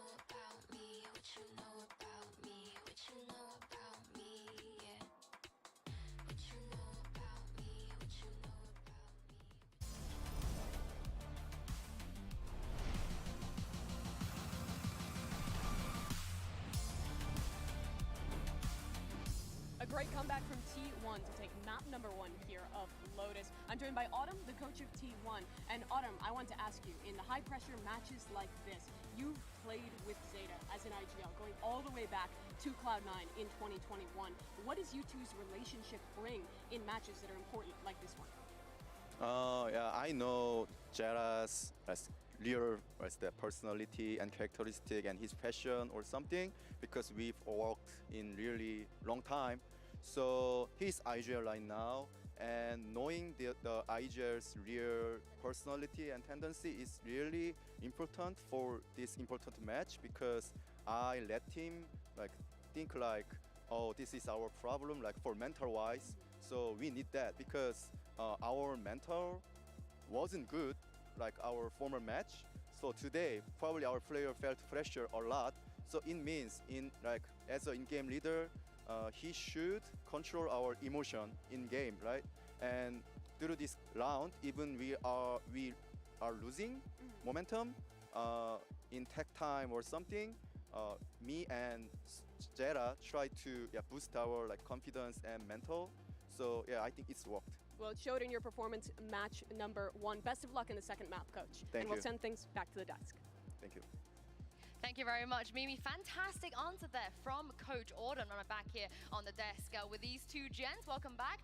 By the way, we spoke about the IGL thing before we went into game, and it's really good to hear from Auden and also the mental side, right, of what an IGL can bring to a team. Yeah, definitely. It's much more than just calling strats, right? A true IGL is bringing mental in the game, outside of the game leadership to make sure you're feeling ready going into it. There's a lot on his shoulders, and it looks like Zeta is doing very well. Yeah, he really did, especially coming back into that game because there was a moment where, we all looked at each other and thought it was over. We thought FPX were about to run away with the game. And all of a sudden, T1 just rally off several straight gun rounds on their attack half and looked unstoppable to close this game. Yeah, talk about being unstoppable to close it. The closing rounds, their post plants were phenomenal. They went 7 for 10, only losing 1 towards the later of the half. And that was what was able to close them out. Look at this Molly here. Yeah. Getting a double kill is so funny. Back-to-back rounds from Zeta. Yeah, so I think he definitely started the momentum for his team as the IGL. Kind of got the fire in him, got his boys moving, and they closed it out phenomenally in the post plant. Yeah, leading from the front, as we would like to say. But I feel like FPX, they tried to maybe not let them plant a couple of times, but sure, nothing was just working against T1's attack side. Yeah, they couldn't seem to stall out the hits, and the Gecko just wasn't powerful enough for the Mound retakes, especially because when they did actually go Mound, there was good tools to deal with it. Like the ultimates finally came online for T1. Again, I have to give praise for Zeta. This was a very well-called game all across the board from T1. Yeah, and to add, whenever we saw those reclears coming out of FPX, like the Mound control you're talking about, the counter util was always on point with T1, which is a huge step up in all of their macro that they've shown throughout this tournament and previously. They were ready. They had nade out, people had flash out, Saya popped his ult when the reclear came, so that just shows that they were ready and one step ahead of FPX going into and it. that's on Ban too, and that was a player I think I would be a little bit critical of on his day 1 performance against Foot. I think being ready with the paranoia, being ready as a reaction, having multiple layers to your strat, not just trying to jam it into the C site, but be willing to dump util and react to the other team. This was a very different T1 approach compared to what we saw yesterday. This is the T1 we were expecting to see, right? Yes. We know they could do stuff like this, but do you guys think it's enough what we've seen so far on map 1? Is it enough to save them from elimination today? I think so because of how interesting this comp is coming out of FPX. They were able to deal with it very well. And going into Bind, which is their pick, a comfort map for T1, in theory, they should be able to deal with anything that comes their way just because they've probably had so much repetition on the map. The counter util is there, the strats are coming out. I wanted to talk about what you were saying about the strats. You got to have layers. It's so easy to just say, all right, guys, let's go C. But to have the layers of, what if they react by reclearing us? What if they do a push? What if they push the other side? Having everything just set into the round makes you quickly reactive and just shows that was their game plan going into it. There was actually a round, to give praise also to FPX, there was a round in the first half that we were watching where there was an insta-op pick from Yakao over at the Mound, right? He satchels out, gets that pick, and then they mid-game back to A after their Harbor got picked. And you basically were like, they should go through the breakable door, they should go to B. And they did exactly what you were asking them to do in that situation. I just think the mid-round calling from both teams looked quite well, honestly, throughout that entire map. For FPX, they have to win this next map if they want to avoid elimination. So let's hear what their coach Nathan had to say ahead of Bind. A tough map number 1 for FPX. I'm joined by Coach Nathan. And Coach, I wanted to ask you, in the face of elimination for your team, what have you been telling the players to keep them focused for map 2? 那想问到教练的是，其实，在第一局的失利之后，现在队伍已经来到了淘汰的边缘线嘛，所以说你会跟他们说什么，能够让他们在第2局的时候，在第2张图的时候保持集中呢？我觉得就主要跟他们说，不要再想其他场外因素，或者说乱七八糟的，我们就当这只是一个 BO1，我们好好的去认真的准备这个 BO1，好好的去发挥自己，展现自己就 OK 了。 So I just told all the players that we don't focus on anything else outside the game. We just focus on our own performance, the in-game contents. We just treat it as a best of one to focus on every single games for the every single game plans. So that's all. Thank you very much, Nathan and Wendy, for the translations. Back to you, Yinsu. Thank you very much, Mimi. I think that's a good game plan. That's a good approach in times like this. That's definitely the right approach, right? You just go game by game, round by round, and you try to claw back into the series. Obviously, we're entering T1's map pick. You said they're really strong on bind. Ironically enough, they actually have been running a Gecko on bind, so now they're probably going to be the ones playing Gecko on this map. And this isn't a map that I would say FPX is particularly great on, but they definitely have a crazy comp that they've previously run. I'm very curious to see if they end up locking in again with like Reyna Jet. I think that could throw a wrench in things. I mean, they played Bind 3 times in the same competition, qualifier for this, and 3 different comps. I don't know if they even know what works or what doesn't work. Yeah, but to add, because they play Gecko, even if it's on a different map, they kind of understand the ins and outs, so I think they're going to be okay dealing with that. But I'm more so excited to see what kind of innovative stuff we're going to see out of T1. Okay, well, this is the Prime Gaming agent select for T1. Honestly, I don't know what's going on. They went from not changing comps at all to changing their comp again by replacing the Raze with a Jet. And I think that's definitely just a comfort thing, especially for Saya player. I used to play with Saya player, so I know how he is like as an individual. And on this map, it kind of activates him more. Having that dash, being able to take aggressive fights down B long, aggressive fights into showers, and be able to safely get out, kind of suits his playstyle very well. And on top, you're going to have a lot of entry utility, like the Wingman, the Dizzy, and the Skydog. So he's going to have a lot of utility up front for him to be able to take a favorable engagement and get out if the pressure comes back from FPX. I am worried, though, about the plant stalling on their comp. I mean, typically, you would use the Raze to do that. So I'm curious to see how they approach this on the defensive half. Definitely. Yeah, and of course, Berlin, the IGL, is actually playing the Raze. So I can't wait to see how he is going to do on this map. Because if they don't win here, Mitch and Tom, they will be eliminated. Well, the stakes are certainly high for this matchup as we get on to bind. FPX, no doubt, will have hoped that they were already going to be sitting 1-0 up. But like we heard, you got to treat every map like a best of one. This reverse sweep starts on bind. For FPX, it's going to start on their defense. Yeah, I like this swap up. It's slightly less crazy. The rain has disappeared, which I think there's going to be many who are very happy about that one, but also gives them a lot more opportunities. I always love to see this sort of Sky combined with the Harbor Viper, that sort of burst of utility that you could do with these explosive style pushes. And I think that's going to have to be the main game plan for them on this defensive side. Push, take control, and fight them up front before they can get too much done with the execute-heavy style of this buying composition. So I think it's going to be a fun map, even without that Reyna in play. And I'm a little bit happier to see Lysor go over to the Viper. Saya players, Jet, certainly going to be something to keep an eye on throughout this. I suppose really the defensive side, seeing how they temper that aggression. As we heard from Valen, you can definitely see comfort prevailing for this man on this map in particular. Nice nade, nice deep, slowing it down. Can't follow up on the back of the Tiger, and even a wall wasted to start this one out. But the damage done, it's on to Saya player. He's 16 HP. Especially as the man somewhat expected to take that space for the team. Being that low on health is not going to help him out, although Munchkin, I believe, does have the heal, and it almost makes me think they might double back towards the A side. The fact that he hasn't rotated anywhere near, yeah, there you go, the heal instantly being popped. The thing is, though, this does buy a little bit of extra time for those rotations to come through. I mean, T1 are pretty close in sectioning out a lot of this site. The flash through the wall for Saya player to force a fight. Nijiao goes down.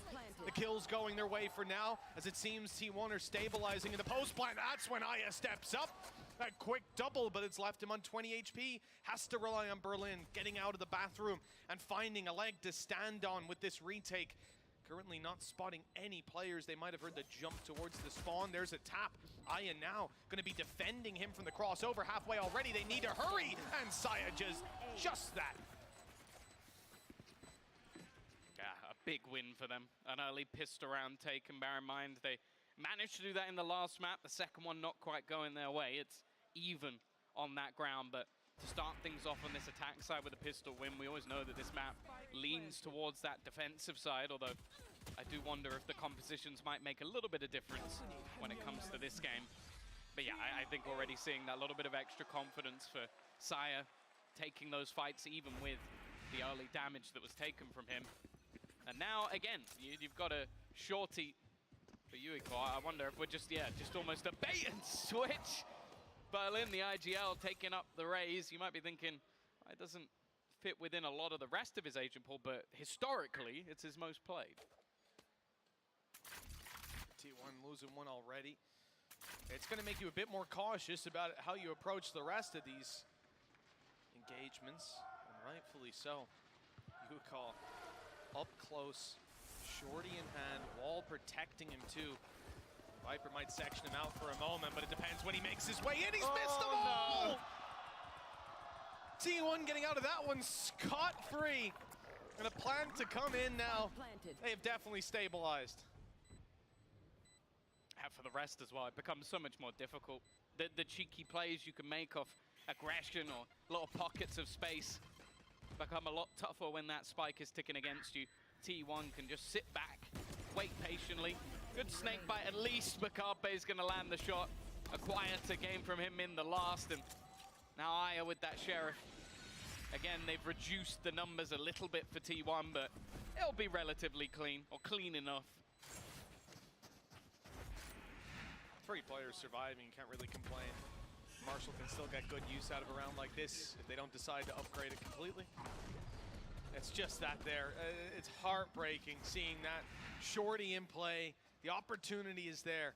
The timing. Just 1 second earlier, I think it's easy enough, but the fact that your Viper fades through the wall just as you swing gives Zeta all the room he needs to close that duel out, double up on it. 3rd round up for grabs.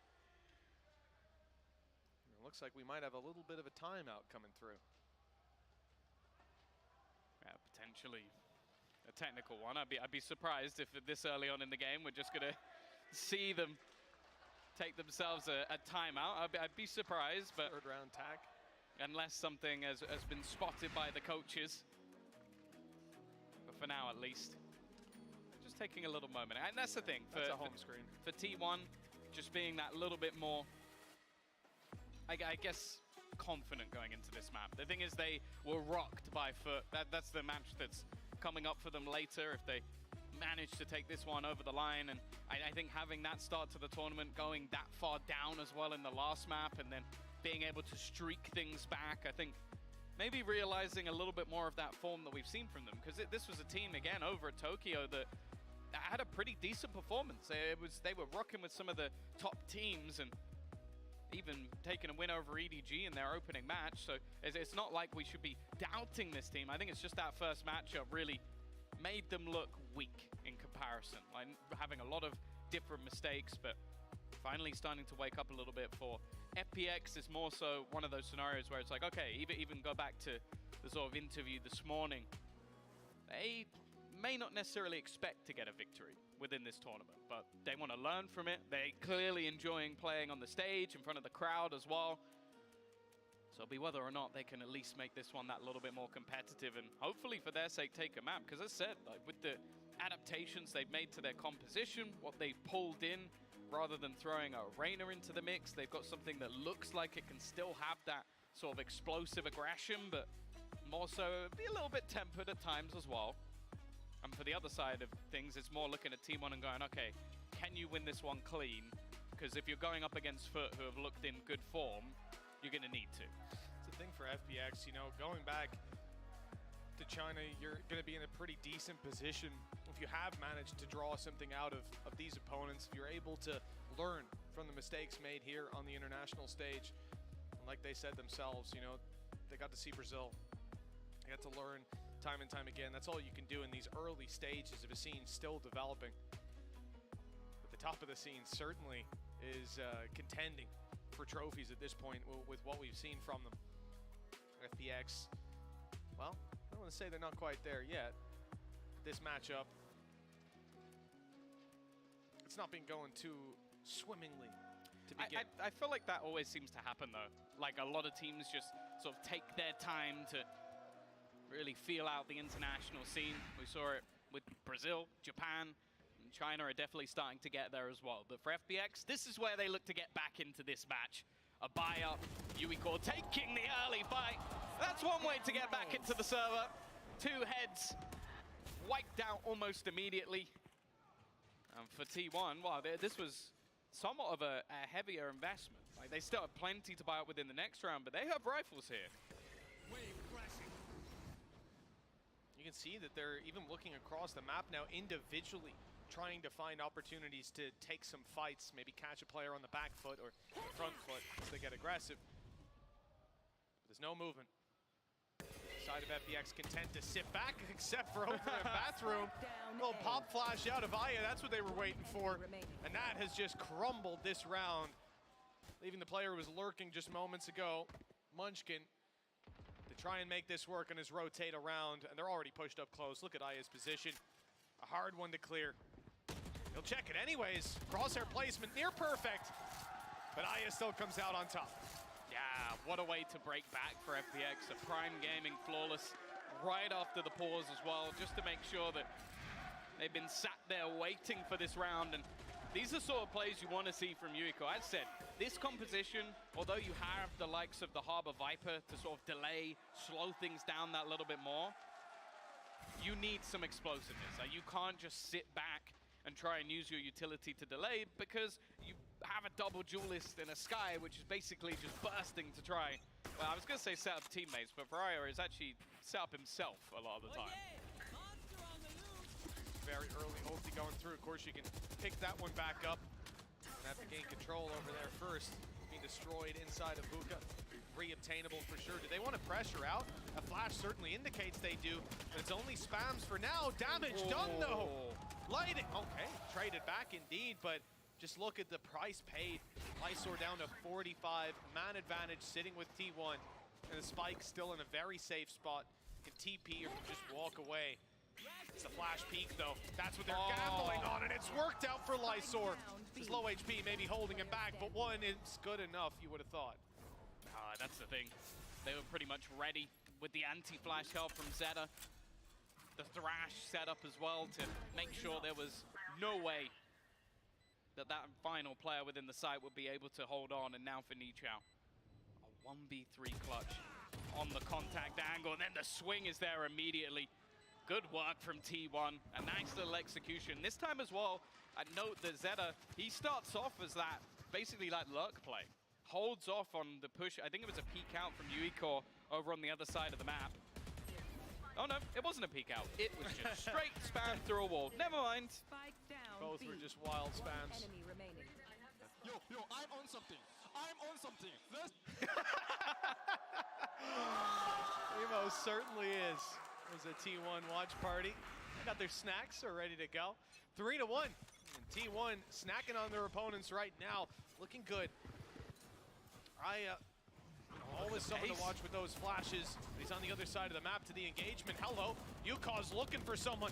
Updrafted around, and well, he's being found instead. Saya player dropping and looking for more around the top of the boxes. Oh, and he's up in heaven as well. There's no stopping this man. Mr. Worldwide on the site, but he's being taken down at long last. It was mentioned comfort. I don't think you can look more comfortable than that. Literally gliding through that A site. Nichao, the thing is, even if he gets this far, there's going to be an instant swing. Trying to find anything more should be impossible. Actually, never mind. It's a little bit disjointed.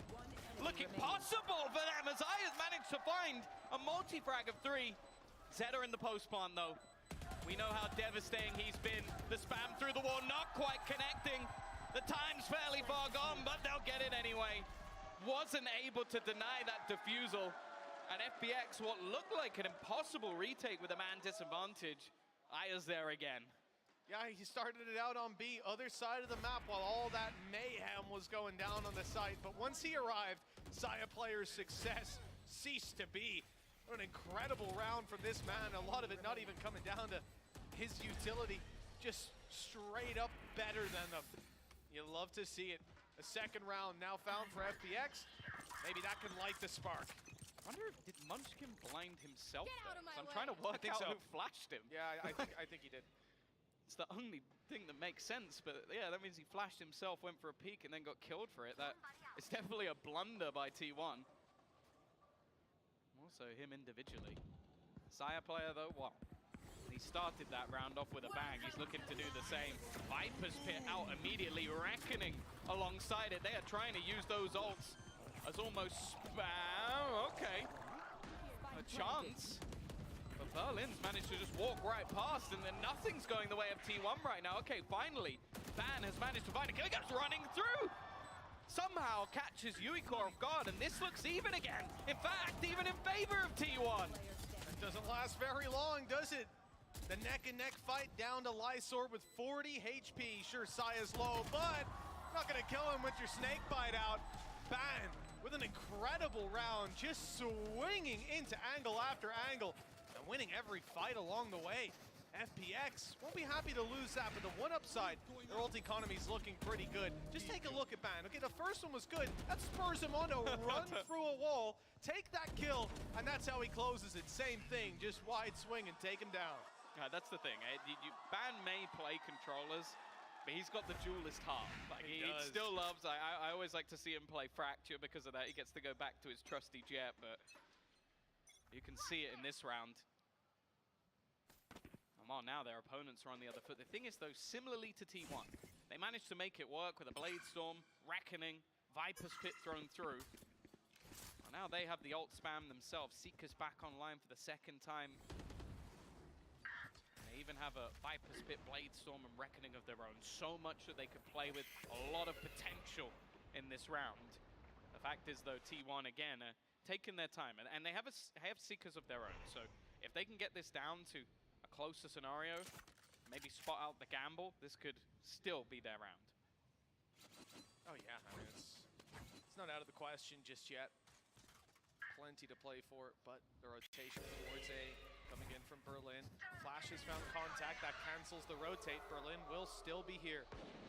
That Viper's Pit's causing problems. Now only one avenue of approach if they do want to take this to B. They've lost all the control on A side. They go back and go through that teleporter. They're in trouble. It has to be the B commitment. Seeker's on the way, flash through, and the dash soon to come in. They're trying to deal the damage with weaker weapons, and it's not easy. Berlin makes it look that for the burst, but look at the follow-up. T1 just grouping together, sticking as a team, and trading every single one, if even. And the problem is as well, Yuikor, like his flank initially might have worked out, but it's been so much time on the clock that the space just isn't really worth it. Reckoning available, but I'd be surprised if they use it, and now he has to try and do it all. A Blade Storm 1v3 is certainly not the easiest. He dodged the flash at least, but look at that. Another firing squad waiting, and another triple kill for Ban. He is on one on this harbor right now. And an agent I wasn't necessarily thrilled to see. I never necessarily am, but wow.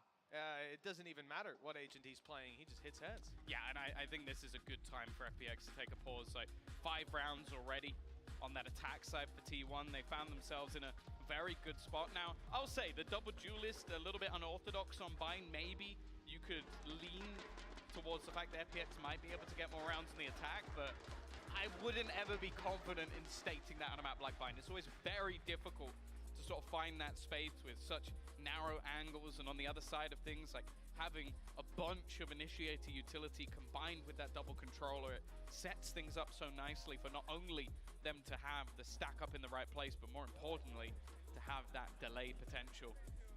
5-2, P1 going to be very happy with how things have gone so far, but ultimates all but burnt out. Ban 1 away from having that reckoning, and on the other side of things, they have that showstopper on Berlin, who after some of the initial rounds has got a little bit quiet.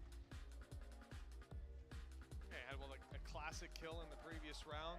So before that, and a sheriff kill. It's been, yeah. This is your just second that round sheriff kill. Yeah, so he hasn't had a kill with a rifle yet.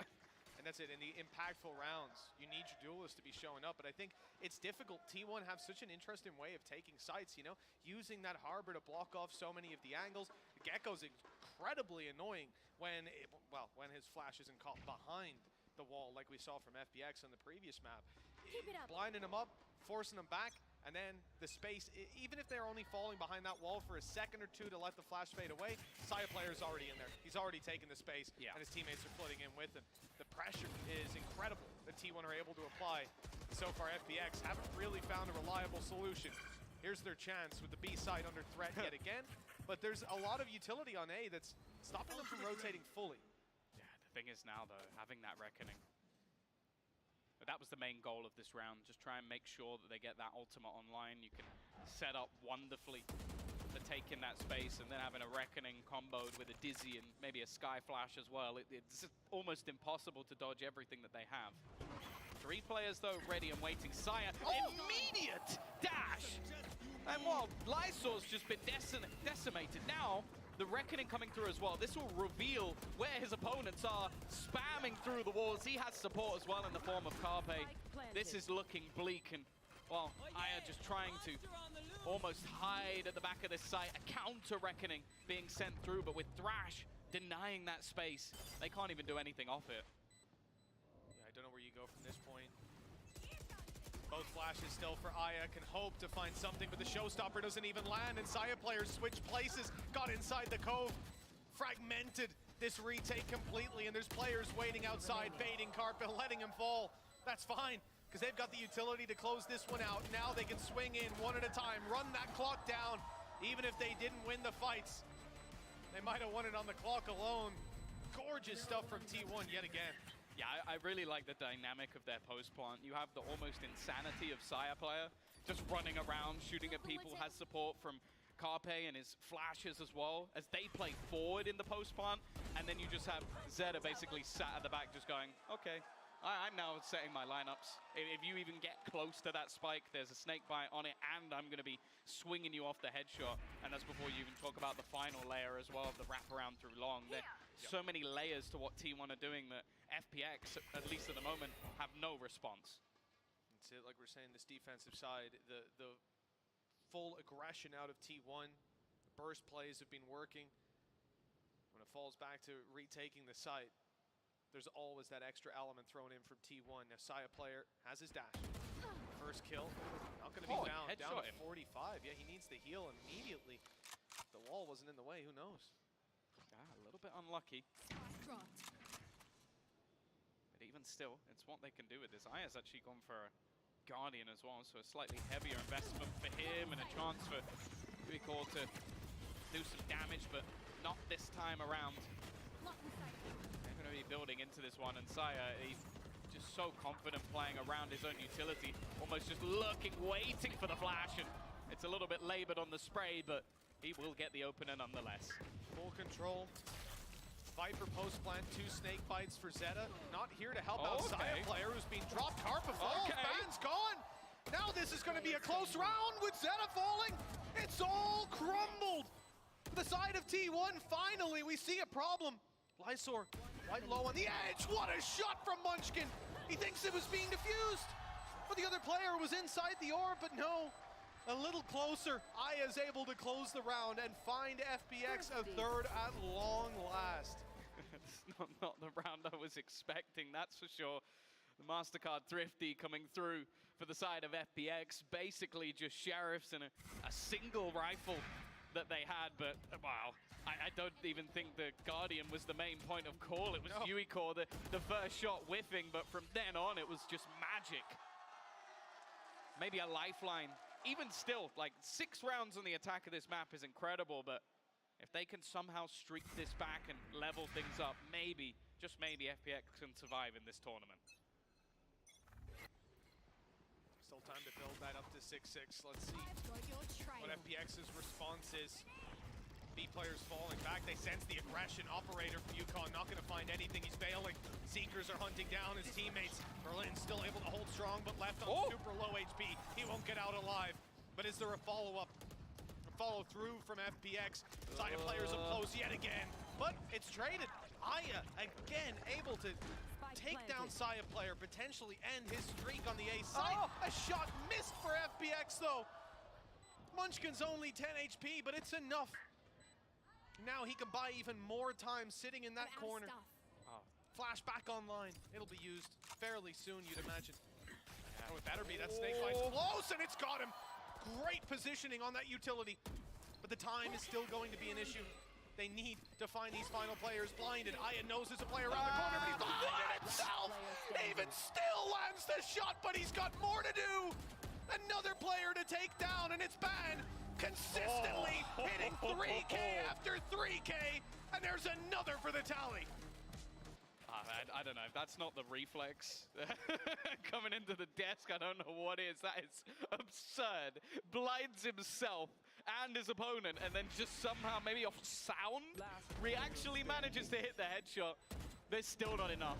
Ban has looked fantastic, and I'll be honest, on the other side of things, Aya has been the main glimmer of hope for FPX. He's 14-7, and they have 3 rounds. Like, it is truly ridiculous. Has enough to potentially go for a hero rifle. I think it's a hero rifle with no shields, which is definitely a bit of an obscure choice. Well, the Blade Storm picked up as well. You saw T1 with a really nice strat. We've seen it before. The Cloud Burst to dodge the flash at the start.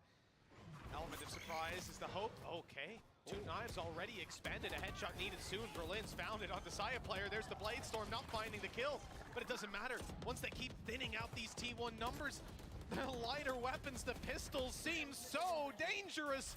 And with T1 now in a 3v3, a 3v2, a 3v1. I don't know how they've managed to recover, but Lysor is left alone. Yeah, at this point, I think Munchkin might have him dead to rights. Even gonna push forward back into that corner. Trying not to give him any ground, although, there you go. Pistol will give it away. Zeta playing passive up top, not gonna find anything. Carpe will spot him out, and T1 in a dominant position.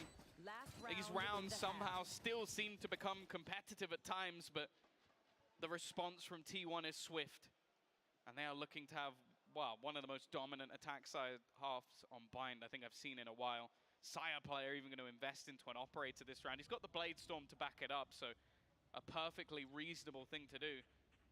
And actually, I was looking at the finances. Yuiko is now also going to have no shields on his rifle. This is something we saw in the last round as well, but definitely a peculiar decision. Yeah, he invested a bit more in full shields last round, knowing he'd have that Blade Storm online. Comes at a cost, obviously. You see that cost right here and now. Operator held. But he's not going to be given an opportunity to find an open fight. Side player instead just neutered in the early round. Haven't been able to grab that orb just yet. But I'm not sure either of these players is too keen to pick it up. If it was a showstopper, maybe. But they're 3 away. Yeah. Well, that's the thing. There's 2 players that are 1 away from an ult, and neither of them are in the spot to actually challenge for the orb. So evidently not something they plan to fight for. Saya player. There's a flash. Always scary, the flash. It goes deep though. They don't expect anybody to be this close. It's the 1-2 punch, but only the one. Saya's all that's needed. But this is a ruse. He's just selling the idea that this is a B hit. The fact is though, they haven't really fallen for it just yet. The rotation eventually coming. Yuiko spots them down mid. He hasn't been able to connect on it, and he's wrapped on by Zeta. Leaving just to make that one. Saya player has just taken over this round. While Berlin, he's one off a showstopper, but he's gonna need a lot from this one. Oh yeah, this needs to be one hell of a round. Quick kill, showstopper up, follow through. One of the biggest clutches of Berlin's life. He's running straight into the off to start it. Saya player holding the angle, but Zeta peeks it first. 9-3.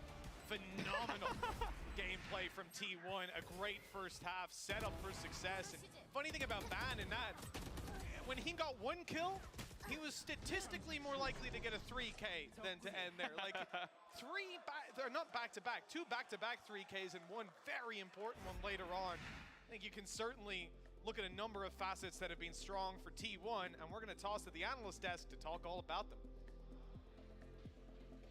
Thank you very much, Mitch and Tom. T1's attack side, just like the first map, it just feels like it's too strong.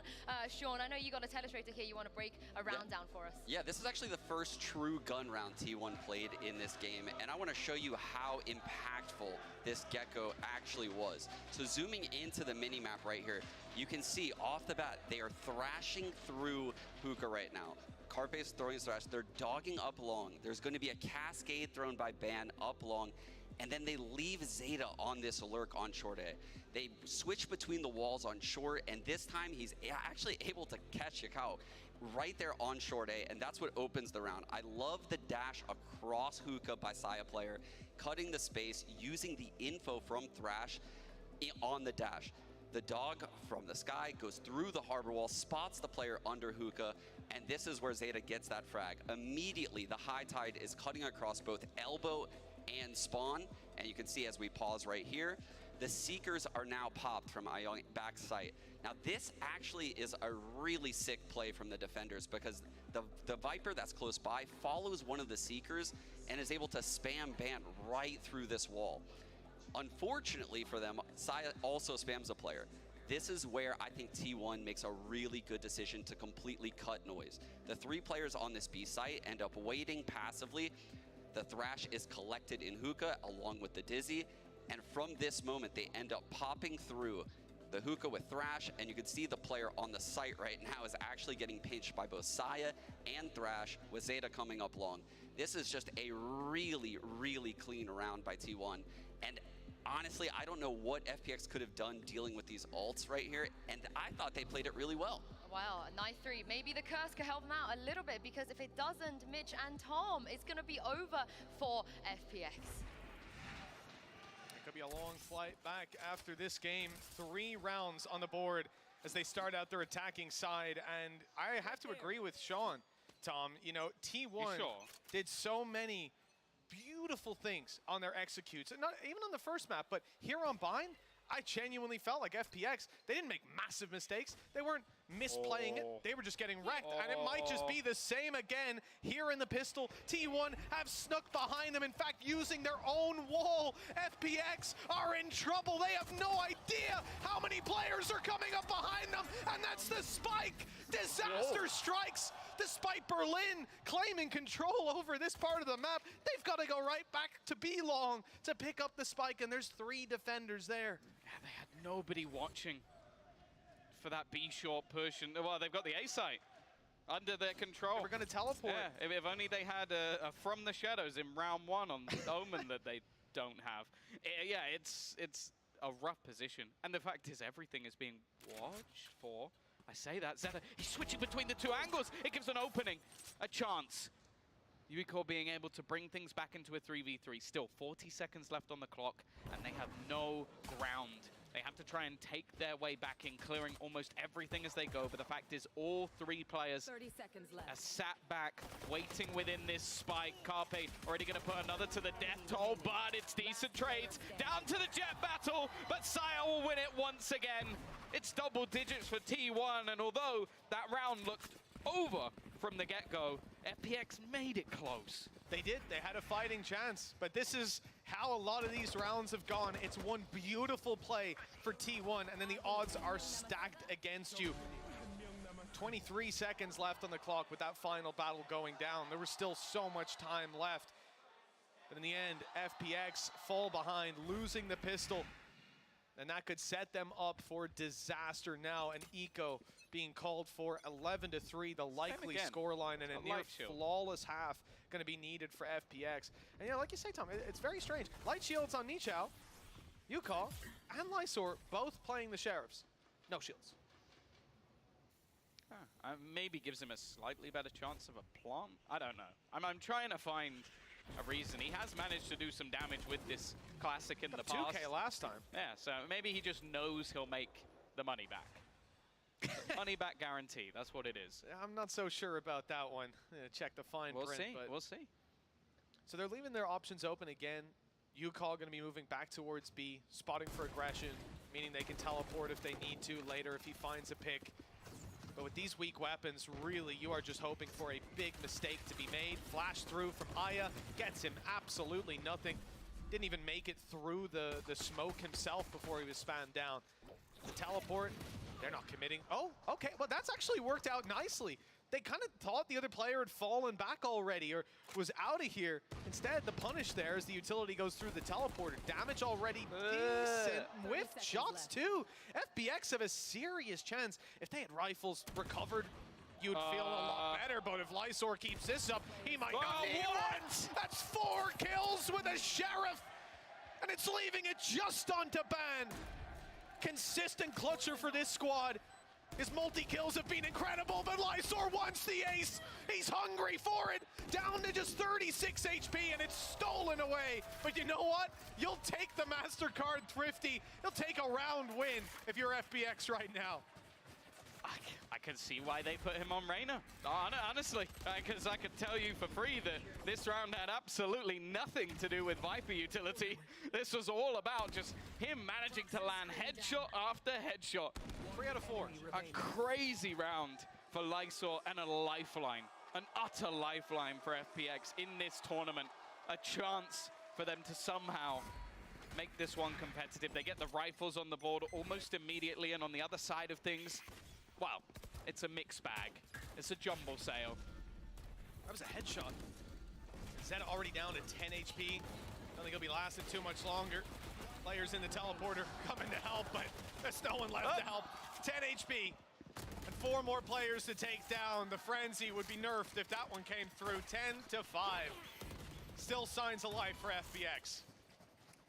Yeah, a nice clean round. I like the idea from T1, just throw everything into the wind, try and pinch off the teleporters. It's something you see quite commonly done, but ultimately didn't garner too much.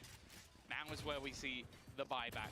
Thrash already online for Carpe. They've been building that one up.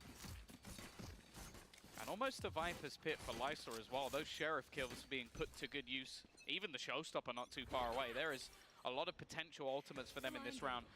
Early utility use though. Straight away the high tide to delay any attempted B push, and a flash put through it as well.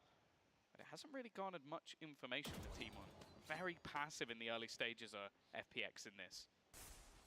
Yeah, I mean, rightfully cautious. One mistake here, and everything could fall apart.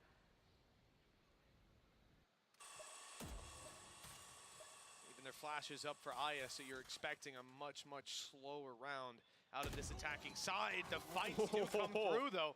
That was Berlin looking for some of his own space on B, and he has certainly cracked that control open. You're going to see Munchkin move back in, fill the position, see that nobody's here. That keeps them with 3 players on the A site. The read is perfect for the side of T1. The weaponry is here. 1 player spotted, a second firing off from heaven, and they've spotted Carpet up close. That was my concern. Maybe he'd slip underneath the radar, but nobody does. It's just an execution. Uicore managing a double, and Berlin as well. That first kill he got looked like he stole Boaster's res. It was so clean, but for now at least, Munchkin just left on the other side of the map wondering what happened. It's like we stacked up the A site and not a single kill coming through. I like it from FPX. Again, very explosive in its stance, and as you said, like in terms of the setup, sending Thrash through early and having basically all that Viper utility to try and delay, it didn't work out. See ya, buddy. Nishao's not going to catch him, unfortunately. Munchkin. Yeah, Lysor might though. Carrying forward that rifle. Yeah, it's not guaranteed. Lysor's got a really good position moving through the spawn. Yuka's just gone for the teleport. They've got him pinched, but they don't know it. The steps down, Munchkin, he did catch him. So Munchkin's going to carry that weapon through to the next round. Yeah, at least something. T1 actually going to be taking a fairly early pause, but it's understandable. Probably shaken a little bit from round number 2, losing 4 players to a Sheriff and the round slipping away from them. A couple of very explosive rounds as well, and as you sort of said, I don't think the setup that T1 had was a bad one. They were definitely prepared for it, but they just lost every single fight. The entries from Uicore and Berlin, and that's the thing, these are 2 players that thus far in this game, fairly quiet.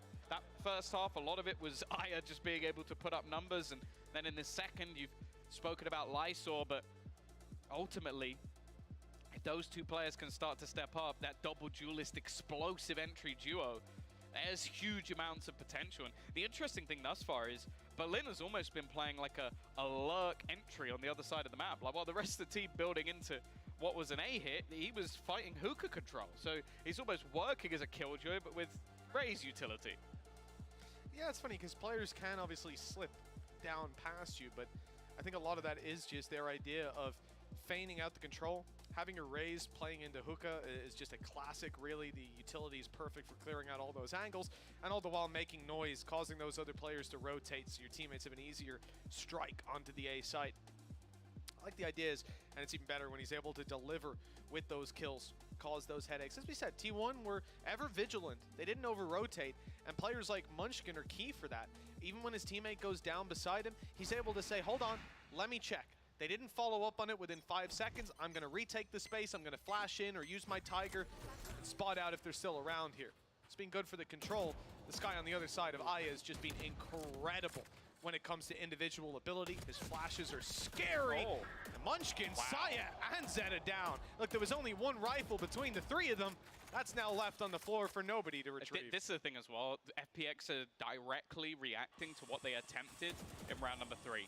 Like, it was that double split where they pushed up through showers and then had the TP and a flash through it. So they're sat all the way back in their spawn. They're expecting that sort of play. So I feel like T1 almost need to try and adapt a little bit to how they're playing some of these anti-ecos, because that was a little bit too telegraphed for their opponents. And now, well, after their patience being rewarded, they can now just go into this A site relatively for free. Not really anything here. They know that Ban rotating has managed to find a rifle, and he's always good for a few, but not this time. And as said, Yuiko, he really is starting to come online. Yeah, even if it's just up against these pistols, it's a big confidence builder. And with a 4K under his belt, that confidence is getting close to sky high. FPX, 3 behind T1. 4 ultimates online, 3 for T1 though. It could swing either way. I do like the idea, but realistically, from what the idea from T1, but realistically, what we've seen from FPX in a lot of these attacking rounds, even going back to the previous map, is patience. They will wait, they will allow you to push and take space, and look to punish afterwards. Even on their attack side on Lotus, we saw constant battles where they would be baiting you into those rotations with the very objective of finding a push like they just did in the previous round. It's going to be another pacey hit. I think it is. This time the double duelists together. A lot of damage being taken. Showstopper utilized off the back of it. They are trying to throw these ults in, but Carpe's done very well. He's actually managed to claim control of the spike, and this will have a rotation coming back from his teammate through the teleporter. Zeta already finding another, but Lysor's still there, still fighting. Yeah, going down's not the biggest deal, though, realistically, especially when Munchkin is going to reoccupy this spot just moments later. A great angle to fight for, but oh, that's a spanner thrown into the works. Lysor kept back for just a moment. Thinks maybe they've snuck in. It'll run the clock down, but there's 55 seconds. There's still time. Rotation. Carpe on his way back around. I like this. Clearing out middle. While they waste their time getting this spike and trying to avoid these shots in the dark, these players on T1 are set up for the post plan, or for even the planned attempt. Maybe not. Swinging in early, and he's found the kill for his trouble. The worst part is that pit doesn't cover the site, so it's basically going to go down if you commit to the plant. And, well, certainly if Lysor falls, which seems to be just moments away, ever vigilant, not giving him that fight. Well, they weren't all giving him that fight. Carpe certainly was. He's isolated the correct duel. Game sense off the charts on where Saya player was coming from, but it's not enough. T1 with another. Yeah, at every moment you do just feel like there's a chance that Lysor will just take over one of these rounds. The thing is, though, I really like the patience, again, from T1. Like Munchkin, you can watch the majority of this round, he doesn't move. He just stands up top knowing that, okay, they're fighting for the spike. I can just wait for them to try and plant it. I will disallow them to have that plant for spawn if they were to desire it. And took a lot of the risk out of that round. They didn't go pushing through the pit. They didn't fight for that spike control. They basically just made it impossible to plant. And now, the defense, they've got that operator online. It's the same on the other side, though. And Yuiko is not shying away from this fight. He has no support here. He's just going to look to peek this completely dry. And, well, I'm not going to lie to you, kind of got what he deserved. Saya player not going to miss those shots all too often. Here's Ban locking down Bathroom. He's tucked in the right corner. And Nijao has no idea, no iota on this play being made. Now it depends. Will Ban get curious for information? Will he swing? No, that's what Carp is here for. It's going to be a double swing. Dealing with Nijao easily. Locking the control and now focusing back towards the push that's coming in. The flash up top confirms players are here. Although they'll be blocked out by this wall, that's the intention for T1 to be able to reposition, get Carpe back to the site. With plenty of ultis to work with, but they won't want to expend them here. A 12th round on the cusp of being theirs. Has to even Crash maybe from Carpe could come through. This is impossible. Like, you have to kill someone Good before name. getting a plum. Even Munchkin still surviving. Thrash going through, maybe a little bit early. And somehow they managed to fight two back. A wall bang. Oh, throw a Thrash. It's ridiculous from Carpe. I don't know how he's getting away with the frags he's finding, but now Aya is all that's left. Maybe hoping for a late dash through, but there's nothing he can really do here. Look how passive Carpe is after huge individual play. He waits patiently. He's going to send Little Bro through. Finally, he'll go down, but he's already won the round. His sacrifice will give T1 their 12th. And it will just be the rifle kept for Aya. That's all he can hope for from this scenario. It's hilarious that Saya player was on B that whole time, even at the end of the round. Yeah. They're just covering all their bases in case the push comes through spawn or something wild happens. FPX were given no opportunity. And I do agree, that ulti probably came in a little bit earlier, but what a recovery with that 2K, his third, indeed, of the round, in towards Bath. And then, you know, he doesn't get a 4th kill, but he wins the round by laying his life down, interrupting the plant. That is 12-7. And now 5 straight opportunities for T1 to send FPX home. Yeah, again, you kind of have to feel like this is looking like a done deal. T1 have been in the driver's seat for the majority of this map, an incredible attack side. And again, it seems like the second we have Autumn with a chance to have a pause, they come back strong. Exactly the same here. They lose the round they play with pistols, and from then, a couple of victories, good ult usage, but more so, I wouldn't say that maybe the discipline was there when they're all on the site, but when there's one player left, that guy's very disciplined. Like Carpe doing an incredible job, Munchkin the round before. And now for FPX, everything's on the line. They said it. They love playing on this stage. They've loved playing in front of this crowd, I'm sure. The fact is, though, they just need a little bit more. 5 rounds in a row. It is quite a tough task. And with players like Aya and Lysor still putting up some pretty decent numbers, it's not an impossibility, but you just have to feel that T1 eventually will get one of these rounds. Yeah, I'd have to agree with you, Tom. You know, 5 chances to close it out. Ultis can be cycled. Already the aggression. Look at that from Saya. He won't find the reward, but they're not punished either. An opportunity is denied. We'll see what the response is from the side of FPX. They've been denied any control over B, and that control is actually being retaken now by T1. The A site is their new objective. And this time, they're not going to be sending Nishao alone through Bath. They're double checking there's not a bit of a nasty crossfire about to come through. I've got your trail. Oh, here goes the execution. Carpe under some serious pressure. Dizzy thrown out to try and slow them down. In fact, he's spamming everything. He knows that they're trying to run him down. They know he's in that corner, but it's his teammates they should be worrying about. Zeta already, Aya desperately trying to cling to life, but it is done. T1 will be the ones heading back to that decider match to face off against Foot for the 2nd time. And unfortunately for FPX, once again, they failed to get a win at an international tournament. It's a phenomenal sign for the side of T1 to have this series wrapped up 2-0. The second map so dominant as well. If they're going to have a chance of winning that rematch up against Foot, this is the face that we wanted to see from them here today. A phenomenal game played, but you have to look to FPX. They fought well. Players like Aya striking fear into their opponents' hearts. But that's going to be the end of the road for them here. GG and well played FPX are going home. Yeah, I think steps forward in terms of their compositions, the ideas that they had, and even just on an individual level. I think Aya played fantastically throughout. We saw moments as well from the likes of Lysor. Unfortunately, it just wasn't quite enough today. T1 have shown that other side of the coin. The team that we expected to see coming into this event, some great ideas off of them, moving back to maybe some of the more comfort players, and even just on an individual level.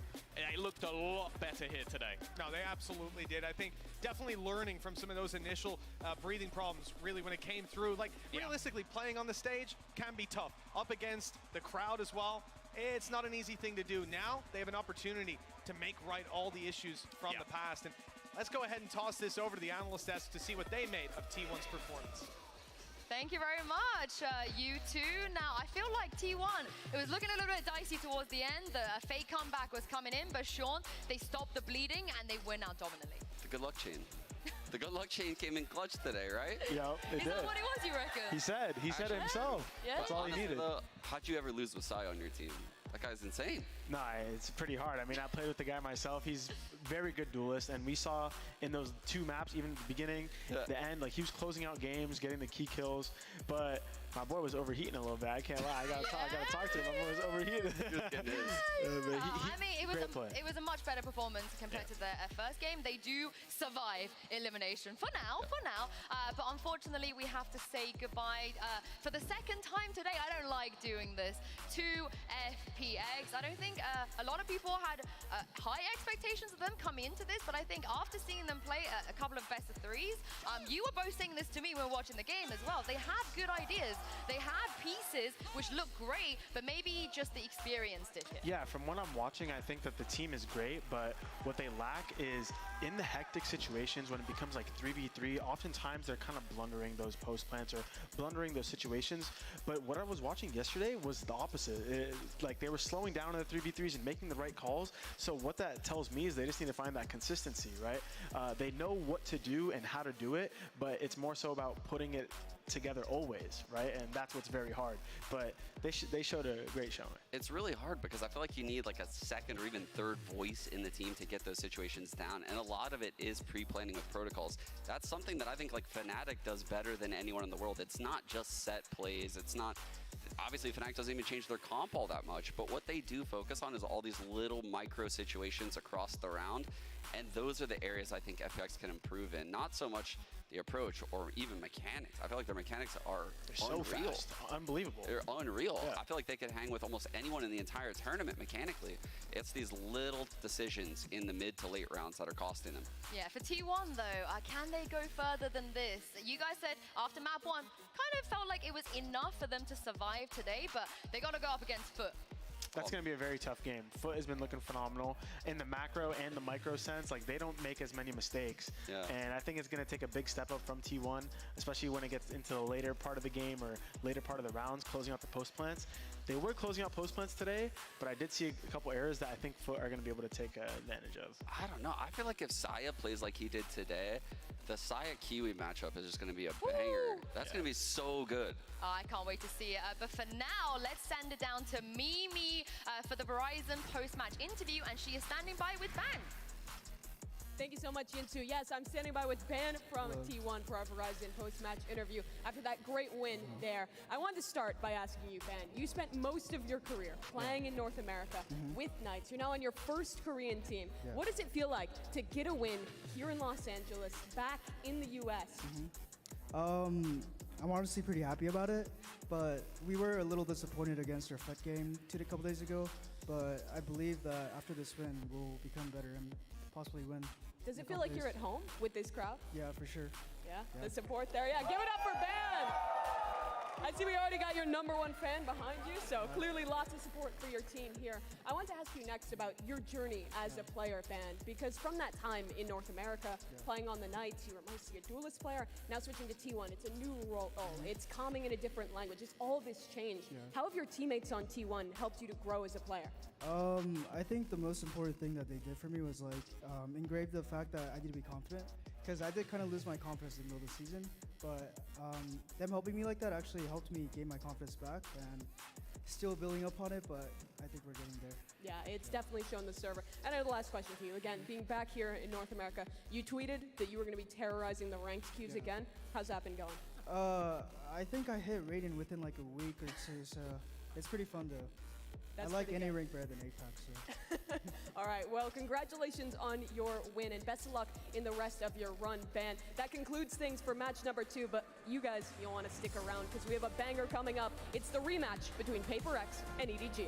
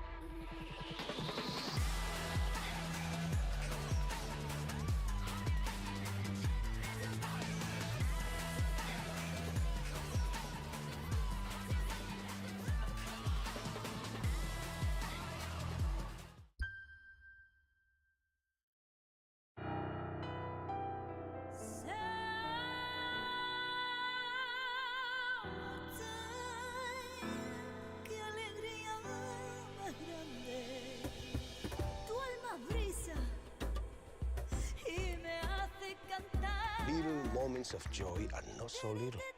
They are pure joy. Therefore, treat yourself. Come to Andalusia.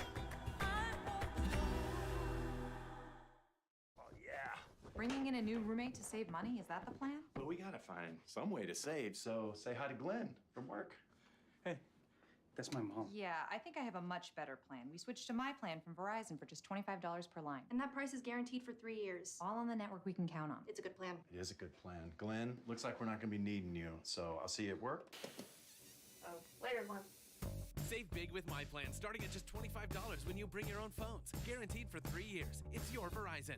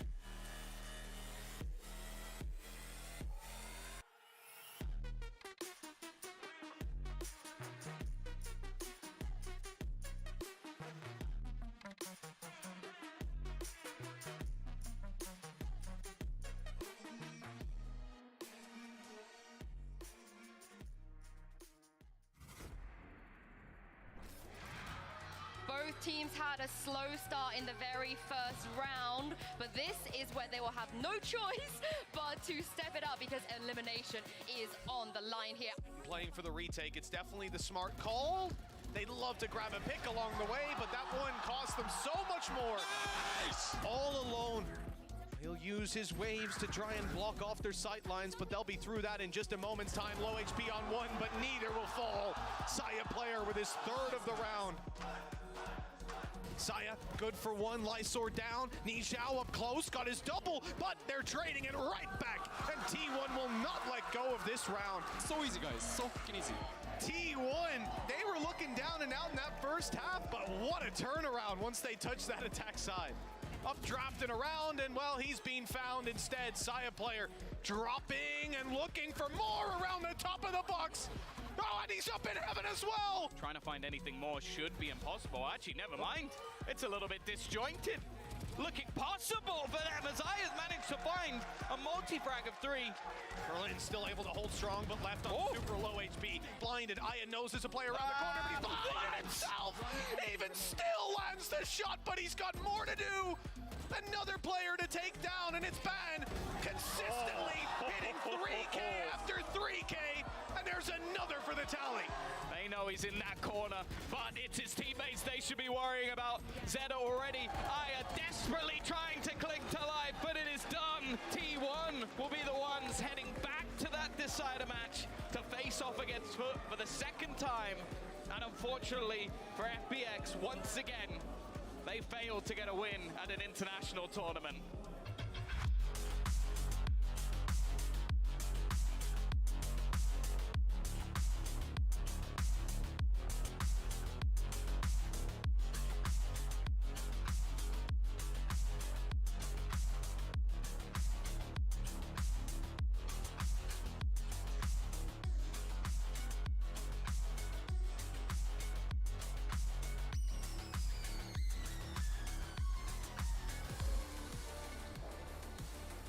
We've had to say goodbye to 2 teams today, but it's time to find out which team is going to be the next one to make it to playoffs. Welcome back, everyone. It's time. PaperX versus EDG. I know every single one of you at home and in this arena right now are very, very excited for this matchup. So are we, and I feel really lucky that I get to do this game with both of you. Welcome. NBA gang. Thank you. Good to be back. I don't know when the last time the 3 of us got to do a desk together was. It's been a while. It's definitely been a while. And also, for a game like this as well, Tom, I can't ask for anything better.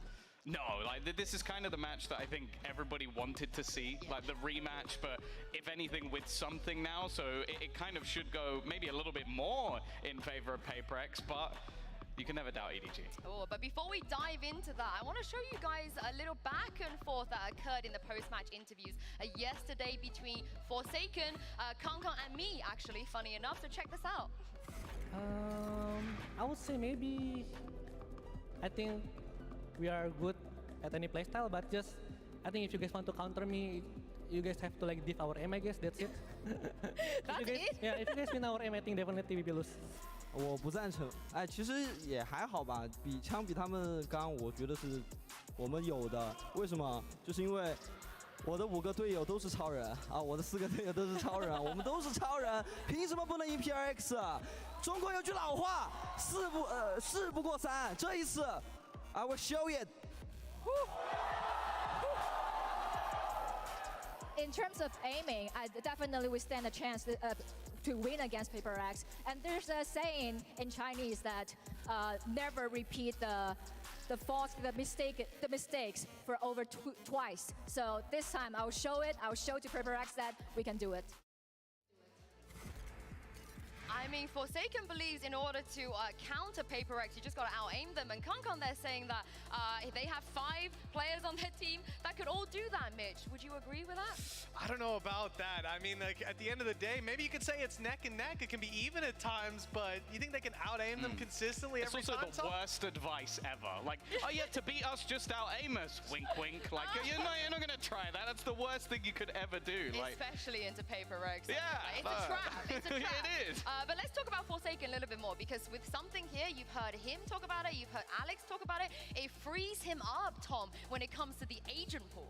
Yeah, no, the thing I love about Forsaken is that he basically takes the hit for the team. Like, over the last 90 days, I think he's played 7 different agents, like basically just been filling wherever the team needed. Obviously over in Tokyo, that involved playing the duelist role, but now he's gone back to basically just playing whatever they need. And that's the only reason this team works, because otherwise it would completely fall apart. Literally, if you look at that graphic, I think it didn't even have Killjoy on it, which was the last agent that he played here on the stage. Like, he has literally been covering everything.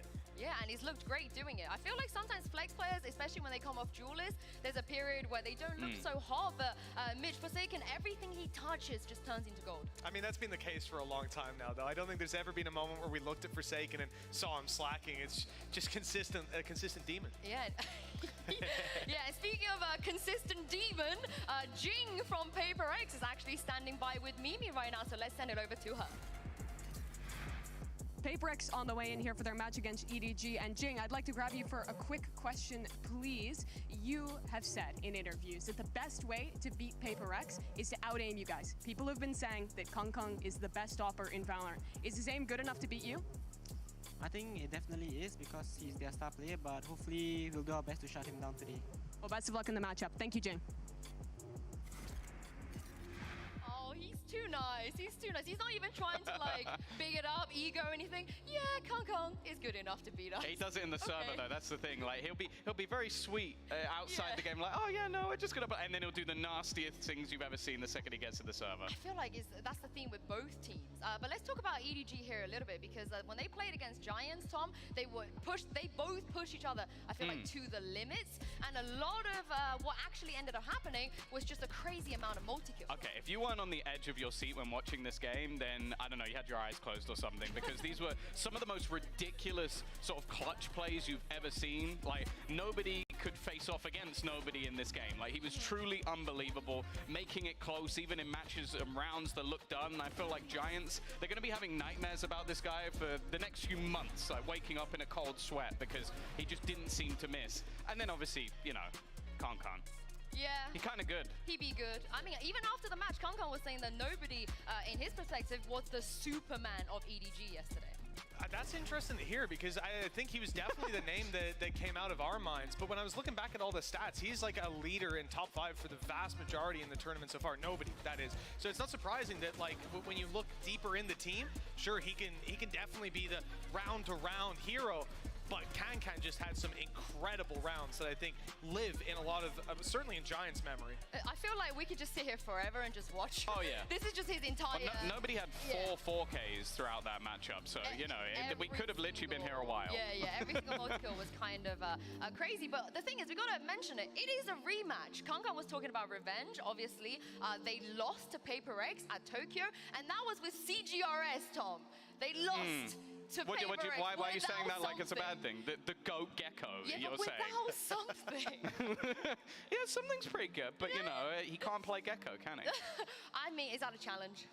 I reckon he probably actually, he can play breach, so maybe he will make it work. The point I was getting at is that it's going to be harder this time around. If they thought the last time was going to be I think it's going to be easier this time around. Well, yeah, maybe we'll send Tom for a little interview with something afterwards, and he can talk to him about that. Yeah, I think say it to his face, Tom. Definitely, it's going to be a tougher game. I think, you know, not just a rematch from Tokyo, but also from champions before as well. Like, these are teams that know each other decently well, but now, looking at the squad of PaperX, you have to imagine they've stepped it up to a new gear with something arriving. But EDG, they keep getting better as well. So let's hear from their IGR Haodong, who's with Mimi. Haodong, a quick question for you. You got beaten at Tokyo by PaperX. What did you as an IGL learn from that matchup that you'll bring to your game today? 首先，因为其实你们在 PaperX 在东京相遇的时候，你们是被他们打败了。那作为队伍的一个指挥会，你将会从那场比赛当中学到什么，以及将如何运用到今天这场比赛当中呢？学到了，主要是在我们优势的时候稳住大家心态吧。因为上一次打之后，我们在巨大优势的领先情况下被翻盘嘛，然后就学到了让大家在比赛的时候有优势的时候稳住心态。I think it's mainly because about the mentality thing. Try to stay focused and calm when, especially when we're not in a very good situation, and also because in Tokyo we got reversed when we had a very, very big advantage. So basically learn from it and try to get more focus and more calm when we're facing this situation, if we're facing this again. Well, thank you very much and best of luck. This is the thing about EDG. They always learn something, whether they win or they lose. We see it on the server every time they come back to an international tournament. But I want to derail this just a little bit because Paper X versus EDG is a fun matchup. Why, it might be the most fun matchup ever. So I thought we could do something fun. You like having fun, Mitch? I know you liked having fun, but Tom, I'm not sure. We'll see. You let us know how fun you find this. But since we have nobody and something on the server with us, I thought we can do a little game of where is nobody or I see nobody. Make sure everybody here in the crowd and at home as well play along. I'm going to show you guys now a picture and I want you to find me nobody. Where is he? And I need like very specific, explicit directions. I'm waiting for the crowd. Where are they going to give me a clue? Where is he? Just scream it out. Come on, you guys. All right, we got 10 seconds. We got 10 seconds. Bottom right. I see nobody. I see nobody. Nobody is literally right Where do you see nobody? I'm not sure I see nobody. There is nobody. I think I might see something. All right, okay, let's see. Right. There he is. There he is. I can't Mitch believe got it you very guys quickly. missed Mitch, he said it like 4 times. Bottom right. You just ignored me. I thought I was wrong. Literally just ignored Mitch. got quiet. Well, let's see if you guys can find something. Show me something. I don't know. Are we doing another round? Was that fun enough for you, Tom? Yeah, we'll do another round. Where is it? I'm ready. Crowd, you might want to help him out, Tom, here. Mitch is Tom's been struggling. There he is. I found him. Oh, no. Bang in the middle of the screen. Got it. Done. Tied up now. Easy. Is that actually? Easy. Smashed it. Oh my god, that would be so funny. All right, where is he? I found him. That was easy. Oh yeah, bottom left, Kind of middle left. Yeah, you got him. Cloud looks very happy in that one. Cloud is ecstatic. Oh my god. Cloud is literally how I feel right now about this series. You're over the moon. He's literally encapsulated it. And why not find out where we're going to be going today with the map picks? Send it over to our coaches. Let's go ahead and get started. PRX, you are higher seed. Team A or Team B? We go Team B. Team B. So EDG, you will be Team A, and we will start with your first band. Band Lotus. Band Lotus. Your band? Haven. And map number 1. Fracture. Fracture. Side on Fracture. Attack. And map number 2. Pearl. Side on Pearl. Attack. And next set of bands starting with EDG, you have Ascent, Bind, and Split. Split. And your band, you have Ascent and Bind. Your band Ascent. And Ascent. So map number 3 will be Bind. EDG, side on Bind. Attack. Okay, gonna run through this really quick. First set of bands, we have EDG with the Lotus, Paper X with Haven. Map number 1 is Fracture with PRX on Attack. Map number 2 is Pearl with EDG on Attack. Next set of bands are Split and Ascent. Decider map 3 is Bind with EDG on Attack. Good? All right, good luck to you both. Good luck.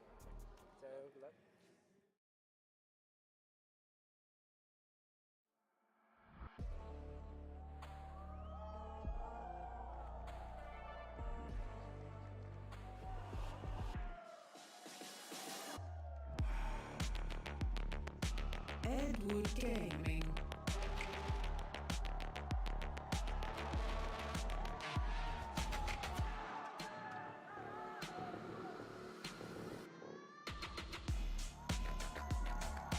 Paper X.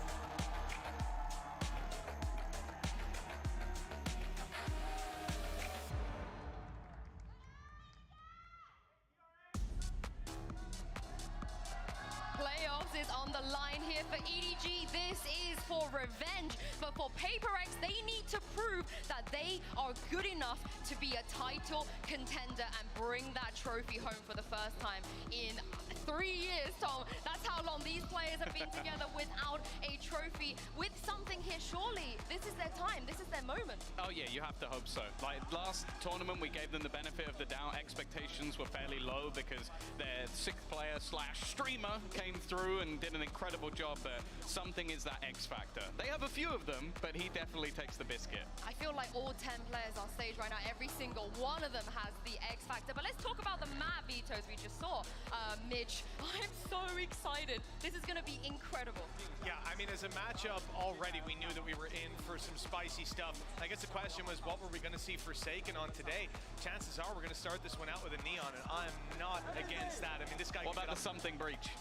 Oh. You know, that is something. That is something, let me tell you. It's something a little bit different, yeah.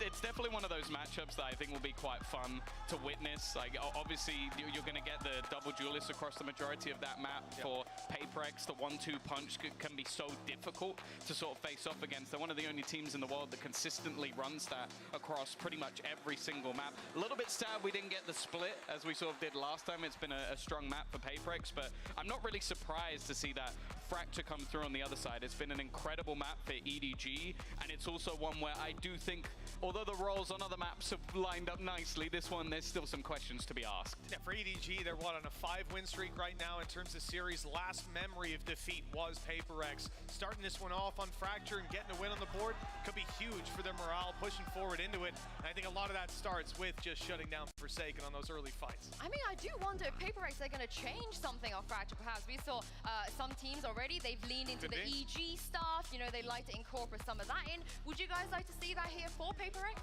I definitely think they could just go back to running a jet raise if they really wanted to, and then have Forsaken pick up the slack elsewhere. I do still think, though, having that breach in for setup is going to have that high amount of value for them. And it's also a composition that, other than the sort of defeats internationally, if you go back to regionally, has looked very good. Well, let's take a look here as we head into Prime, into the Prime Gaming Agent Select. And yes, there has been a change. What do you guys make of this? So it's actually just the removal of that initial duelist, so it's less of a 1-2 punch, a lot of setup for Jing. I think that's going to be quite a cool and interesting balance. Other than that, though, it's basically just that mirror matchup, other than the raise setup for the Jets. So I think it's going to be more about those individuals, and let's be real, Forsaken, he could have picked any agent here, and we would have gone, oh yeah, that's cool, he can play that. He could have gone Yoru. He's the only player where I would have been like, yeah, fine. But looking at the form that we see Skies on, I think he's going to have a lot more ability to play that individual duel, to burst out of those smokes and cause problems for his opponents. I just think about Aya in the previous series. Also, was that Jogomo? I feel like that was actually Jogomo with the side. But it's time to jump into this match. It's going to be so fun. Get ready for this and take it away, Bren and Sideshow. Thank you very much, guys. Yeah, excited to get this one started here. Two mechanical prowess teams. Honestly, the powerhouse teams as well. EDG versus PaperX. And, I mean, you got heavy hitters, you got heavy aimers, man. You know it's going to be exciting. It's going to be explosive. It's going to be incredible. I mean, especially because EDG, I think, have partially refined their style by playing against explosive teams like PaperX and some of the other Chinese squads in scrims and in matches over in the Asian regions. So this is going to be super interesting. We get to see the rematch, but this time with the addition of a little special something. Oh yeah, finally. Now, having said that, something's going to play breach on this match. That's normal for them. That's what they like to do. The change being away from the double duelist setup to much more of a mirror. So Jing is going to take on Kang Kang to begin. However, a lot more of this might end up getting decided by the supporting cast. We saw nobody carrying yesterday. It's Forsaken taking point. Orb being taken. Slight peek. Nobody brought down close to the corner. How Dong, but he's going to get overwhelmed very quickly at that. Smokes drop down. Carve out a path onto the side, but it's a freebie for them. They'll be able to get the plant down. No questions asked. Both of these teams are going to stay tight, get those trades, which means that the opening duels, like we saw there, Forsaken being able to pick off nobody, that matters so much. It puts you at a player advantage once all the trades are out. Got this high-low set up already. Kuto being held the fault line. Just about missing here. Kang Kang, decent damage done on either side here, but massive player advantage for PaperX. G going to be finding themselves hard-pressed to really get into it, and something on the stage big time this time, isn't it? Certainly is. PaperX have got that talent to be able to go toe-to-toe with EDG. We know that. Pretty explosive pistol round there. I was talking about the supportive cast, and I really feel like while there's a lot of hype surrounding the clash between Jing and Kang Kang, and add something in there as well when he's going to be on duelist, maybe even Smoggy once we get to some of the maps where you potentially see them play double duelist compositions. But so much of this could end up being decided by that kind of supportive cast. Yeah, and you're seeing the supportive utility already with the fault line and the flashes exchange. They're not shying away, they're not backing away from this fight. Plenty of bodies to be waiting still close to the corner. An absolute repeat of the first round, except this much more players actually stacking towards the side here. Kang needs some assistance, but back towards the side. Yeah, just Chichu left alive, so could have been dangerous, but no. Completely bowled over there. I mean, that's just PaperX grouping up and being able to trade off each other with better weaponry. With Forsaken moving over to Sky, I really feel like this guy's... The best thing that Forsaken's done for his career is stop playing Jet and Reyna all the time and really broaden his horizons, become the flex player that this team needs alongside Devi. They kind of swap the role around between them, and they're both excellent. No, I couldn't agree more. It's added so much more in terms of compositions that they can play. PaperX are just going to barrel through tree here as well. Yeah, there won't be much resistance. Or you say barrel through, it would be a slight little walk. Yeah, no noise made. Definitely thought this was going to be a bit quicker. Oh, this is... Okay, so this looks like they're going to set up for a double blast back into Canteen. Something likes going into tunnel so that he has an aftershock and stun line up here. So this is to help Jing get deep into Canteen and put pressure on these players. Made in the back. Fault line to set it up, but it's a counterplay. Smoggy, well done. Immediately sends out the fault line and the aftershock, so reclaiming that space towards Canteen, but the smoke's dropped down. Nobody's still standing it. Straight down. He's got the help of his team as well. Out towards the smoke. Crossfire set up. EDG are definitely winning this one out now. Well, player standing. Something. It's a 1v3 now. It's made it a bit more doable.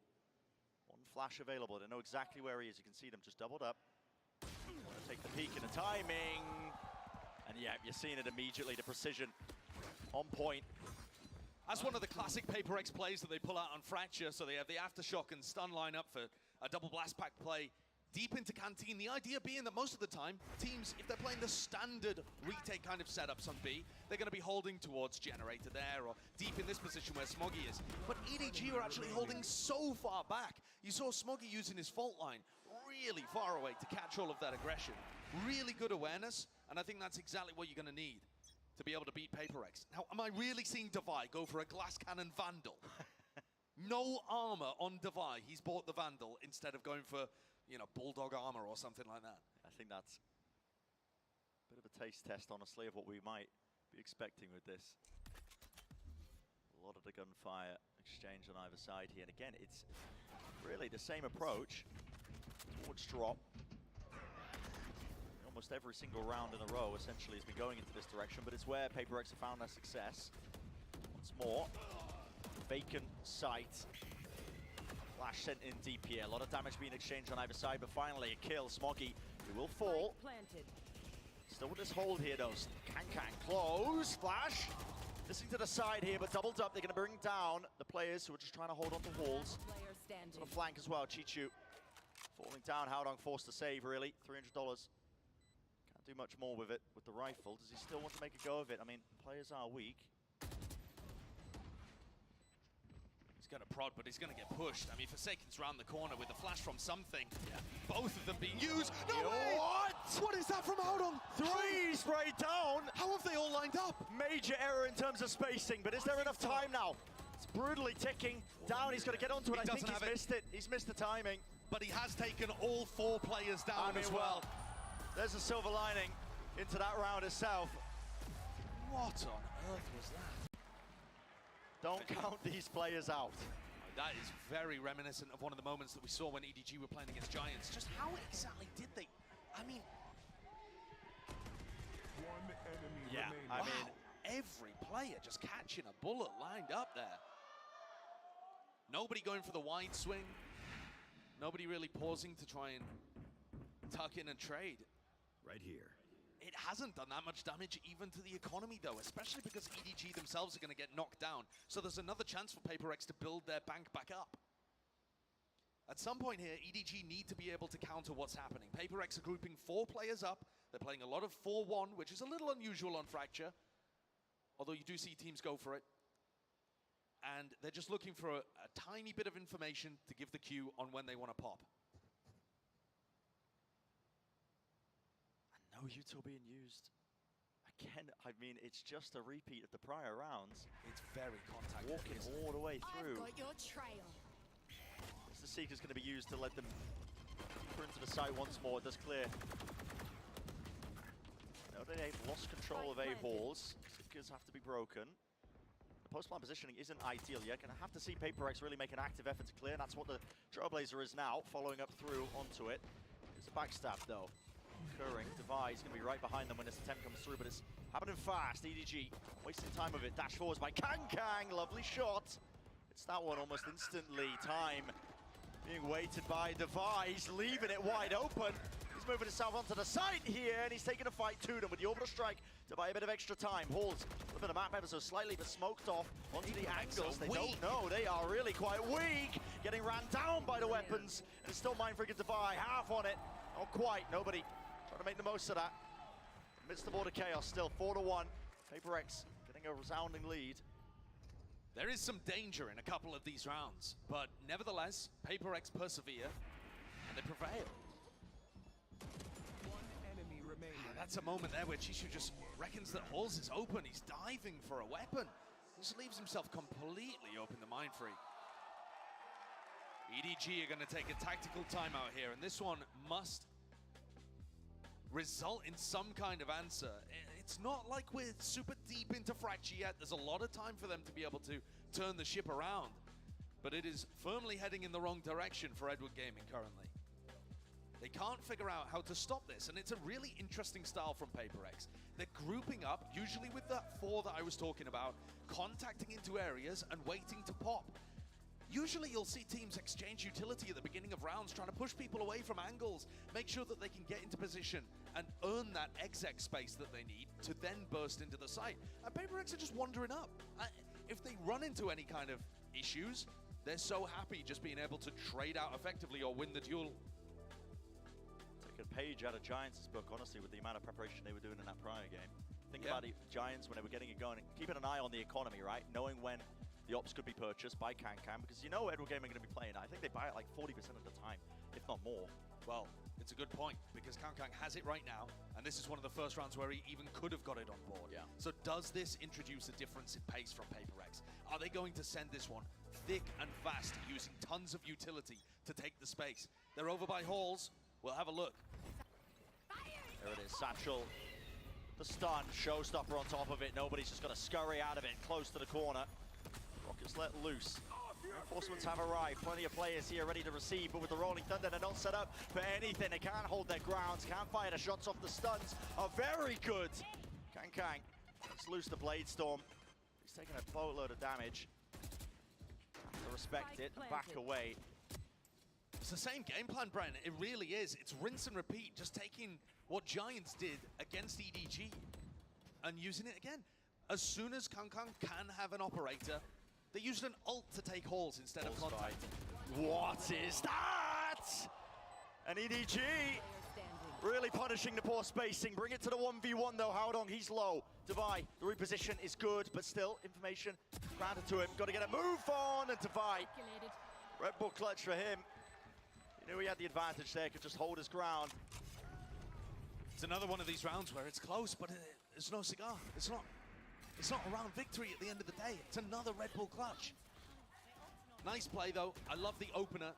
Great usage of space from PaperX. The danger comes here with Chishu being able to get a spray down and Howdong flinging himself around the corner, too. A little reminiscent of some of the times where we've seen, like you said, the spacing be an issue. But other than those big moments from individuals, it's all been PaperX.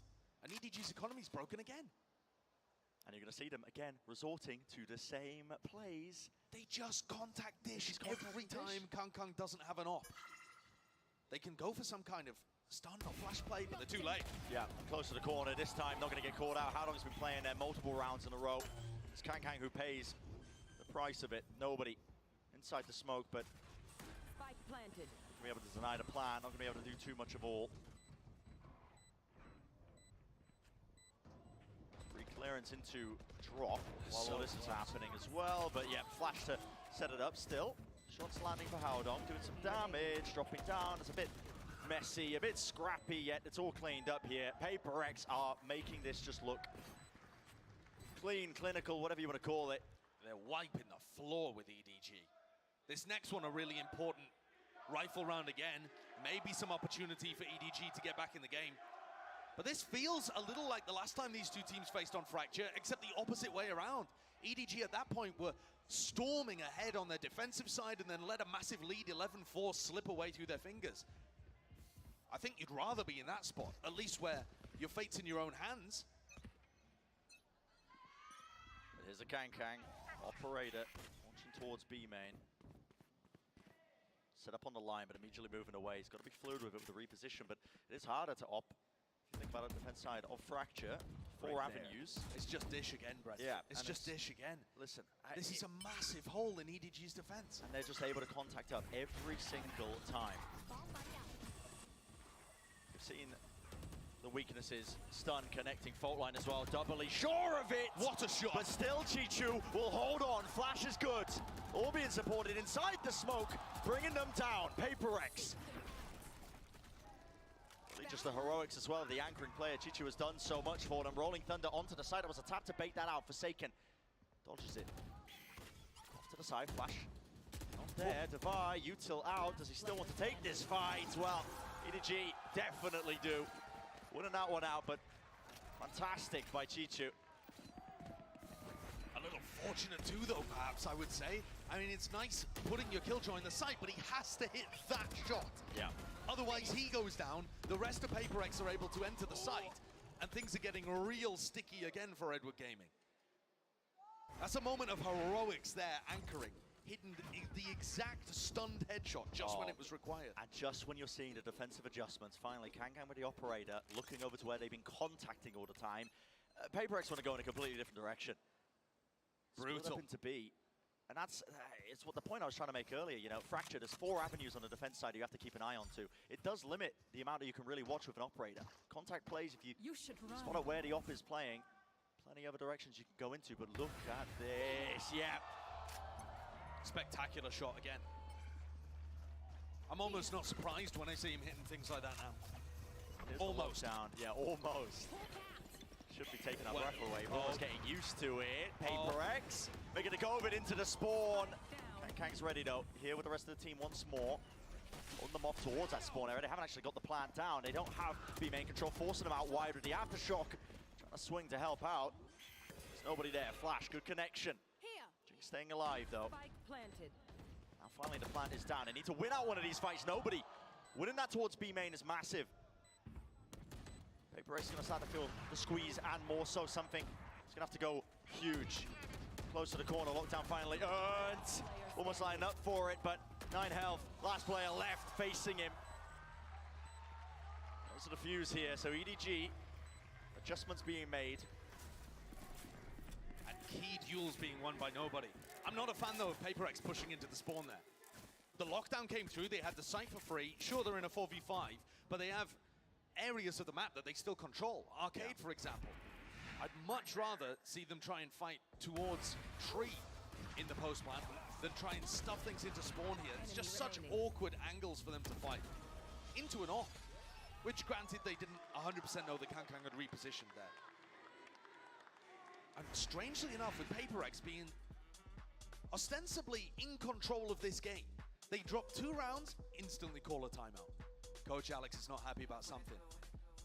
Possibly that over-pushing the spawn. Maybe they just want to alter the way that something's working.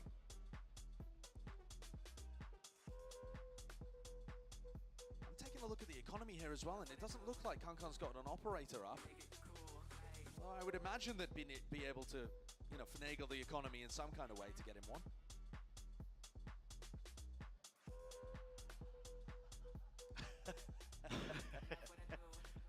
You might have to lower the sign. So far, EDG have struggled with getting their defensive setups working here.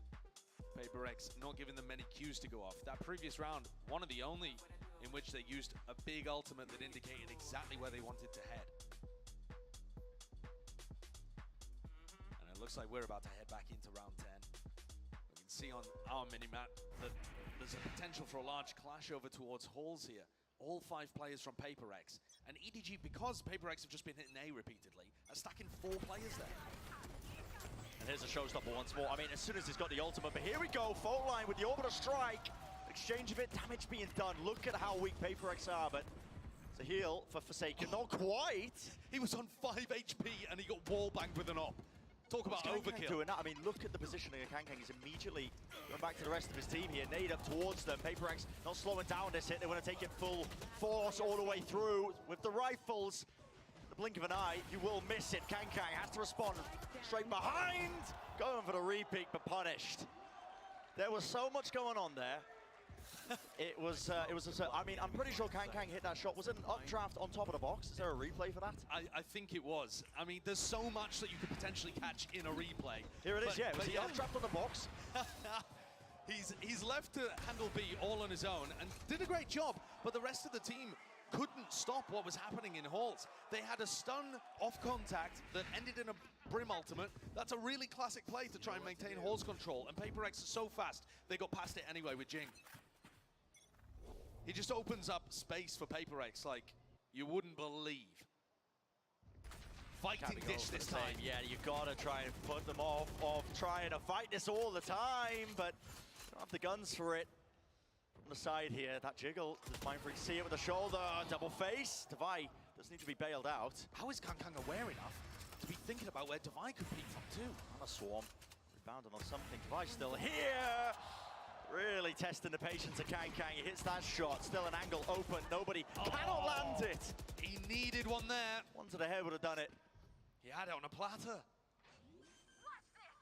PaperX still haven't cleared out all side, but the plan is theirs. Kankang popped his Blade Storm. He wants this. There's 2 rounds left. You've got to do something about it. Lovely flick. The adjustment to land that. Knows that one of the areas isn't clear, but he's brought it to the 2 versus 2. Now just need to play him and Chichu. Updraft, right click. Great clearance down to low web and Mindfreak. Once more, safe pair of hands. Last line of defense of that. Last round before the switch. I mean, the story of Fracture so far to me, Brent, is that EDG try to rescue themselves from sticky situations. And PaperX are always just there at the end. The heroic moments that we've seen frequently end in Mindfreak or Devi just closing the round out anyway. And all of the heroics from EDG go to North. PaperX have had great openings and great closings to almost all of these attacking rounds.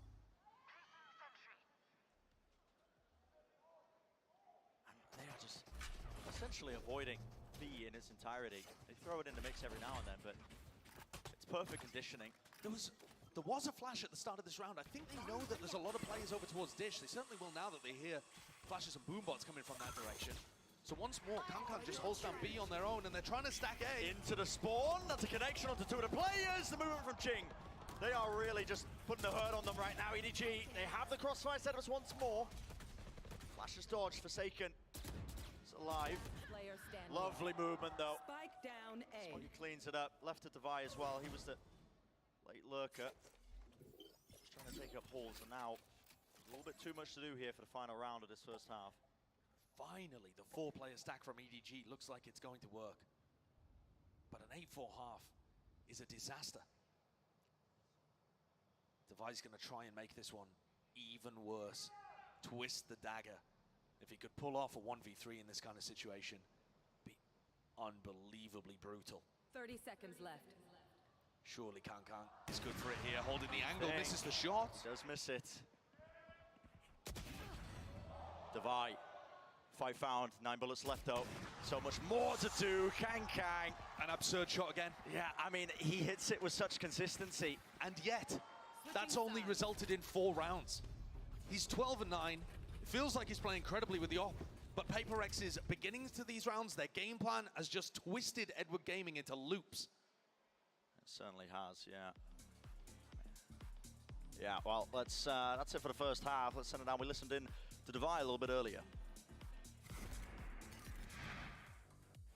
Obviously, we are very happy with our performance, I would say, because I think coming to these tournaments, we are quite pressured because a lot of maybe like fans or like public eyes is like expecting us to do well with our original roster because we played with a sub before, right? So yeah, I mean like definitely a great feeling starting the opening matches against Crew. I mean, we are kind of like careful with them because like we saw their past matches that they've been playing really well in the LCQ matchup, And yeah, I mean, we didn't expect to 2-0 them. I think for me personally, I think I was expecting to 1 them instead of 2-0. So yeah, I mean, definitely not expecting easy games. Divine a 1v3, and once again, the possibility that they don't know. Davies from trying to find space. Hello, he's dropped out onto Melser. Davies is gonna have to get half. He's gonna stick it. He's gonna try to stick. No, he pulls off and Divine. Probably we kind of have to stop the duelists, I would say. I mean, like Kangkang and probably Smoggy. I think that these two are like their main players to their success, I would say. It depends a lot on Kangkang getting picks, because I think he's alone is very aggressive compared to the other players. So I think it's gonna be a fun game, because like we used to stream them a lot in Asia. And I think both of us know each other's playstyle. But yeah, anything's possible, right, in life. So yeah, we're just gonna work even harder from now on and try our best to achieve or grab the trophy.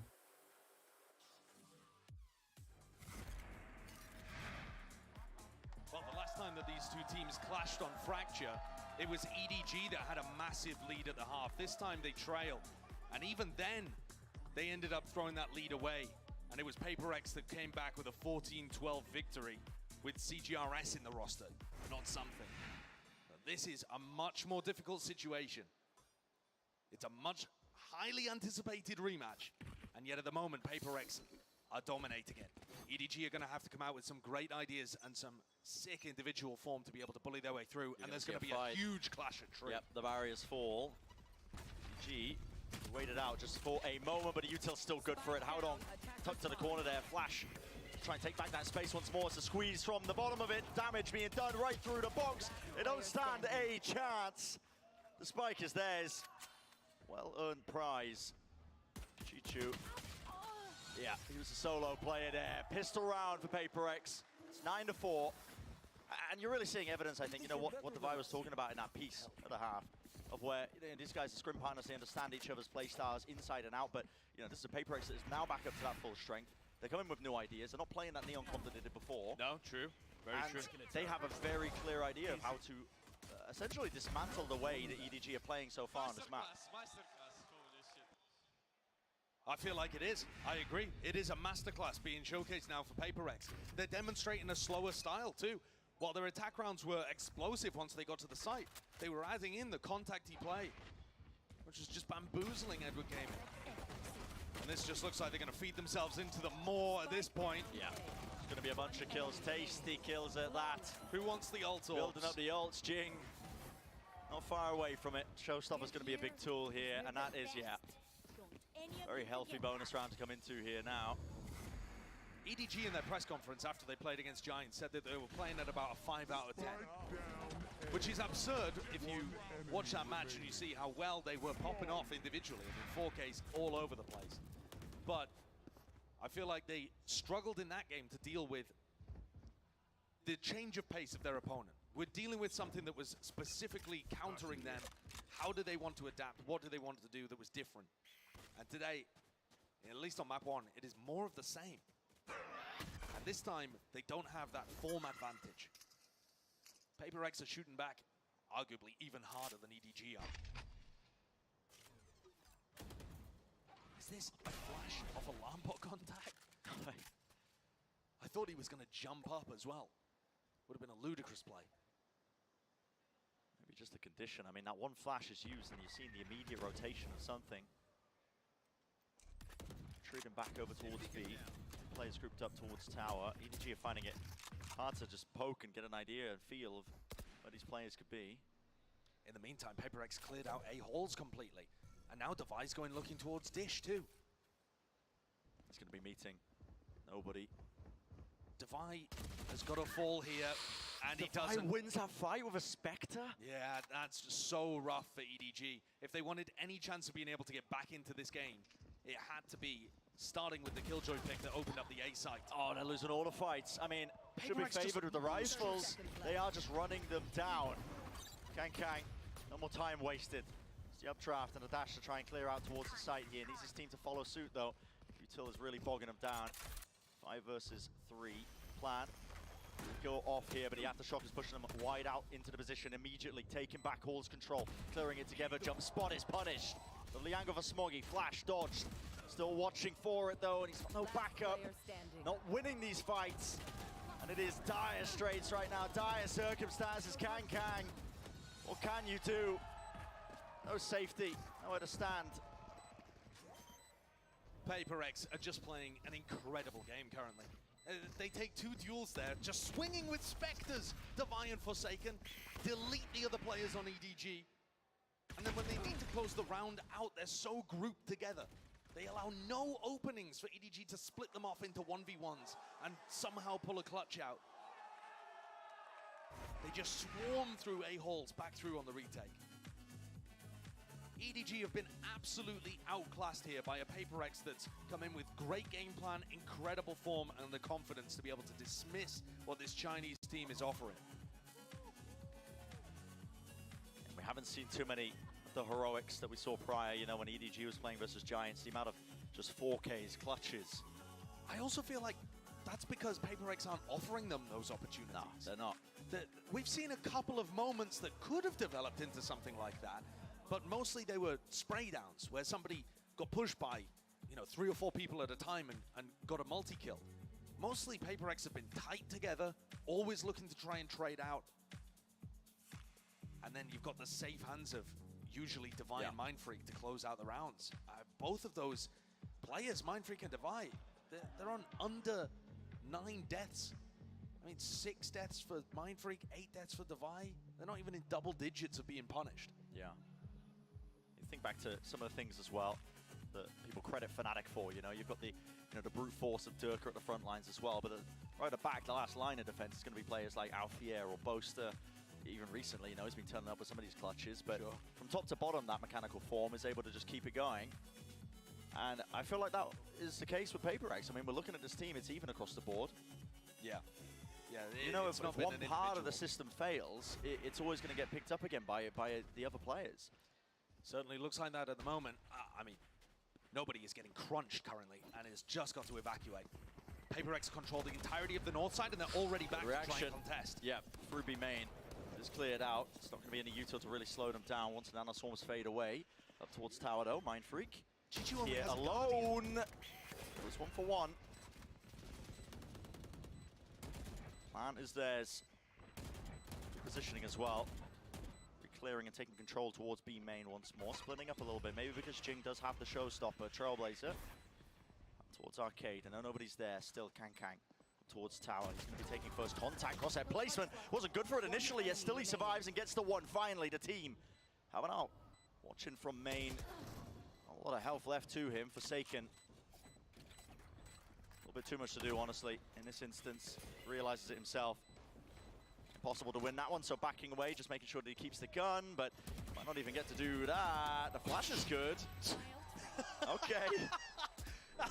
How's he gotten away with that? And he survives. Wait, nobody going down. Nobody goes down as that's well? quite important. Yes, EDG, they get around on the board, but you needed to keep the guns intact because the money's not looking too good. It's not that sharp. It's not going to punish them too badly in this round, and they kind of just need to win everything anyway, so nobody's going to get away with that mistake, as is Smoggy. But that's a big round carried mostly by Kankan, being able to get the entry that his team needed. It is such a long way back, though, if he wants to take his team to a victory here on Fracture. We've seen enormous comebacks between these two squads before, but it was the other way around. Here we go, making usage of the showstopper, the turret, peppering. Same thing again, though. They crunch the south side, player disappears.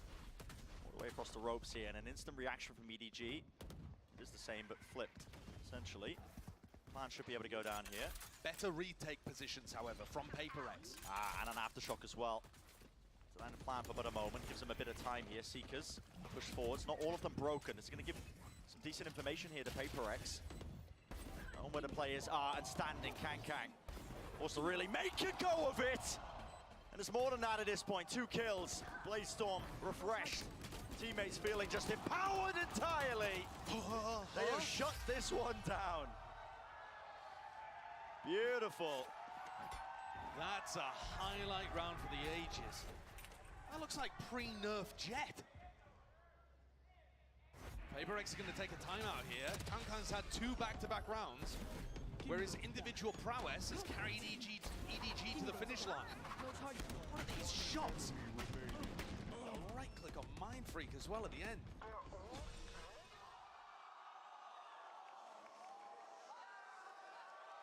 Incredible performance there from Kankang. Opens up both of the rounds and closes that one out.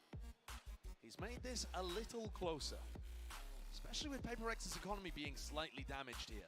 They've got a serious decision on their hands of whether or not to invest into the next. I think that's what he'll be telling the rest of the team. They look like they need a bit of a confidence increase at the moment. We know that the EDG players are talented. It's not just Kankang and friends.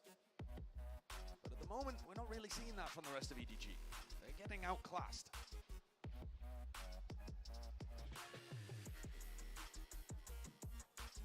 Respect being shown with the timeout being called, though. But yeah, it is outclassing. But you got to just, I mean, look at it one round at a time. To be honest, I'm not sure how much input Coach Alex can even have about how the previous round went down. The way that Kankang was taking those fights, there's not too much opportunity to trade. He's diving around all over the place. Maybe just concerned that his team keeps crunching, keeps going for these aggressive pushes at the beginning, but to be honest, it looks like they're set up for another one. Got double initiator on one side, trying to keep EDG trapped in spawn, and then Jing flying at them through halls. Slower though this time. Yeah, Stimmy will allow them to evade that stun. It's coming their way. Flash. So going to be avoided here. Obfuscating the fact that they have just trundled up towards B main here. Nano Swarm behind. Slowing it down now in the mid round. That's what EDG have really learned from a lot of their experience at these international events, actually. The ability to really just slow down those moments, take the space, poke and prod, force people out into the open. Oh, I thought they were going to go for a contact play there. Would have been very impressive, but I think without them making too much noise, and with this Trailblazer, the Guardian Light clearing over towards Arcade, I don't think PaperX are going to be buying this fake towards B. I think Haodong has just used 2 smokes for nothing. Jing, gonna try and stop this! The onslaught coming his way, and he does succeed at that. 2 players falling. There's a stun to try and catch Defy, who was helping him out, but the door closing shut in their face. It's now very obvious. EDG, a bit of a breather. Jishu just got locked down. Is there any chance he's got time to be able to use this? There's only 30 seconds left. Has to commit it, really. This is gonna go down to the wire. But the trouble is, the more time you're wasting, getting a bit dire. To get themselves in. Maybe they use Smoggy's all off the tail end of it to try and get themselves in. Brutal. Chichu falls. Smoke's now fading. 12 seconds.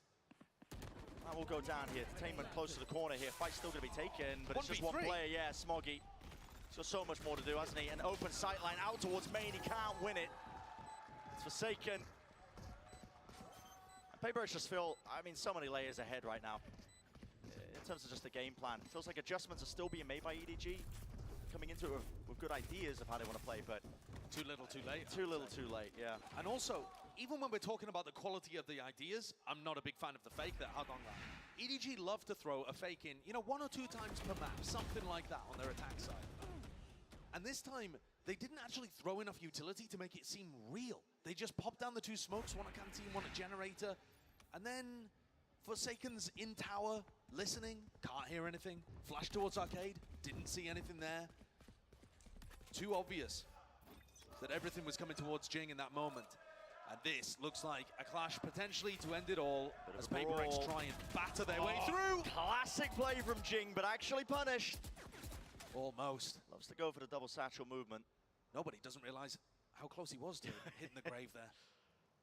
Yeah, potentially falling. It's a beautiful opener. Good beginning. Trailblazer scoping out. Seeing that the site's relatively clean. Something with just the one. Chichu, it's a little bit labored, but no, eventually getting onto it. So 2 players left standing here. I mean, really no chance of a retake. Forsaken's only got the judge with Mindfreak falling. He's going to be opting to see if he can get a better gun. There it is. It's worth saving here as well. You look at the PaperX economy, and they only need a single round to close this out. They've had 6 opportunities. It's going to go down to 5, but at some point they're going to get big ultimates up that will make this really difficult for EDG to end with a plant. I mean, anytime you have Orbital Strike, Rolling Thunder, Showstopper, like these ults are incredibly good on defense side of Fracture. One of the reasons why this composition gets played quite a lot. EDG are going to have their work cut out for them. They need more of the same.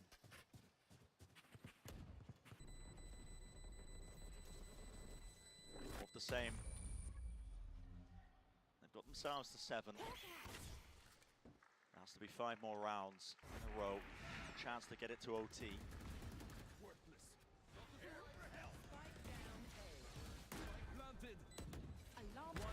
It's a bit more difficult as well from this point on. The ultimates are going to start to get really built up, flowing a bit more. PaperX are currently sitting on their Rolling Thunder. They've got the lockdown as well. Money is... They're going to force? Tight. I mean, it's a weird buy, right? It's, you know, it's not that bad of a buy. They've got 2 Bulldogs, 3 rifles. I think that's pretty reasonable. Yeah, so they are investing into it, puts even more importance onto it, even though, I mean, every round has to be must-win for EDG at this point. Slow siege down onto Chishu, but not the fast crunch. Doesn't give him any timings to zip away on the rope. EDG playing that 4-1 and contacting through Dish. Very similar to what PaperX did. The difference being this alarm bot they're about to run into. It will catch him. So they choose to use the utility a little further Hello. back. Rolling Thunder out Chishu. towards it. Yeah, the Trailblazer actually connecting. It's only one player. I mean, it's just Jing close to the side. Nade flushing Chichu out, not able to take a clean fight. Orbital Strike blinded up. Something lucky to survive here. Smoke's going to be fading in just a moment. Will he hit the shot? Enough damage done. Certainly bringing down these targets, and this is it. The final blow to finisher, 13-7. Just a fundamental outclass from PaperX. They came more than ready. Extremely good ideas right from the beginning of this map. And also winning a ton of duels. We're seeing some shakiness from the Edward Gaming players that I haven't seen since before they won their first match on the international stage at Tokyo. Since then, there's been a wave of confidence firing them up. Now you're going to have to see if they can bring that one back.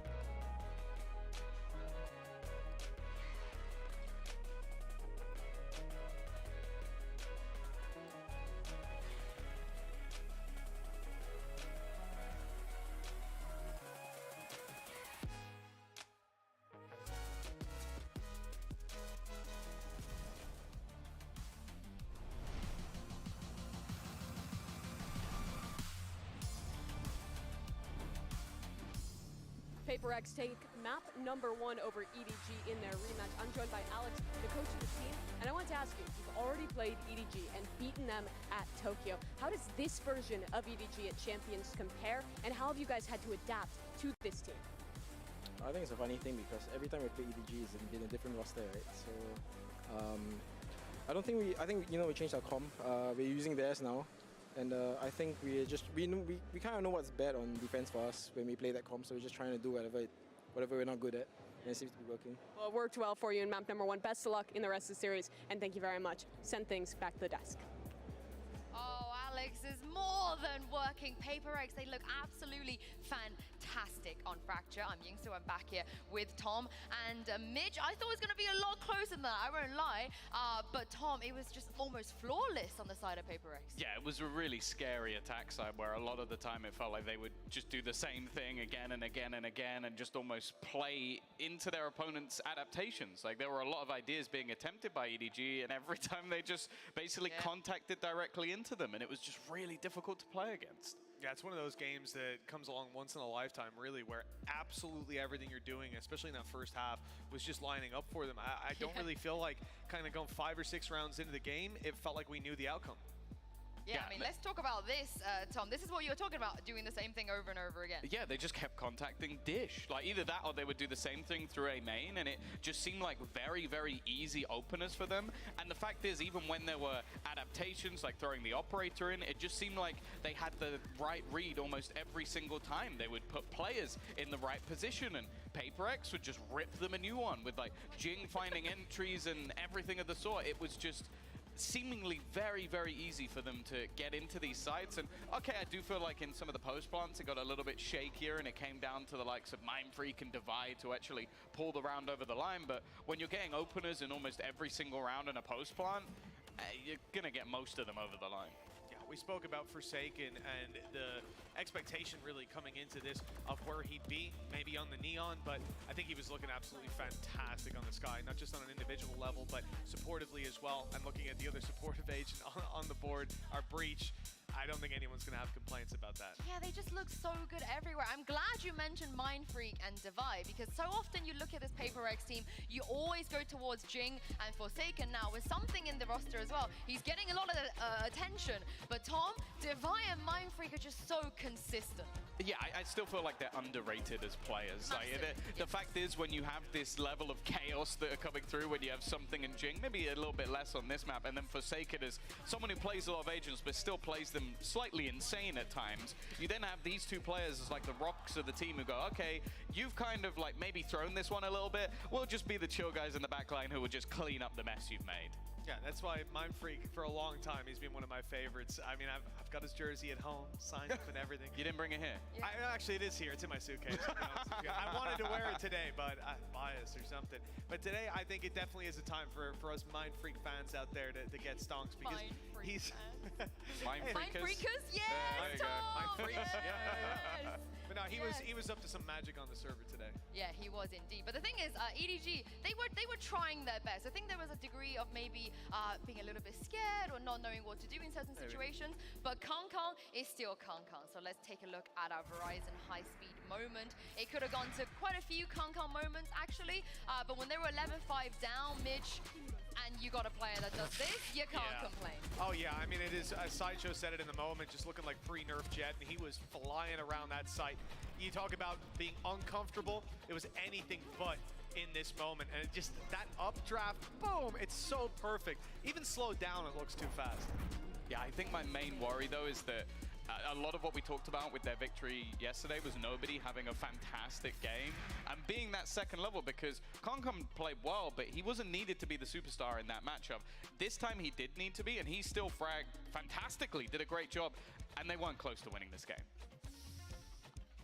Now you're making me less excited about map 2. I'm excited regardless, because I think we're going to get 3 maps. I believe it. Yeah, I mean, realistically, looking at the last play that you have, Billy was the squad that they were taking on over on the side of EDG, and coming into this tournament, I probably wouldn't have put any rating behind that matchup, but they dominated them, and Billy have looked good here on the international stage, so it's not something that I'm going to take away from them necessarily, but bouncing back from their map pick being lost like that is going to be tough. off. I mean, that's the thing though. EDG, they have bounced back. We've seen it. They're not a team that just kind of rolls over, especially after what happened to Tokyo.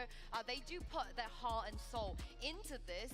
And if we look, I mean, even for nobody, Map 1 was a real anomaly. It's been a really long time since we've seen him have a performance like that. Oh no, for sure. I don't think it's something, or I hope it won't be something that's a consistent factor throughout the entirety of this matchup. And he's still going to be playing that Sky, or likely will be going into Pearl. So I don't think it's the end of the world, but I'm a little bit scared for them because that was their choice. Well, I like to see how they're feeling right now. So let's send this down to Mimi with After and see what he had to say ahead of Map 2. Coach, after a tough map number 1 for EDG, you've already played this team at Tokyo without something in the mix. How does it feel to play them now with something, and how does it compare to your expectations? 第一张图没有能拿下是非常非常遗憾的。那之前在东京对阵到 PaperX 的时候是不完整体，这一次在冠军赛的舞台上面对到的是有 something 的 PaperX。想问一下，你觉得差异在哪里，以及说跟预想当中的一个情况比较相似吗？其实预想都在意料之中，就感觉确实压迫感会更强一点，比起在东京大师赛的时候。然后有 something 的时候，我感觉他们更敢去做一个枪法的对峙，所以我感觉压力变得挺大的。就是在场上的任何一个变化，只要有一点那个失误，我感觉他们就能抓住我们。所以我觉得PaperX 是一个强大的对手，但是我们经过调整之后，我们也会调整好下一把的内容。Definitely with something, I feel all the situations kind of expected, to be honest. We feel definitely more pressured with something in PaperX, and also even in the matches, whenever we give out some mistakes or windows, they can always catch the opportunities and just fight back. So we feel like something is very, very the key player in PaperX to help them to play even more aggressive as a whole team. Also, I feel like PaperX is a very strong opponent, but definitely will adjust some issues and our problems, and to become better, to improve on map 2. Definitely going to be difficult to do, but best of luck on map number 2. Thank you very much, and I'll send things back to the desk. Thank you very much, guys. Like After said, they got to fight. They got to fight back. And if there's anything EDG is good at, Tom, it is fighting. Yeah, but there's a part of me that goes like, oh yeah, it was really difficult to deal with something in the last map. Well, now he actually plays the agent he's good at. Like now he goes on to Jet. So I'm a little bit scared for them. I mentioned that nobody would be playing the Sky. It's actually not the case. They've switched things up here, moved away from the Harbor Viper for starters, bringing in the Omen, which I don't necessarily mind, especially with the changes to Pearl, but also nobody onto that Fade. Yeah, it's a very interesting Prime Gaming agent to select here. Mitch, what do you make of that? Yeah, I think it's a good change. I think I like Omen a lot more. I was saying in our cast earlier, I don't really even find a map where I'm a massive fan of Harbor. I think the important thing to note is, like, we're talking about Edward Gaming fighting back into this series. That's how Giants fell, right? It was the EDG came up against them. They lost the first map, but it was so close. It was an incredibly close OT. This time they're bouncing back from a much, much worse position, and arguably against a better opponent. I think the other thing as well to mention is this could be a direct adjustment to PaperX. Like, you don't want to run screens into a Phoenix and a Sky. You're basically just giving them burst potential through these thin walls. Yeah. So I think it actually will help them a little bit to have slightly more standard smokes that they can utilize against this specific comp. Yeah, of course. It's not something that PaperX could have prepared for as well. So I can't wait to see what's going to happen. Everyone, come on, EDG, they need your energy. Send it to them. I want to see a map 3. Brandon Sideshow, over to you. Love to see it happen. Really would here. But yeah, PaperX on this map, they are so damn active. Double flash comp. Playing it with the Phoenix. They love to fight over it. And I'm seeing these compositional changes. I mean, EDG as well, opting into, the Fade, the double smokes of the Omen and the Viper. It is a lot slower. I don't think of it as a very, as a composition that can really rapidly take a lot of that map control. Yeah. I think I would agree with that. I also think it's a very unusual composition. Yeah. I don't think I've seen anybody running this comp. I don't know where EDG have cooked this one up, but it's interesting for sure. You get nobody swapping his role. Had a really, really rough map 1. Went 5 and 15, 0 and 5 in first kills.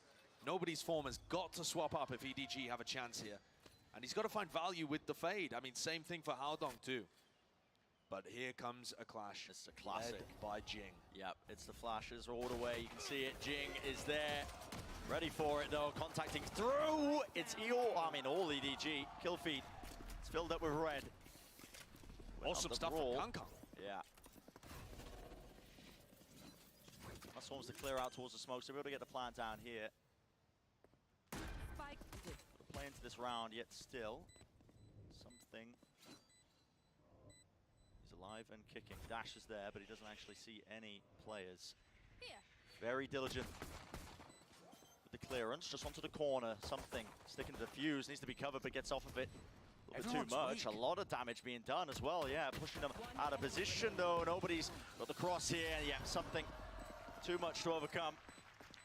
So a great start from EDG. They win the fight as both teams just walked into each other over towards A main. Partly because Kankang was able to get so much value done. I think he bought the classic and the half armor in that round, which ended up being fairly important, to be honest. Just hit a right click and was able to survive with enough health still to have impact in the fight. This battle between Kankang and Something has been so anticipated. We didn't quite get to see it in its full form in Fracture, with Something playing Breach as he usually does.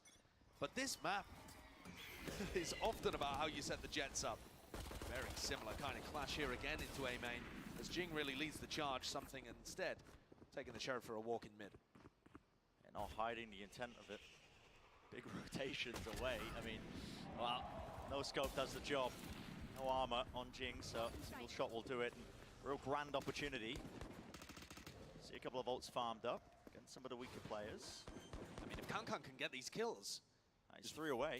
Yeah, he's got a great chance of being able to get a Blade Storm online and maybe win a bonus round. He's the player that wants to be trying to take contact. Meanwhile, Smoggy is miles away. And Paper-Rex, I mean, are they just intending to die to Spike here? Yeah, it would be the real play here from behind Smoggy. That's a cheeky angle. Don't really expect that too much. Kankang is desperate for these kills now. Once he realizes what's going on, one shot found. Will he tag it? Will he get it? Team stealing all of them. It's prime game and flawless. Have a word with Jichu. Have a word. We're building up the Blade Storm. Control yourself. Who's denied the chance of getting that one? Still only 2 away. And a prime game of flawless. You're never going to be too mad about that. And there's 2 attack-sided ult orbs on this map. Wow, missed that one. What a play happening behind the scenes. So there's certainly some danger here. Kankang's going to start with a Spectre, so maybe not just planning to ult orb farm. Looks like another clash in A main again. Paper-Rex want to fight over B, but that's not where EDG are pushing things. Something on the swing. Yeah. Kind of deletes the wrong player, to be honest. I mean, he's going for the player picking up the orb. Kankang. Let's collect it. Not fast enough to return with the 5, but Something trying to pick up Ard again. There was that quick reaction of EDG. That's a bundle that cannot be defended. Yeah, it's ground gained. The Paper-Rex are very quick once more. Smoggy's utility does not watch the flank. It watches mid and then the connector. Realistically as well, Mindfree just needs to survive. They don't even know it. No expectations and no awareness! Again, that flank was just creeping up behind them. 2 players removed, deleted instantaneously. Smoggy. Not planted really for him as well, not when he's just being approached from that direction. So Paper-Rex, pretty clean win of their own. 4 players surviving in this one, but yeah, pretty big misstep, I would say, as well in terms of the EDG protocols. The way they set that one up, they had no idea. Yeah, I would agree with that one. I mean, that's the responsibility of these 2 guys right here, Kankang and Chichu. Once they back off into main, they need to be watching and aware that there could be some kind of push through flank. I think had they even had the awareness though, that Phoenix Flash would have done its job. Yeah. And the timing there was very quick from Paper-Rex because they went for an explosive push down B long and nobody could hear. EDG weren't really playing a spread default that was getting info on that side of the map. And now we get another clash. So many of these have gone the way of Paper-Rex. Most of the time, in fact. Here we go. Oh, God. And again, it's the flashes. They're so damn good at setting you up. Out on the OTP to the side. Let's get the one. Nobody. Instantly there. Shuts that one down. Divide. Nowhere to run and nowhere to hide. I got the spike. So finally, EDG end up winning these duels as both teams clash into each other. It didn't look great to open up. Haldong just teleporting straight into an Nano Swarm. But they're able to brawl it out. Maybe this is a sign of better things to come for EDG. on a map where PaperX are excellent usually. This Jet Phoenix composition has been so good for PaperX. Little pause in the game here just to make sure that nothing funny's going on. You must close out a 4v2. Yeah. They clear out Mind Freak, sat towards the back of Halls. Util being used. The Horn actually did not clear him. Ball up as well. Granted a chance, an opportunity. It's Mind Freak. They'll jump on it soundly. Very glad for it, but ult up. Kang. Make sure to clear out that area. Something. This last player left here. Threw into the box. I love that. Great face. All together there. Making sure there's no chance really at all for something to get going. Taking a look at the replay, you see HALANT getting away with murder there, to be honest with you. And nobody escapes from the pull to be able to punish Jing. I appreciate also that when they were in the 4v2, you know, they realized that there was a player towards the back there, Mind Freak. And as he swung out, they were expecting the second player from PaperX. There's a lot of respect being shown. They anticipate that these things are normally going to be synced up. Here's another brawl. It's like another team fight happening over on the other side of the map. I mean, almost like we're deciding the rounds on coin flips right at the bloody beginning. All that utility is far too good. Ult purchased and built up. Jing, you want even more flashes. Great. It's fantastic. Everyone alive and kicking. It's over. On the PaperX side. It's not even 20 seconds into the round. Yeah, and that was honestly what I was expecting maybe from Fracture. We didn't see too much of it. A lot of gambles in terms of contact plays kicking off, but really this has just been brute force at the extremities to decide so many of these rounds. To bring it back to one of your previous points though, Brent, there's 4 lanes on Fracture. I mean, there's like a 25% chance, I guess, that they like run into each other. Here it feels like there's so much more likelihood that they're going to clash. And PaperX, you know, when they play this composition, they do love to fight over that A main orb all the time. For a variety of reasons. They can build up Jing's ult. Build up multiple ults as well. Pretty key as well as part of their game plan. But also just helps you take control of the map. You get that on camera. So yeah, another prime game in Flawless at that one. I think they're going to get their money's worth today. These rounds are just being decided so decisively one way or another. You don't really, I mean, with the composition as well, I just want to circle back to it. It is a lot slower from EDG when they're playing this, and I feel like they can't fight as effectively over this area. I mean, you don't really have an Astra for any sort of like stuns, pulls. You don't have any hard flashes by not running the Sky. Yep. You kind of have to take it a bit slower, I think, and try and bait out the response initially before you jump in. Counterpoint, you could stack it with 5 players. Which is what they're doing once more. And look, there's a star at their feet, there's a molly behind them. They're not worried though. Being shoved off or conditioned. But they just lose so much info around the rest of the map when they do this. If this is their answer. You have to go into an A exec very quickly, because otherwise you have no idea what's happening elsewhere. And this time they do have the lockdown, but they've got to be cautious of the flank. There is still that turret and now an alarm bot from Smoggy doing work that really wasn't present in the prior when they got flanked. Large amounts of util tended to just really choke them out. Both the Nanoswalls committed to the back of the site, but no one is there. Look at this flank once more. There is an alarm bot. 3 players towards Art. 2 on the flank. I mean, they are definitely expecting the retake to come through Secret yes, and Flowers. Surely. They are not expecting flank and Art. And they've already used the paranoia towards the back of it as well, looking to try and refight over for that space. And Smoke's just kind of cutting up and partitioning out the side. And now it's not planted for them. It's not planted for them. It's flipped on its head. Trailblaze into the back, that stun. There is the connection. Something sticking onto the fuse, but broken through the wall. EDG, they're winning the fight out. There's carnage. No one looking towards the side here. Devi is there, top of the wall. 1v2, players are weak. He's done enough damage. 7 bullets, spotted it.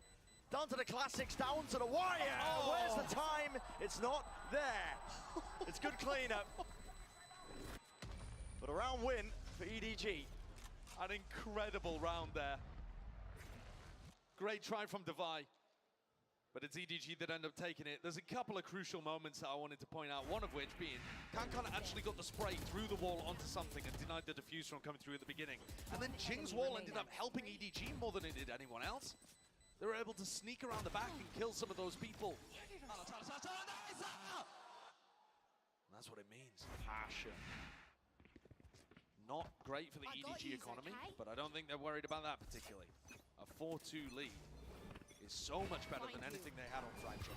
Set their sights as well drag it to that map number 3. Here's something with an operator. But here's my problem, Brent, with what EDG's approach is. Now that they're not 5-person barreling into A main, isn't it obvious for PaperX that they're not A? I mean, if you have to take A with 5 players when they don't hear anything, look how confident Something and Mindfreak are of just reclearing this area. They know that there's nobody around. I mean, the only person that's around is nobody. He's going to haunt up in a few seconds. I'm hearing a few giggles at that. You can't. It's low-hanging fruit. Here. Can't help it. Yeah. All right, so it's a re-clear. Clearance behind the box, Mindfreak. Still alive, actually. The flash did not connect to him, but there's an Anaswarm to try and clear him out. Attention brought towards it. Something. Is he going to help him out once more? Devi is there, but it's traded. 2 versus 2. Spike in the hands of Smoggy. 6 players died trying to fight over A main control. I mean, it's... And Chichu just wanders through an alarm bot. Picks it up as his new pet. 30 seconds left. I know mid's contained. At some point here, Forsaken's going to start wondering why the plant isn't going down on A. And that's going to keep Jing fairly rooted to B. I mean, he's got a molly as well to try and deny if he can get it onto everything. the default spot. If this gets planted close to the corner, really. 10 seconds. It's Chichu that has to defend it. 10 seconds left. Here it is. 8 seconds left inside the smoke. Great play. Beautiful by Chichu. He had to defend that space. Leave it to Forsaken though. Rifle. But in the 1v2, already that crossfire setup as well. Chichu with a jump spot. Smoggy's there, he's got a turret for one side of it. Great snake bite. And yeah, the fight back from Smoggy. In the moment setups as well. It's what EDG do really well, I think, in just terms of how they play off of each other. When they get into those chaotic scenarios, you can't plan for it. But the communication is rock solid. That's a major moment from Haldong. Devi responded almost immediately and left things down into a 2v2. Chichu did a great job on the lurk.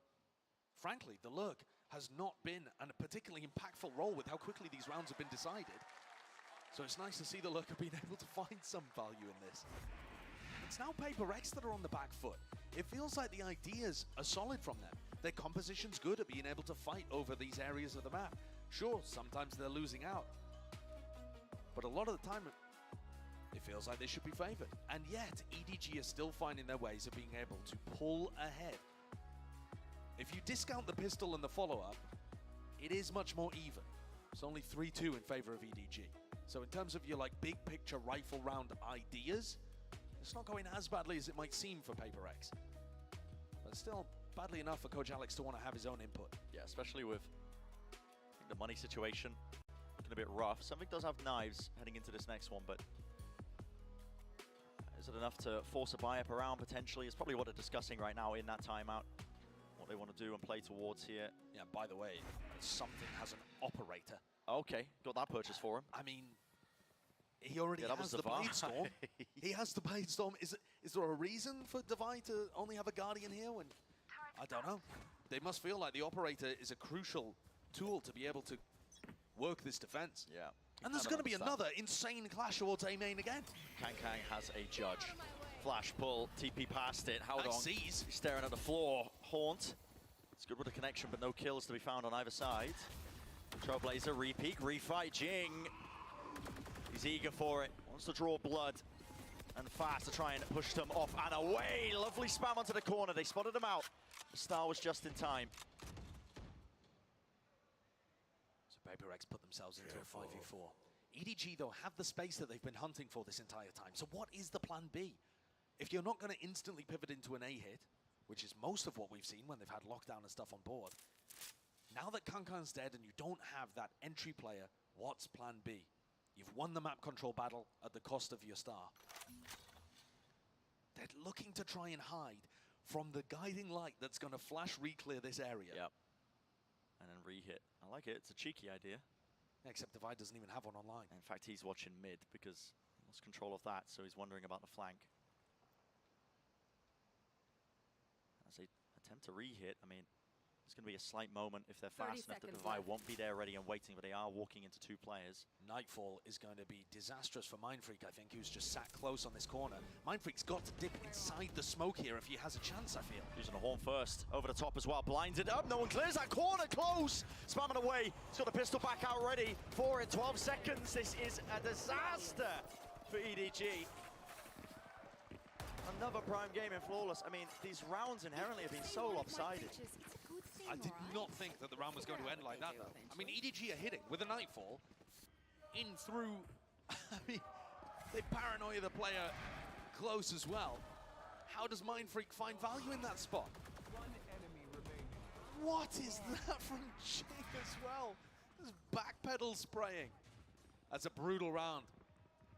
But exactly what PaperX needed. Coming straight out of their tactical timeout, they've broken the economy of EDG. These things have been just on a knife's edge when it comes to the economy because, like you're saying, Brett, the rounds have been blowouts. We haven't had a close round. It's been a weird game to watch and observe here. Jing wants to have a go of it, re-clearing.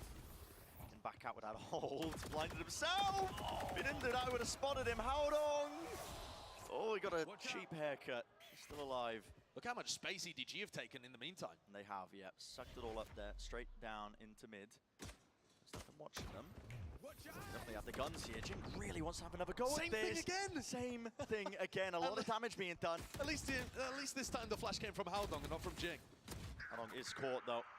Look at the flank, though, Brent. Out to dry. Look at all of this space that was gained through mid, back through Waterfall, and Smoggy and Kang. Yeah. Look at the map for them. Here's a pit. Cuts off away that A main choke. Nightfall being used with the Seekers. Can't quite follow them as well for any sort of easy kills. Job is left up to PaperX to see if they can contain this. They gotta know players could be pushed into these positions, but EDG are just holding the site. Here's a lockdown. Any play in mind to try and push this one back. It's not the greatest lockdown in the world. There is some spots to play into. The pit won't be going down as a result of it. And yeah, catching onto Forsaken. And Entertainments doesn't look it. They are finding it hard to chew through. And a decision has to be made, yeah. You have to give it up. When the Vipers pit's down in that scenario, really good adjustments just in the moment from EDG. Yeah, what a great call. And Howdong and nobody survived for so long getting pressured there over towards A main. They cause enough of a distraction for Kang and Smoggy to get all the way through mid, down through water, and flanking around onto the A players. I think PaperX are going to have to make an adjustment there potentially and put Forsaken's alarm bot, you know, somewhere deeper towards mid if they want to play like this. Now that EDG have found that opening. But how bizarre that we see all of the ultimates invested in this round, where EDG didn't have the rifles compared to the prior, where they chose not to go for the Nightfall. Smoggy, one away from the lockdown. An awesome offensive tool to keep the momentum rolling for Edward Gaming.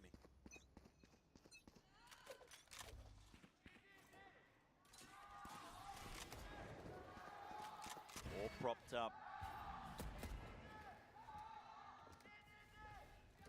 Chance being led for EDG to keep this lead all the way through. This is such a naughty angle. Look at that! Oh my, I believe it was the turret. Oh, that was the turret, yeah. finding the other headshot. Baiting us, but... Forsaken and Timmy, both with the headshots. Exactly, and it's disgusting that. I mean, really just know what to really do, but Kang, he's instantly there with a response once more. Doesn't want to back away. A great answer. Now Mindfreak's going to get pushed here. He's sat on top of his own alarm bot, so it doesn't even do work for him. Watching from the side here, cleaned up. It's fallen to pieces a bit for PaperX. He was on the other side of the map here with the operator now aiming to retake. Does have the Blade Storm, Jing. Placing swap grenade. Blaze is broken. Flash into the back, playing anti. Kang wins his.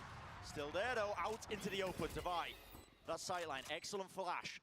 Pushes them back and away, and it's not planted for these players. EDG have to white face this one. Unconventional, really unorthodox. It's a miss from something. Divide is left alone here, and no time really to do so. Great snake bite.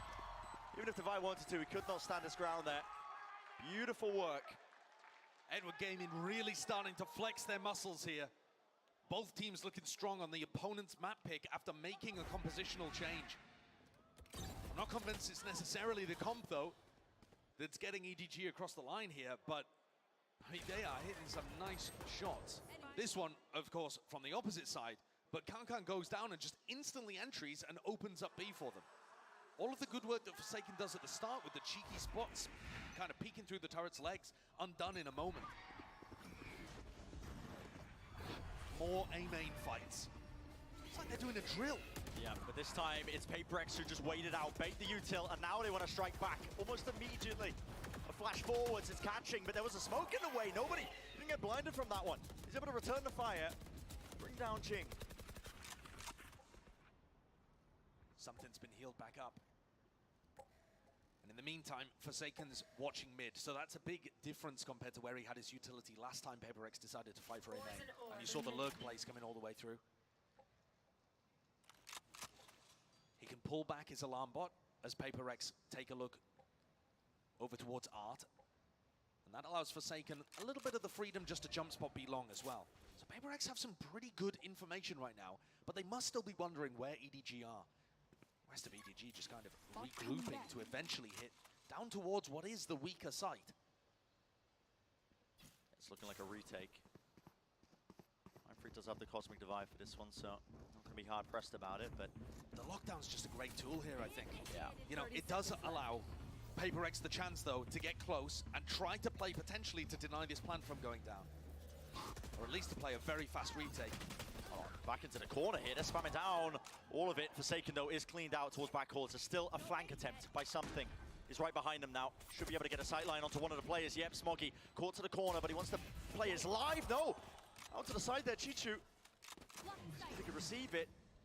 200 APM from something. Really making sure that they are clearing every perceivable angle. Left up to Smoggy, and yeah, not a chance there. So yes, the lockdown, it did clear out a large portion of the site there, but it made it glaringly obvious with something already flanking that they could just, again, get a flank going as well, as soon as the plan starts happening. It's also a bit of a time factor there too. PaperX realized that it had to be a B hit because there's only 20 seconds left. They're able to rotate everyone over, even if the lockdown was one enemy remaining. Hidden story here that we haven't been talking too much about. Something kind of struggling to have impact in terms of his fragging potential. There's been a few moments at this point where I've seen him with an op and, you know, miss a shot or have a rifle, have Bladestorm, have some opportunity to have impact, and we really just haven't seen him stepping up in the same way that Kankan has. Has been missing ever so slightly. He did say yesterday that he was a little nervous when he first stepped onto the stage. He said he was shaking for the first 6 or so rounds, then relied on Alex and his teammates to kind of pick those nerves back up. You got to remember he's a rookie.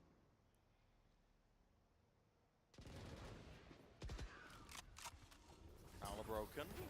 Again, that flash reclearance. Kankang way off the mark with the smoke here, but it is an attempt through Art. 3 players there. Smokes are being laid down slowly, steadily. Jing, fast, instantly there. And again, that flash is so damn good. It's a connection and a refight. All confidence from them. The spike is dropped into the middle of nowhere. Pushing contact in through main. Kankang, he's found a timing and an angle here. Util out in the hands. Flash. It's still good. Updraft though, there's no punish in sight. Kankang is still alive and kicking. Spam through. Can't land it, can't connect it. It's all to Vi. 7-5 in the half. Damage control really for PaperX. It's what it felt like on either side, but a weird half at that. It certainly has been a strange half of Valorant. We've seen clashes all over the place. And PaperX, desperate to try and hold on with those final 2 rounds. Excellent round from Jing and Divide to find the value and close things out. Any lip readers? Yeah. My thoughts exactly with some of these rounds, but it's been fun. Anyone's game. Anyone's game still. Very exciting first half. Let's send it down to Mimi, who's got a special guest as well. Nice little interview. Yeah, I'm joined here by Giorgimo from EG. Guys, give it up for Giorgimo. You guys have already qualified for playoffs, so you're just here chilling in the crowd. What's it been like watching? I mean, it's just a great experience. I love seeing it from the crowd. I love being part of the crowd, and I love seeing all the fans that are here. And I appreciate all you guys coming out today, so give it up for us. Does it make you more excited for playoffs? Oh, of course. I can't wait to see the next stage. I mean, even the next game that we have, like, it's still going to be a great crowd always, so. Yeah, it's going to be great. I see you have a sign here. Jing greater than less than Jojimo. You're one of the best race players in the scene. Jing is as well. What does Assign mean? How do you rate him? I mean, he got some crazy movement, but like, can I match his movement? Probably. So like, we'll see him in the next stage. So yeah, I can't wait. Okay. He thinks he's up to snuff. Another player on PaperX that people have been really excited for is probably one of the most long-awaited debutants. It's something. What have you made of his debut thus far? It looks really good. Like, I still like him on Breach. Like, he's going crazy on Breach as well. And like, whenever he plays Jet, I know that he's gonna come out and play his game. But I want to see that matchup versus Demon One versus something for sure. Yeah, so you're looking forward to playing PaperX, that's your hope? Yes, that's my hope for sure. All right, well, this game, it's been close thus far, but EDG looking good on the second map. Who do you think's taking this one? I think EDG's taking it home. All right, some belief in EDG. Guys, one more time for Jojimo. Thanks so much. Let's get the second half underway. I love that, honestly, as well. I mean, Jojimo, match at hand, he's like, yeah, I want to play against PaperX. Yeah, I know. Fully rooting for them. Hey, I mean, one of these teams actually might not even end up making it out of groups. There's some scary teams still in this group. It's a crazy prospect, but I mean, Group A is looking like the strongest group that we've got at this event, I have to say. That's what makes this match a really important one too. As much as, you know, this is the title game of Group A that everyone's been looking forward to, there's some danger too. Giants played an excellent match and Crew's been on a heater, though they did end up getting put down in their first game. Yeah. I'm looking forward to it. Don't think Jojimo took math class though. Don't think he had any clue what he was doing with the greater than, less than not too sure. I mean, I can see the timer ticking down as well. I'll have to get the halftime off the screen because we are heading straight back into the action very quickly here. Pistol round beginnings. So what have EDG got cooked up with this composition on defense? Something and Kang looking like they might clash in art. It's a turret to take contact here, even if Kang doesn't spot them, but he can hear them. That's why the dash is there, and the right click's doing enough for it. Paranoia actually colliding with him. It's Haodong's. There's safety in numbers and plenty of them here. 4 players just all ready to try and collect something, and I love this call from Haodong. Gonna go and re-explore through A main, looking to try and catch the other half of this split. It's really nice. Not going to find anybody, but it's lovely information to work with. Exactly, and you can even keep a player here if you choose, or you can just really commit to the flank. Spotted out, Devi catches it. Are they going to smoke the turret? I mean, the turret, I think, ended up getting broken. Yeah, broken anyway. Devi in danger here, but there's only one player to meet him. It's him versus Kang. Devi was actually eager to take that fight, pushed forwards, past it. The reaction from PaperX, already deep onto the site, trying to spam into the smokes, but again, TDG are so rapid on the approach here. They've got all the player advantage and leave it up to just Forsaken. He can't do it. And against that, great idea from EDG over in art. It's the evidence, honestly, that international experience that EDG have got now, where they make these in-the-moment calls at the mid-rounding that are just pure excellence. Yeah, I completely agree with you. I think their first set play, the little trap that they have, and the paranoia that's designed to allow Kang to get out instead of actually go for more is lovely. But I don't understand exactly what PaperX were doing with smoking the turret. They bloomed a smoke on turret. That wastes one that Mindfreak has available. He couldn't smoke off flowers as a result, and they also didn't contact past him. Maybe a bit of communication error happening there in the pistol round on the audible. That can happen when you have 5 IGLs on the team. Or none. I can't exactly remember which it is. It's kind of a mixture. I mean, Forsaken sometimes takes the lead, but it's a bit more spread out. Everybody contributes. Very base. Are going all the way through. Yeah. Looking like a snake just making loops around mid. No fear at all. You wouldn't think they're on the eco, but here we go. Fully grouped up now with 5. This Paranoia is going to get incredible value. There it is. Contacts caught, near sighted up, but already the weapons are good. SMGs. Beam them all down, bring them all down. Plant stuck, so a bit of extra money. No chance to win the round though. EDG now leading. Quite a significant margin. All the guns are intact. The bonus is going to be nice. Prime Gaming Flawless said that a lot. We certainly have. This is set up to be very interesting this second half. You've got Kang picking up the bonus round operator as well. So the buy is going to be really interesting. I love it when people do this, honestly. Jet players or whatever. Operate on the bonus round. I mean, you almost come to expect it, I think, if you're going up against Kang. You have to always be checking the money to see if you can buy it. But for sure. It can often catch people off guard. it's fairly likely that you're going to be able to, you know, save it if things go disastrously wrong at the beginning, or get a Blade Storm online if you do end up popping off. I think there's potential here. No one meeting him now.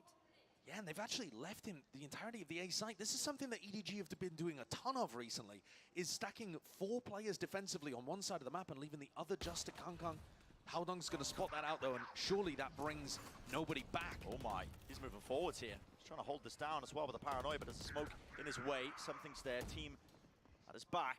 They've given so much space. All there, and a shot missed. Going wide here for Kangkang. Back up onto the angle, but again, has to respect it and back away from the util being used.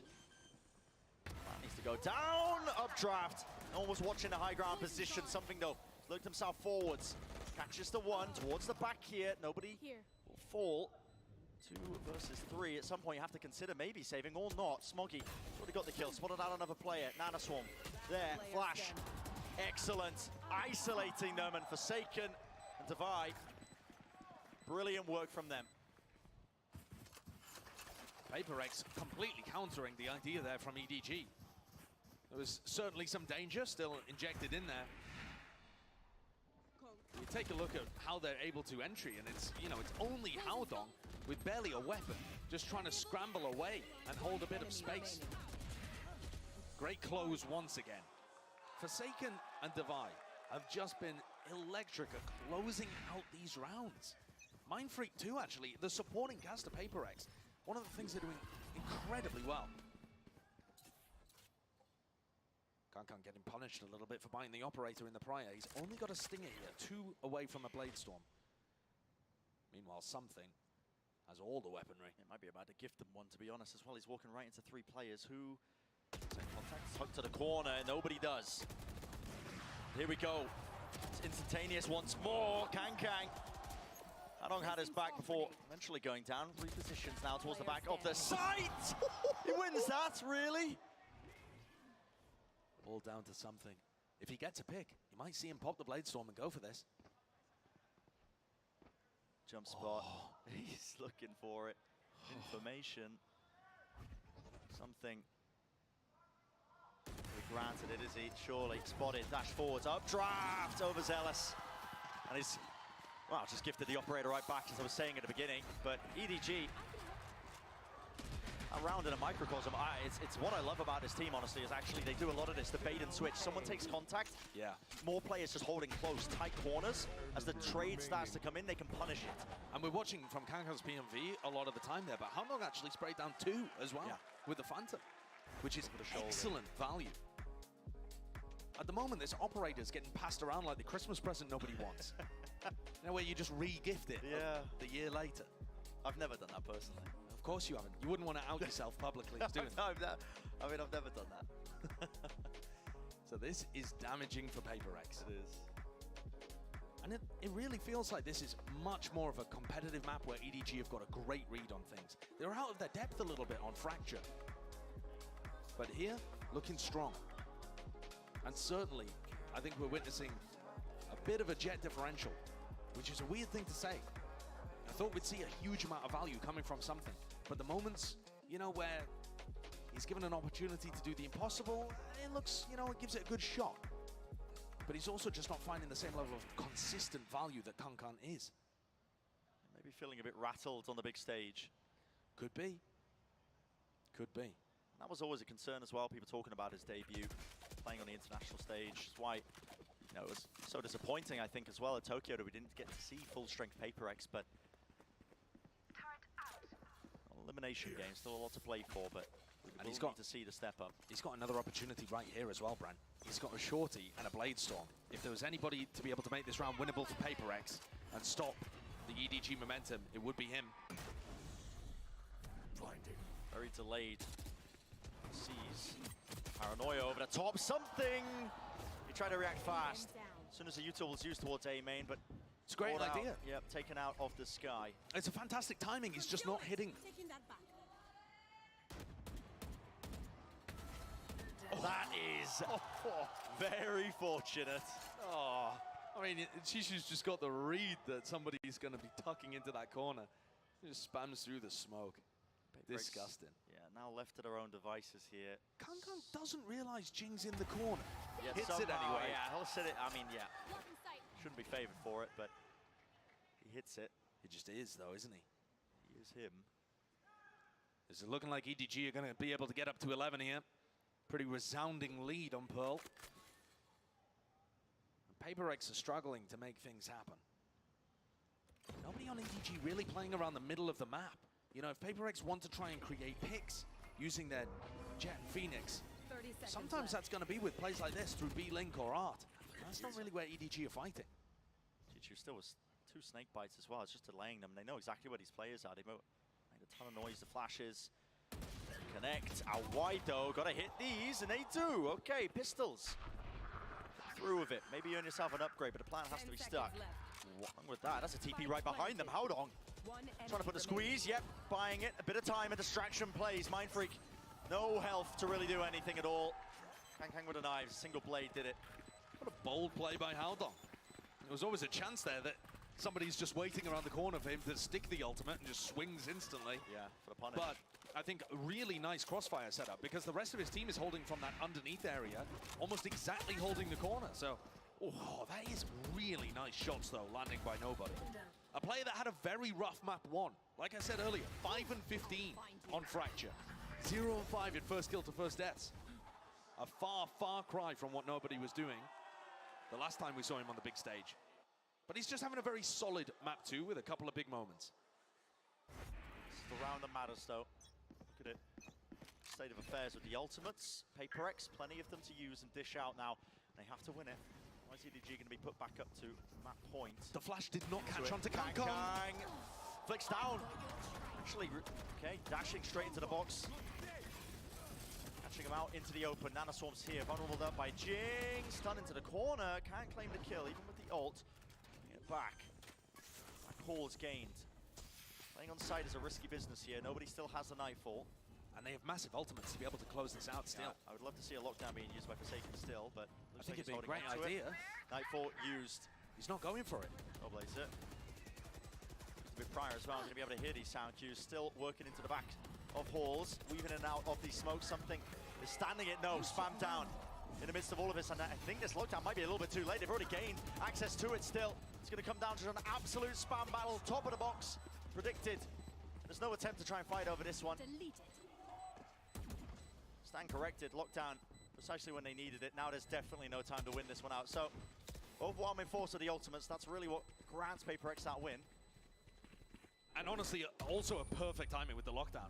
As much as we were looking for it to come a little earlier, you know, Forsaken knows best. He pops down that lockdown, and Jing, instead of using his Phoenix Molly to, you know, have some kind of post-plant utility, he throws it down to stop them contesting the lockdown. It goes inside the Omen smoke. Look at that. How are you going to get through? Good luck. Not happening. So PaperX pick one up and draw this within 4. They had to use a lot to get there. So far, EDG have been more than in control. Here's another big flash. On B, PaperX looking like they want to set up just for a Cosmic Divide hit onto the B site. EDG are going to challenge it with a bit of a trap play, actually. So C's being used as soon as the flash is sent flying off to the side here. Caught out in the open behind the screens. Fight 1. Haldong falling.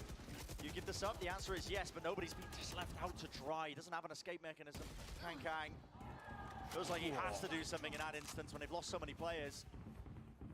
Major fights won by PaperX there. Great idea from EDG, and they're still going to be able to pick up Jing and make potentially a goal with this. Chishu looks like he's backing all the way off though. He's saving. Has to. Smoggy can still prod potentially because it's only Chishu that wouldn't be able to buy. I would like to see Smoggy prod. He's one away from the ult. Yeah, potentially that could be a great decision there for EDG, but they're just going to maximize the weaponry instead. Here. I actually really like the idea from EDG too. They have, you know, if PaperX decide to use a Cloudburst or a Recall Star to try and cross over towards B, there was a seize for anybody that would be walking through the smoke, a paranoia for them to try and get aggressive onto them. And instead we see big results from something. Entering around the corner, great counter utility being thrown towards Pillar, and PaperX barrel forwards. They even managed to save that Cosmic Divide, so it's usable for the next round. And at this point, PaperX are having great success on B. Start sending it. Look how nice that is, though. You have Trailblazer into a pull, into a Nano Swarm. The on-the-fly utility that PaperX throws, it feels like set plays, even when they're just cooking it up on the fly. They're so well coordinated with the micro. I mean, it's going to go B again.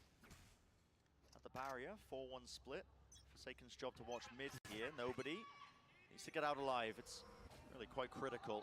He's playing close to the pillar, though. How does he escape this flash in his face? This is such a weird position to play. I mean, he's really got no way to get out, and yeah, he's brought down. That is not the most intelligent play that we've seen nobody go for, and he is a player that likes to go high risk, high reward, but he's got no exit strategy there at all. Really strange. Cosmic Divide to be used. Drop down. Split up the site once more. Paranoia. It's fast. EDG. Look at the fight towards the backside of Halls. Flash in their face from Jing up top onto the box. Needs to be watched for. Space wasn't given up. Jing just walking up onto these angles. Dangerous game he is playing. Tap onto it. Kang with a dash back towards Halls here. What is the play here for EDG? Smokes.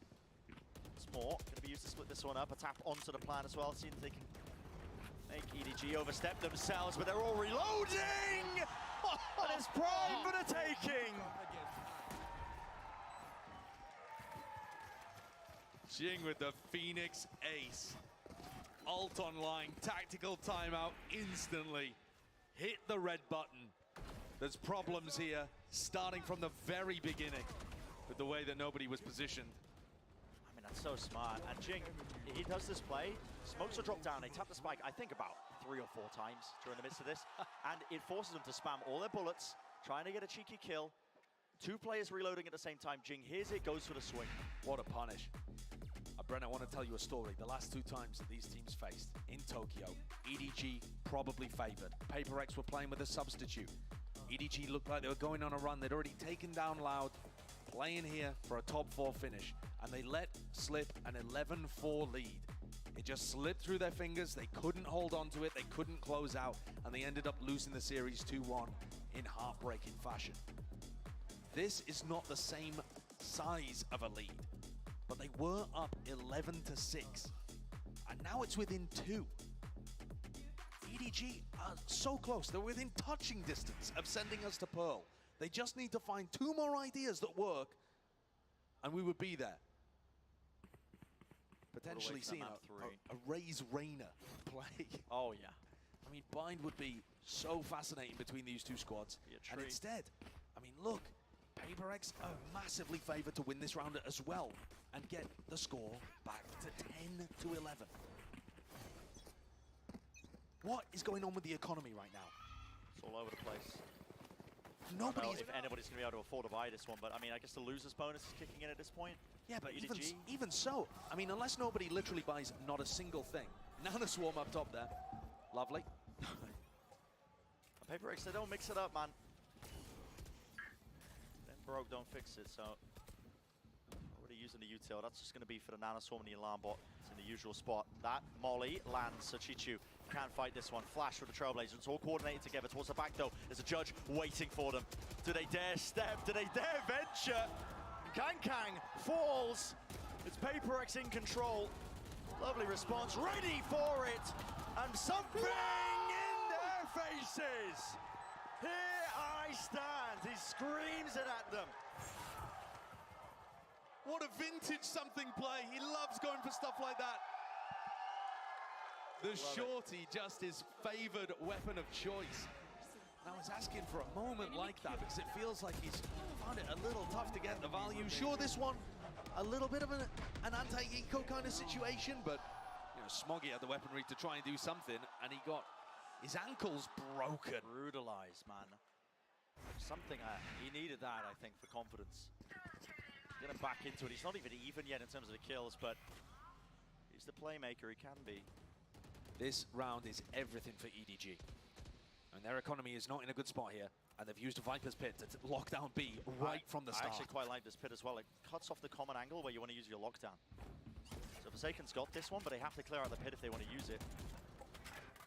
Makes it so difficult for them to just hit B. But look at the alarm bot. The alarm bot is lovely from Forsaken. You wouldn't believe that he's only just become a Sentinel player. And in fact, they're using the lockdown just to clear the Viper from the pit, perhaps. Yeah, I mean, No, they've decided better of it. Someone with the counter core. Seems like a low value play, but let's head him back over here now. Okay, does want to go for it. I feel like that's a pretty reasonable idea, to be honest. Countered instantly. Yeah. Don't really take the space up. Jing is getting brutalized. Burned to a crisp there. Tons of utility. Just meant for the ult. So the lockdowns exchanged. Kang. He falls. 2 players detained. I mean, there needs to be a defense here. Definitely players watching his back. Something tucked to the corner. Chichu was baited into it. Thought he was alone. Not quite. What an insane play to make in the moment here. Dog forwards. Smoggy spotted. And again, he's being approached from every perceivable angle. He cannot do it. Not alone. Nobody in Haodong. At this point, was forced to just save here, but it's brutal, man. It's going to be 11-11. It's an absolute disaster for EDG. They're not even able to save a single weapon into it. Sure, the score is tied, but that's not the way that this map is currently going. It's 5 in a row for PaperX, and an economy advantage heading into the final round. Or, sorry, heading into the next round. Yeah, 2 more in regular time. Yeah, the money situation is weird. EDG losing their grip, really. And flashbacks to the fashion of which they lost the last time these 2 teams played. Josh, you were talking about it, the story of it. Yeah, I mean, that one was utterly brutal. They just couldn't put together any attacking rounds on Fracture. We've already seen Fracture. It's gone. It's in the past, out of their minds. And EDG would have been feeling so confident earlier on. You know, beginning of the second half, they got together a nice half, 7-5, got up to 9-5. Sure, they lose the bonus, but that's to be expected. They're rattling forwards, in control on Pearl. 5 rounds later, defeat is a serious possibility. EDG's economy is in such a rough spot right now. They're in a weird position where most of the players could buy, but Shishu doesn't have enough money. So the question becomes, do you force up here with 4 rifles? So difficult. And play for it all, knowing that your buy is going to be broken in the final round if PaperX do get up to 12? Or do you try and take a save and play for OT? It's what they're discussing now, I imagine. It's what the timeout's for. I think... What's the call I think in theory the correct play is to try and force here, because at least you'll get something together the next round. You want to try and get yourself up to 12. It's all in. We're right back into it. But this is so tough for Chishu. Smoggy is catching. First sign of utility, immediately respects it by backing away here. Still has nanoswarms again, but they're placed. Just a single nanoswarm actually breaks the alarm bot. Still 2 remaining. One to the site, deading them now. The wall to cut across, but the site has been given up in its entirety. Alarm bot, Divide, tapping. Now sticking for the plan. It's going to be this scenario for EDG. You're going to have to try and play this one into the retake. Without the weapon, Kang has everything to do. Into the corner, Dash is there. Here's the footsteps, beautiful kill. Does he commit to this one a bit further? Tap, forcing out the util. Rest of his team fighting for it, but they contain the flank and they bring them all down. 2 left standing once more. Can Chichu even find a rifle in the midst of all of this? They haven't even got the pull out. PaperX, so many layers, not even using it actually. I mean, Mindfreak's dead at the moment, Brent. Losing my grip on reality here, but Forsaken is not. It's 12-11. And one of the more critical kills in that round is something, winning the Jet head-to-head on the flank to stop the threat that is Kang. Kang playing the defensive side Jet, got up to 20 kills quite a while ago, and since then has only really been able to put 1 on the board. Created a threat, but the rest of the team just couldn't capitalize. PaperX, 6 in a row, have just stolen the lead from EDG and now are on match point. EDG with a horrendous buy as PaperX continue to just hammer it home into B over and over again. There needs to be an answer, something to push them back. So many players out in the open. It's something plucked out of the sky. Jing close to the corner. Can't get a clean fight whatsoever here. Still, there needs to be a fight being taken by them. Forsaken. There's the last one left here, but this is EDG with everything to play for. Spikes there, swinging wide. Kang. brings it to 12, brings it to OT. After 6 in a row, EDG finally come up with the answer to be able to save this series. It's just a brawl. Here. The players defending, taking duels down B long. A ridiculous aim duel. So overtime it is. Who does this favor? Forsaken's picked up an Odin defending over towards B. Don't know what kind of areas he's thinking of spamming there.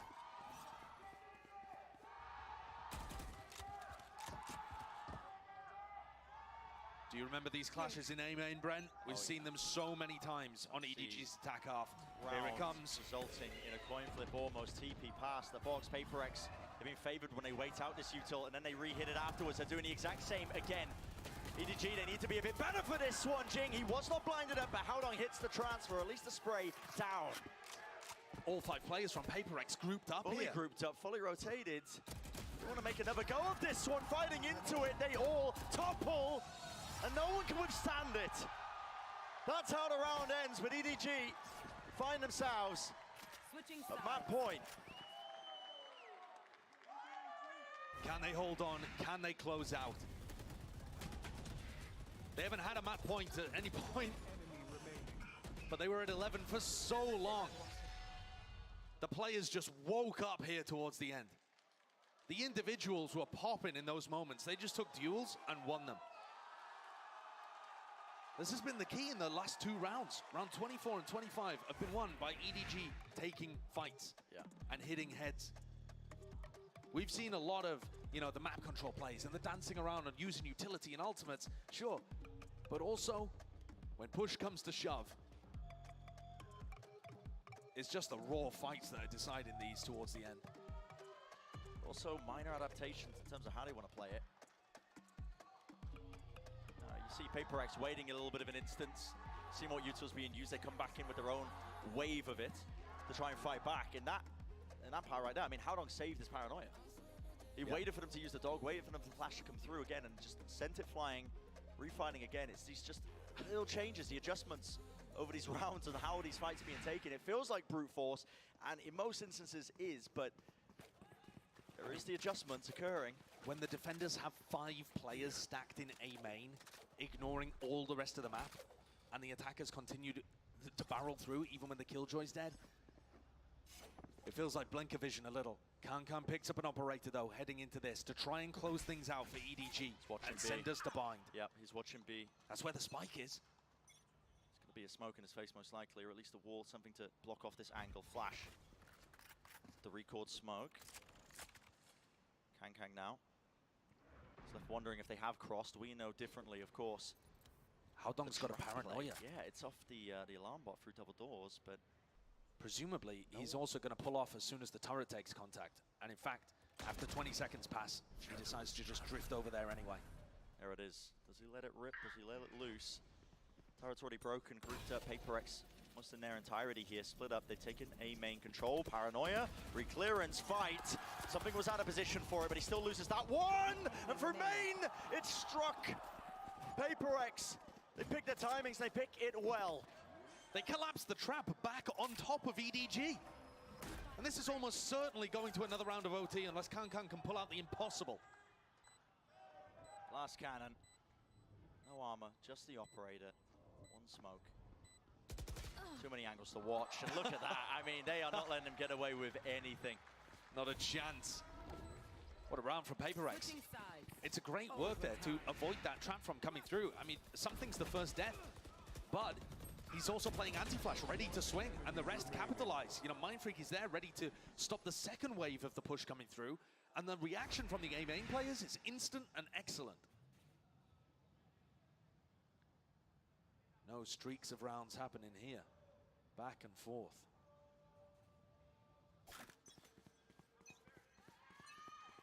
And no major clash happening at one side of the map or the other. Though PaperX are stacking 4 towards A, it's not for a fight on the extremity to begin. Forsaken hasn't even used his turret or alarm bot yet. He's waiting to deploy them in case EDG just run to A. Run to A or even just use utility to clear it. Maybe just waiting to see if there was a snakebite or an Ana Swarm pulled out of them, which there wasn't. EDG still have all of them intact.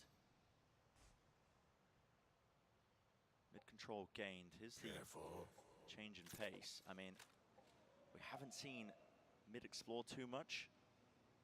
EDG only prodding with 2 players.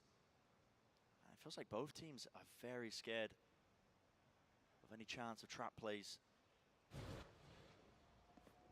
Does this Prowler catch? It does not, and something's got a chance. Back on the line. Here we go! Adjustment with the micro aim. Jing's there. Immediately to push them back away from Art. This is EDG into the side flash. Out wide. KangKang surviving a little bit too long. But PaperX finish it. It's the duelist players with Something and Jing that closed the door on EDG in that round. Excellent play by Something over in A main, and Jing picked his timing to try and fight towards Art beautifully too.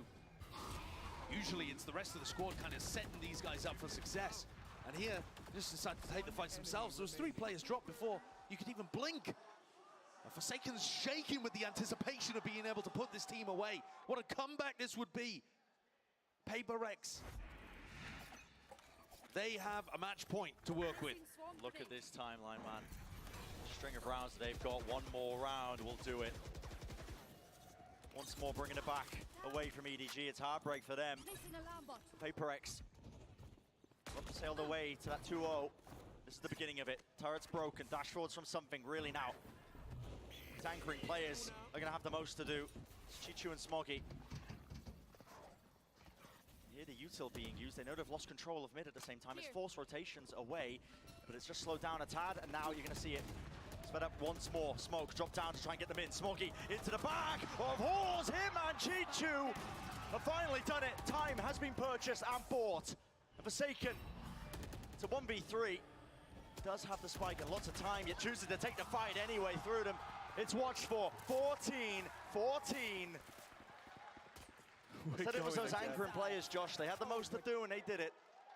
What a step up. Feels like both of these teams are just trying to get into position for large execs onto sites at this point. Going for a bit of a contact play and then deciding to burst through. Awesome fights from Smoggy there. And now, situation reset. You can see what it means on both sides. EDG fighting for survival here. Not an elimination match, but survival in the match itself to head over to Bind. We have an operator on both sides, and both jets are heading towards each other. Similar scenes, Prowler catching. Something there is just waiting for somebody to peek off the back of the Prowler. That's why he takes it full to the face. Just waiting though, retreated towards the back of the side. PaperX are looking into mid. It's a recleanse with a flash. That is risky from Jing. Lots of positions where you can play anti-flash. And EDG, look at this mid-round response. Contacting up and re-clearing. They hit the head straight through the wall. Jing is weakened. Molly at his feet. Another flash as well as the second one used here, and he is in a bit of danger. There's a pull. Used to support him. At the feet, nobody can really scale particularly fast. KangKang now still with a dash, hits the lamppost. On there, clearing the way over the top.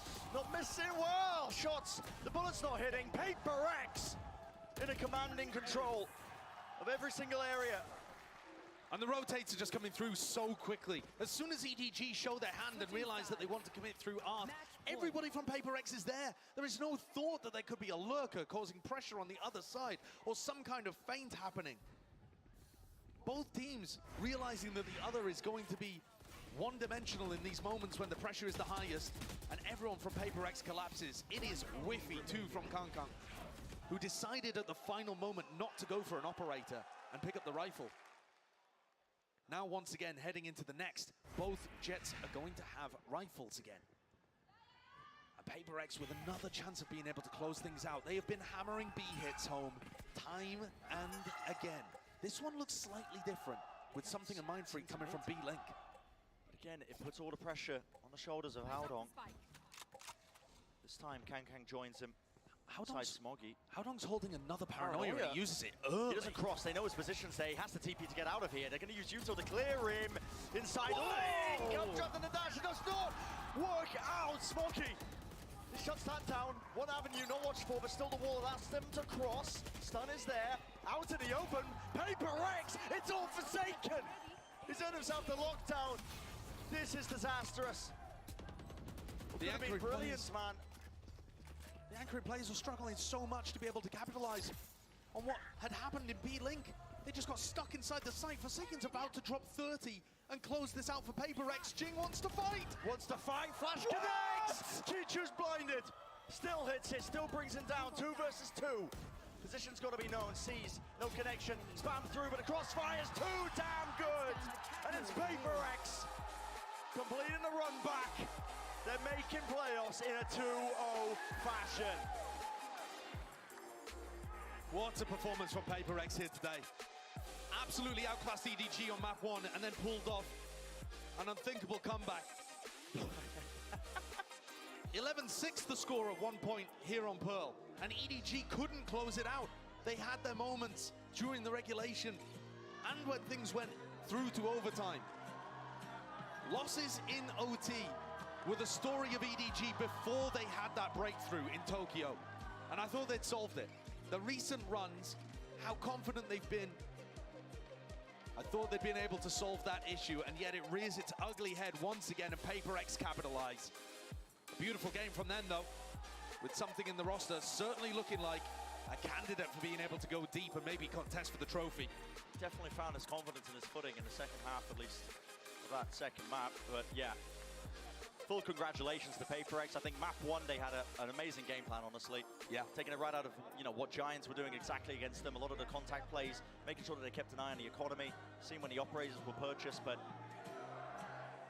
At the same time, Brent, what scares me when I watch PaperX is you can't give them an inch. No. Because the whole roster is so talented.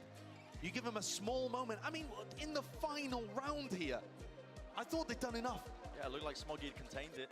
Smoggy's play takes down Something and Mindfreak in B-Link, and yet still a player steps up, Forsaken in that moment with the 3K to be able to close things and put them in an amazing position.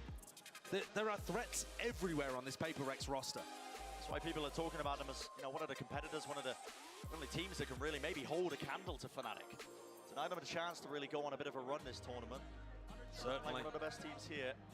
They definitely are. And they demonstrated a bit of a variety of pace. Sure, some of these rounds were super all-in. Very PaperX style. The enormous clashes towards one side of another or another on Pearl. But we also saw, like you said, that slightly more contacty play, the more cerebral element of being able to just take map control for free without making a huge amount of noise and barreling down like a herd of elephants. Certainly refining their game at all times. I think major respect. 2-0 finish. Does look clean as they earn their spot in the playoffs. EDG as well, of course, the journey's not over yet for them. Have another chance to fight back, earn their spot in the playoffs as well.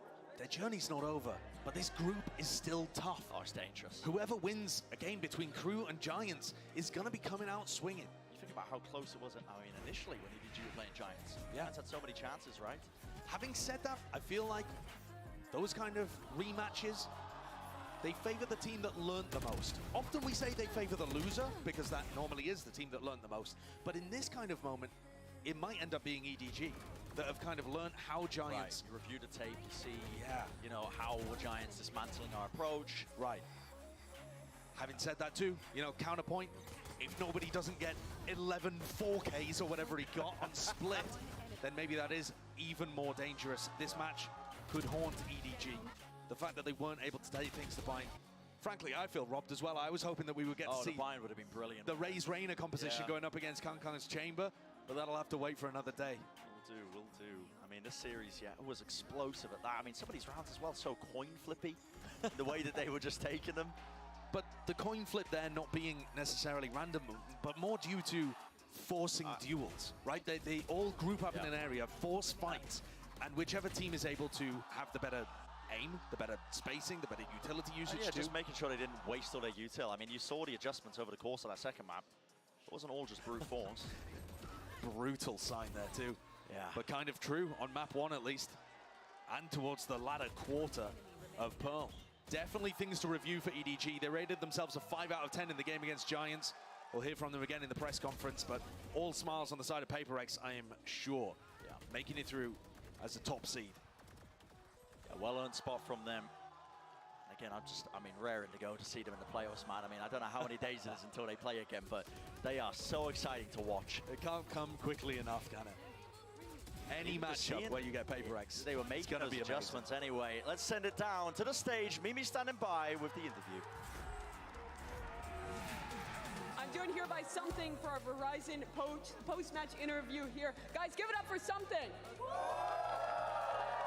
Congratulations on your win here. I wanted to first go back to Tokyo and ask you, watching from the sidelines, watching your team make it to top 3 without you, what did that feel like for you as a player? I mean, actually, it's feeling for me great because they can win actually without me, so it's very good, I think. Yeah, it was a great placement for them. Yes, but now you're here and you get the opportunity to play with your team. And I wanted to ask you as well, with how much anticipation was surrounding your debut? Everyone was so excited to watch you play on stage. Did that add more pressure, or do you feel like that fueled you to play better? I mean, of course, if a lot of pressure, it's meaning you must be playing more better. But for example, now in this match, I'm not nervous, just someone like you, and yeah, that's it. I'm not nervous at all. Yeah, not nervous at all. Even though in front of this crowd and everything, you just feel comfortable up there? Yeah, I feel comfortable. Yeah, what's going through your head in the moments where you pull off clutches, like you did on Pearl here, where you're killing 3 people with an up-drafting? Are you like thinking ahead as to where the next person is, or what's going through your mind? Is it just natural? I don't know, nothing, just kill all, you know? You don't think? Giving, yeah. Just do. No think, just do. Yeah. That's a good mentality to have. Love that. All right, you were not only, people were excited to see you play, but also to see you versus Kong Kong, another one of the most exciting duelists we have in VCT. What was it like matching up against it? I mean, actually, he playing very well in this match, so it's meaning maybe Jet Diff. Yes, that's it. A Jet Diff? Jet Diff, yeah. Okay. Confirm. All right, little confidence for you. But last question, you guys have made it to playoffs. Last time, Paper X top 3. How do you think you guys are going to do this event, and who do you want to play? To be honest, I want to play versus what team? Fnatic maybe, I'll say. Yep.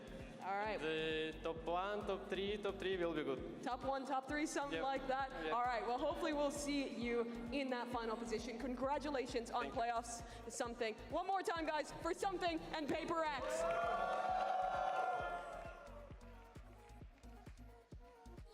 Give me Paper X versus Fanatics right now. Just give it to me. Who would you want to win?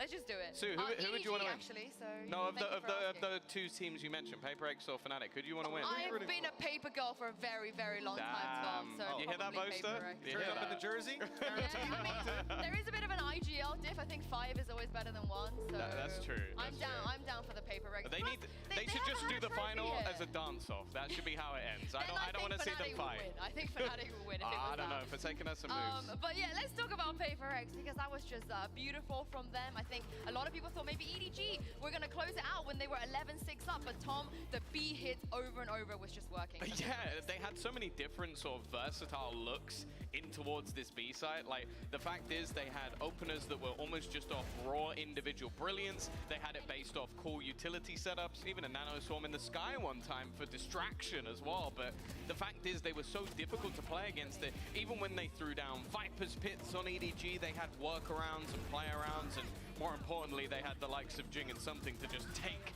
space for the team, which is so difficult to play up against. In OT at least, I think Smoggy had a couple of moments where he actually managed to shut them down, but the fact is, I feel like after a while we knew what was coming in the end. Yeah, something we spoke about before was how dangerous the sky can be, but seeing Jing come in on that Phoenix was even worse for playing out of those smokes, using his screen to get across into elbow and fighting from there. It was unbelievable to see the level of success he was able to have, especially in early duels. I think he came out of that series like 14 successful opening duels, 7 lost. Like, not bad. For the guy diving in head first, it's pretty good, yeah. Yeah. I mean, just to reiterate how many times they went to B, we have a heat map here. It felt like every single round. Yeah. Tom, not quite every single round, but it felt like that. Oh yeah, no, it is just like you see the couple of plants that were almost after they failed going B, they decided to double back. I think at least one of those was in overtime as well, so it took all the way, but the rest was just, yeah, B plant after B plant after B plant. But hey, if it ain't broke, and that's something that I feel like PaperX are very good at, is they find a weakness in your team and they will pressure and pressure and pressure until you stop them. And EDG never stopped them, so why not just keep doing the same thing? Yeah, I think you got to give them props as well for not getting ahead of themselves and making adaptations on the assumption their opponents would have those successful responses. This very much felt like a game towards the end that they were like, okay, we found the weakness. We know that you're not capable of making that adaptation right now. I'm just going to keep running into that wall until it's too solid to break through. I also got to give it to PaperX because EDG, internationally this year, a third of their maps have gone to OT. They just always go to OT. They play out, they stretch it out.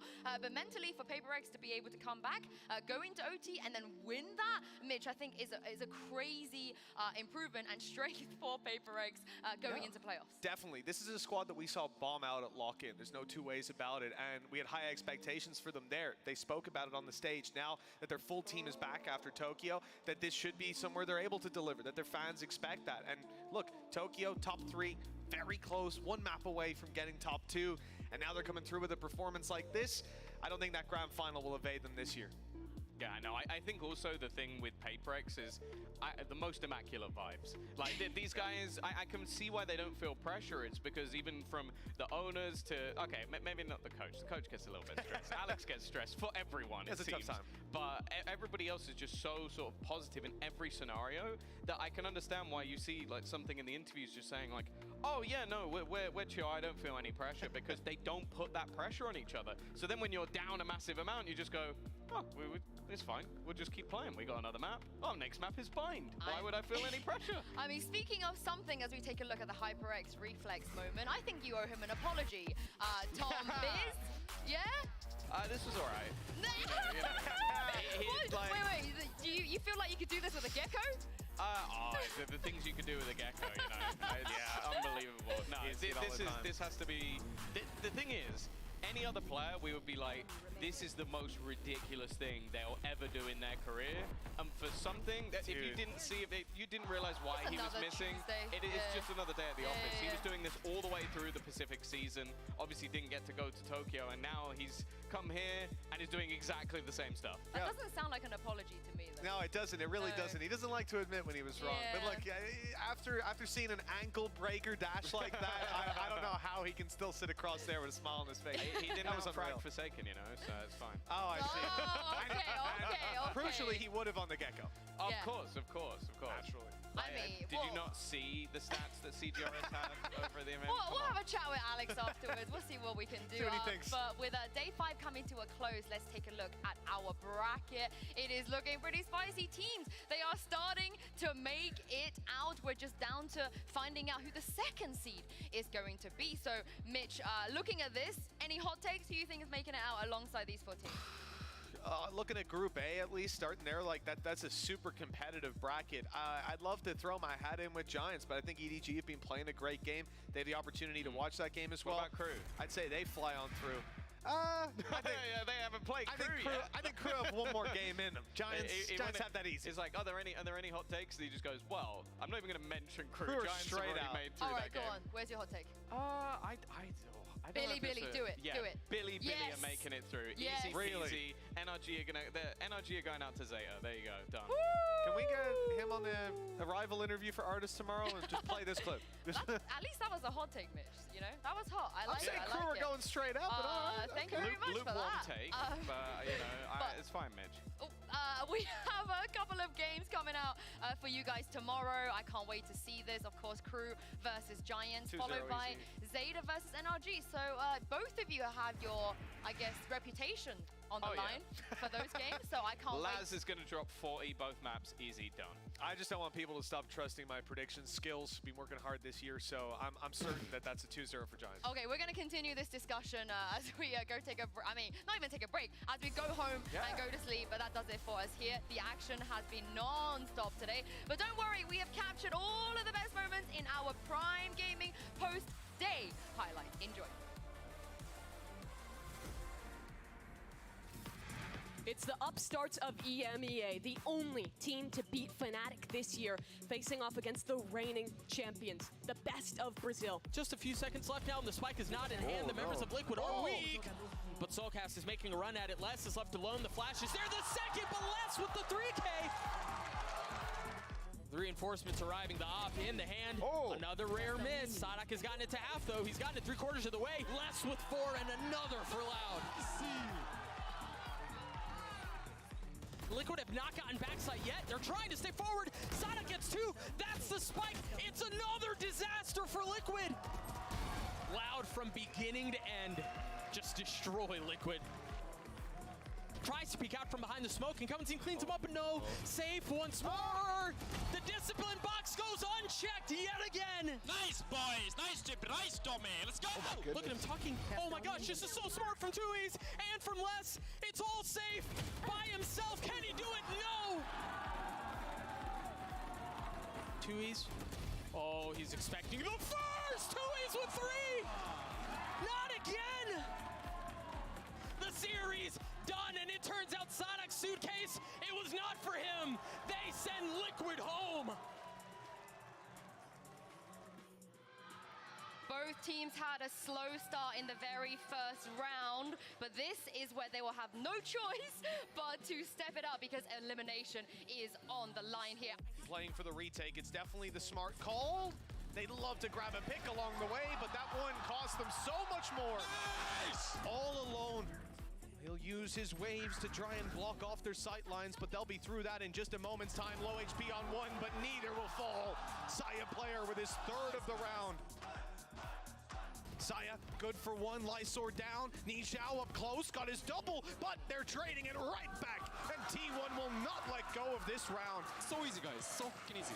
T1, they were looking down and out in that first half, but what a turnaround once they touched that attack side.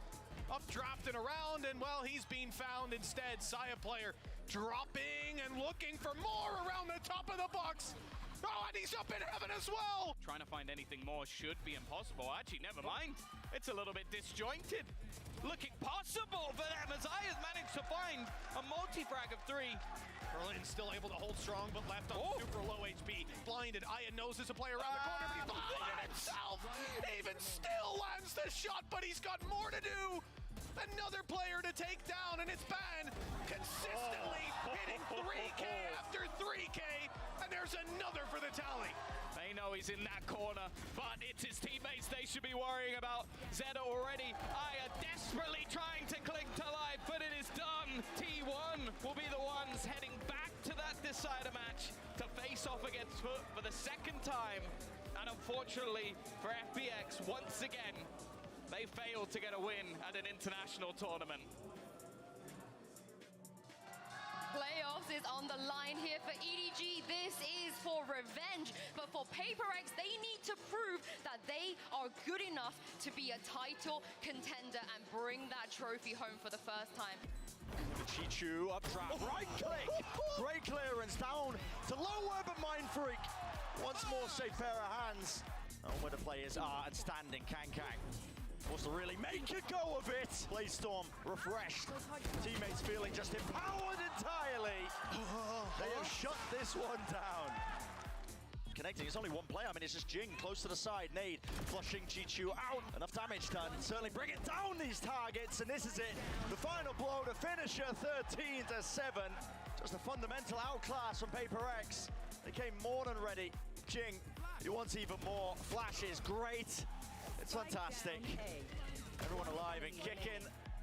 It's over. It's instantaneous once more. Kang. Repositions now towards the back of the site. He wins that, really? More. Going to be used to split this one up. A tap onto the plan as well. See if they can make EDG overstep themselves, but they're all reloading. And it's prime for the taking. Everything to play for. Spikes there, swinging wide. Kang brings it to 12, brings it to OT. But still the wall allows them to cross. Stun is there, out in the open.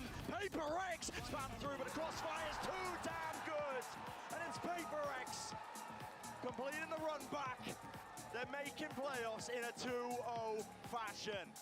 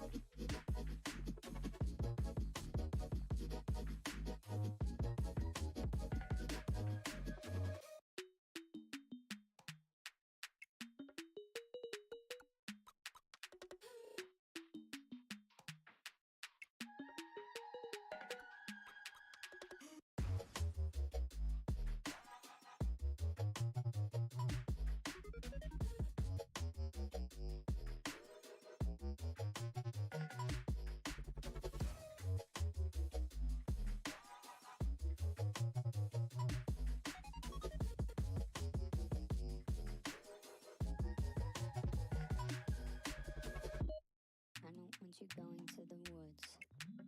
I don't want you playing with your friends. I don't want you walking to the store. I don't want you leaving us again. I don't want you going to the woods. I don't want you playing with your friends. I don't want you walking to the store.